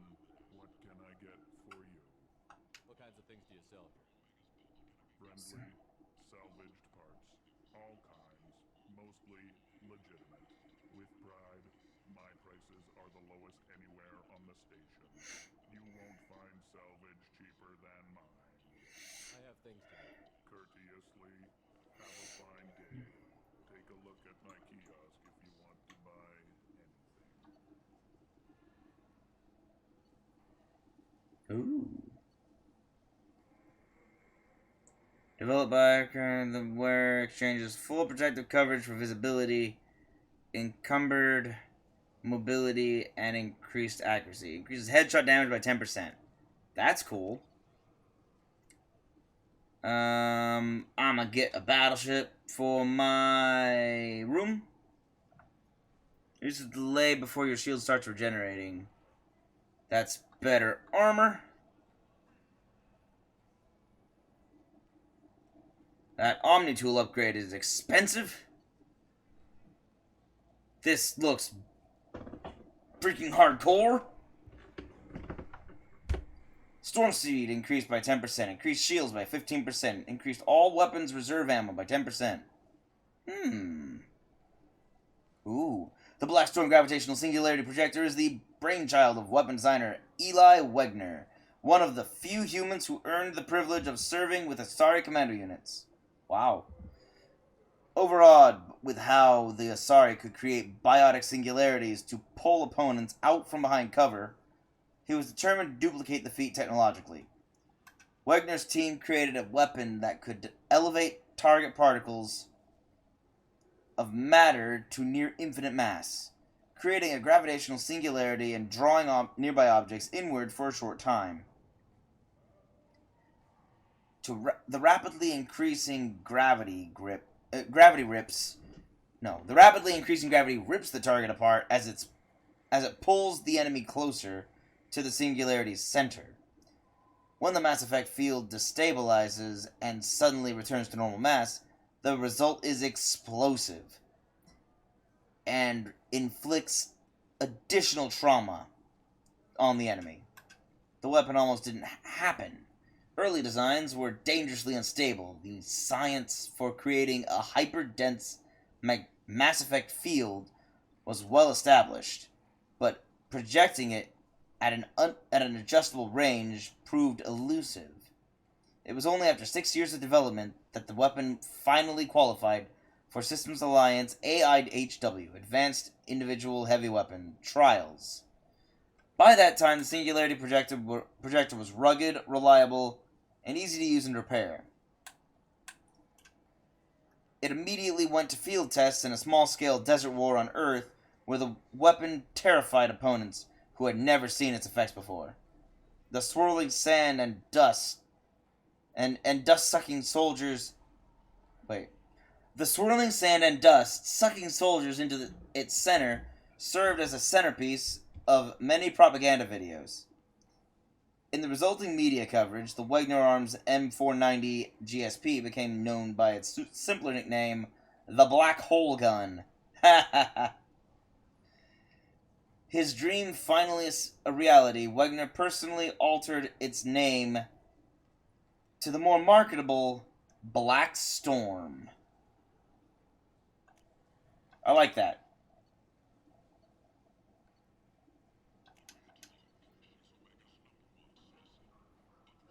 In the ongoing war between security software companies and hackers, Cerberus seeks to maintain a list of primary backdoors. Little known security holes that have been active for some time and remain unpatched. Ongoing research in this area should improve operatives' ability to hack through most conventional security measures. Okay. Now what's this?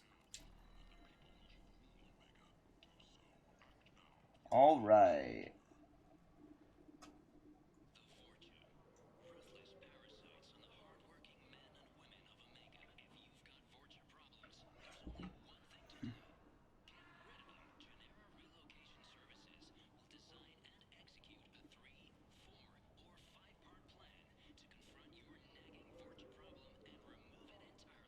I might have something here for humans.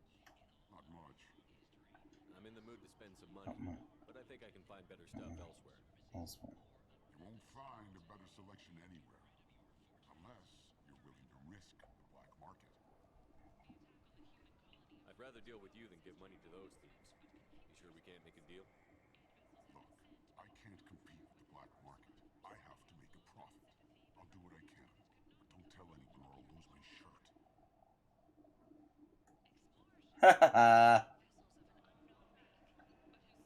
Okay, there we go. Discount. Blood Dragon armor! I love this armor. Increased power damage, increased shield strength. So, not super good for me. But it is Dragon Age armor. I love this armor. I want to get it. But I want to get more important things first. Ooh. Ooh, it's Fornax, guys. Hide the kids! No! It's a Hanar! It's so lewd! I'm gonna get this just because I think it's funny. Cool, Turian Cruiser.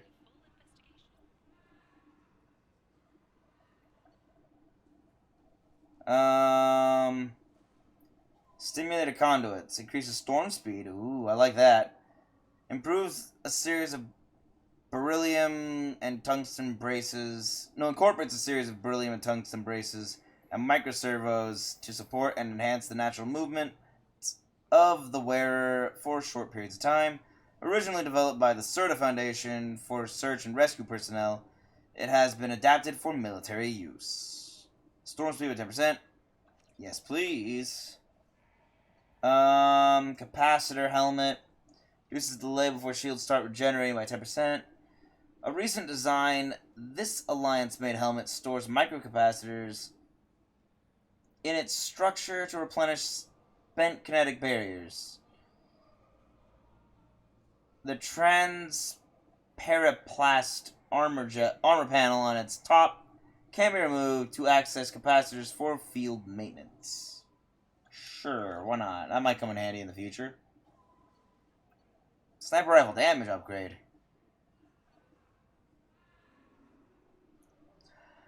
Holy cow. Originally created for Earth's Urban Combat Championship League, this set of armor has undergone as much more field testing than those of modern militaries.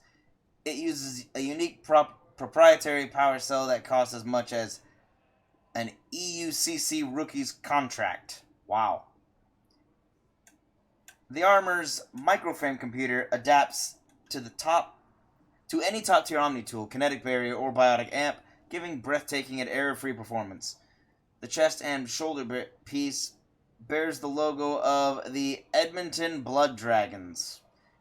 Yeah, it's it's Dragon Age. And the inside of the armor bears the signatures of the entire team. When and how the elusive man got his hands on the armor is unknown, but several of the signatures bear messages such as expletive "The Geth" and "Shepard, get well soon." Thanks, guys. I can't believe I have to pay for this, but thanks, guys. And sniper rifle damage. Man, that's an expensive upgrade.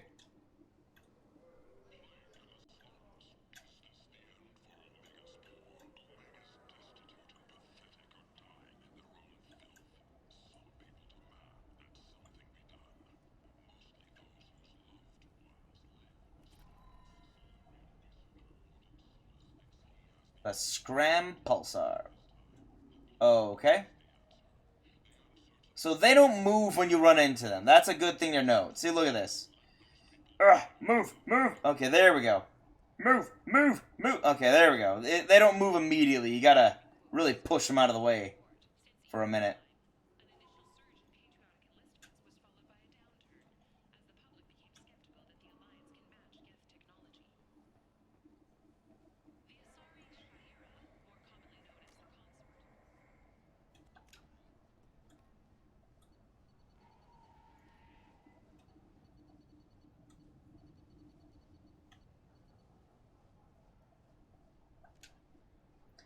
Launched in 2167, Fornax magazine described itself as the galaxy's finest xenophilia. By its 5th year, Fornax became the first human magazine to offer full 5-sensory stimulation, a previously unaffordable magazine technology made profitable by the economy of scale. With a monthly publishing run of 127 million available in both hard copy and direct downloads, Fornax offers a range of alien models with particular emphasis on the unisexual Asari. Although both genders of Quarians, Drell, Batarians, and Volus are regularly depicted. How did a human magazine get Batarian models? Oh, Drell. We haven't seen Drell yet. We're going to see Drell later in this series. Specialty editions such as the Genet L... okay, I'm going to say this. Specialty editions such as Genital Core and Krogasm service devoted but smaller markets. Wow. Oh my gosh.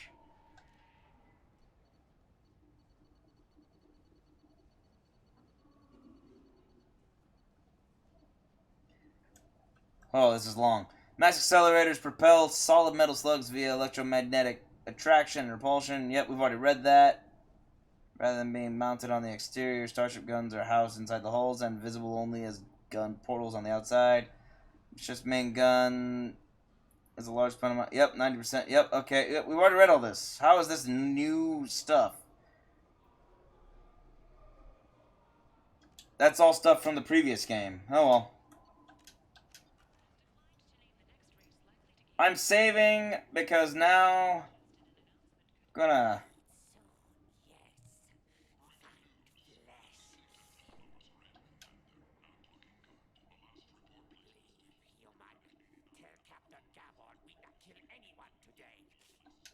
I don't know a Captain Gavor. Why would I tell him anything? Trust you. Tell Gavon we know his tricks. We not kill anyone today. There seem to be a lot of Borcha on Omega. Go away. Talk too much. Gavon's thugs get no more. We leave. Good talking to you. No more talk. We know Gavon's tricks. We leave.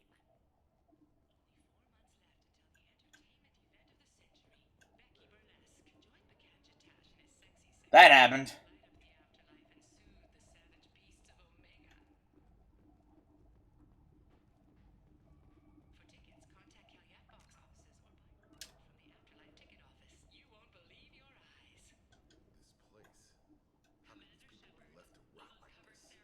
You don't understand or you don't want to? Doesn't really matter. No. Omega has worked this way for a very long time. No one's changing it now. Aquarian. Hello there.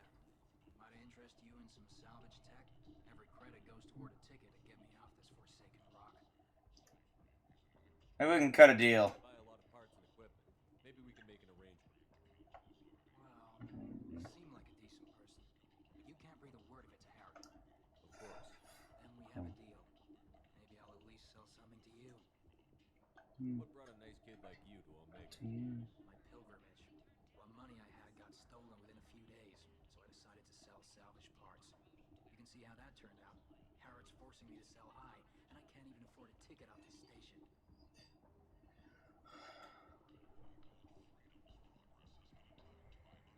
I could pay your way. You need to get off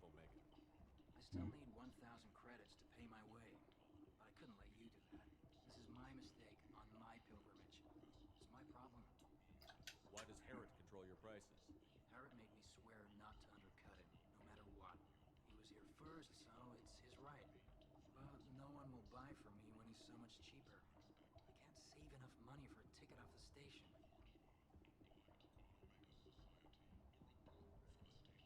I could go talk to Herrick for you. Get him to ease up. I won't stop you. If you can convince him to lay off, maybe I'll get off this station after all.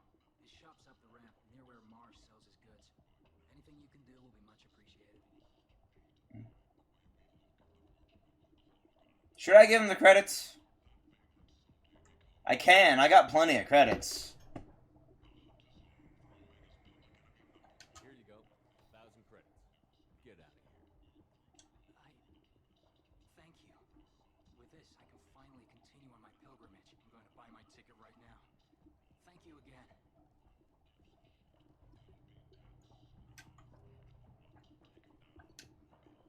I'm gonna buy a salvage while I still can.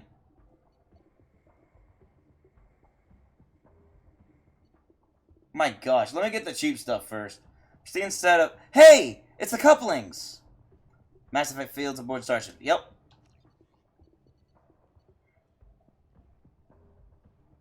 Ooh, a Maddock. Upgrades the Avenger assault rifle. Nice. The Maddock is the semi-automatic hybrid weapon with an assault rifle's low heat production and a sniper rifle's punch. Though it does not have a sniper rifle's precision scope, marksmen favor its increased power over that of an assault rifle to bring down hardened targets. Its lack of a full auto setting is advertised as a feature rather than a shortcoming, since it curbs a soldier's tendency to spray an accurate fire under stress. Yeah, I like that. Plasma shotgun? How'd you get a hold of a Geth plasma shotgun? This 3-barrel Geth weapon fires miniature but potent cluster rounds of superconducting projectiles and has a longer range than standard shotguns. A 2-stage trigger system allows for either quick fire capacitors or a charge and release attack to electrify the projectiles as they exit the weapon. As the rounds hit the target, they fragment and electricity arcs between the pieces, flash converting the air to conductive plasma. The resulting impact, heat, and electrical charge overloads shields and barriers and causes massive trauma to unarmored targets.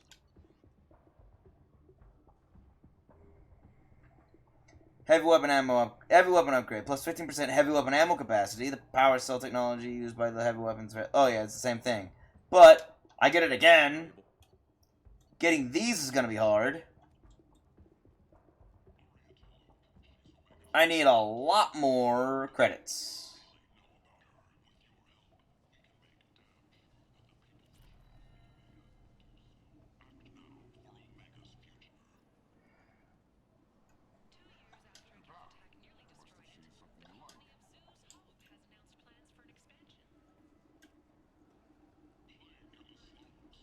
I think I've rated almost everything from here except for the 2 items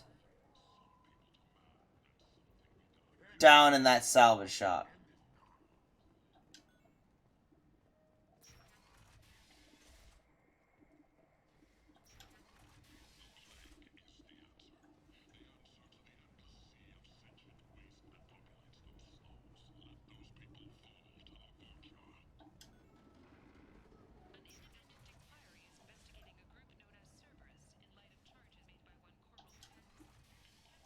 Oh. Handy. I'm going to need to remember this door, because I'm going to need this one to get the last 2 items, which will cost me 125,000 credits.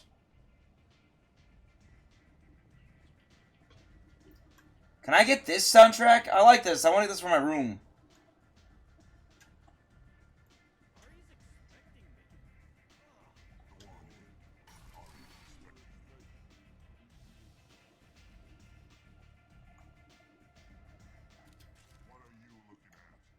Careful now. I didn't know this guy was going to fight me.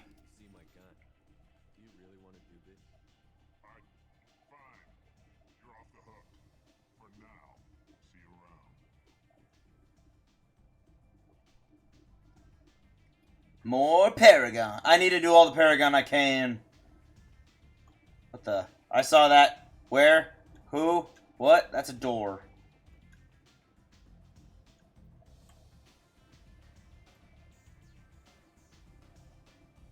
Okay, it looks like it was just the door I saw.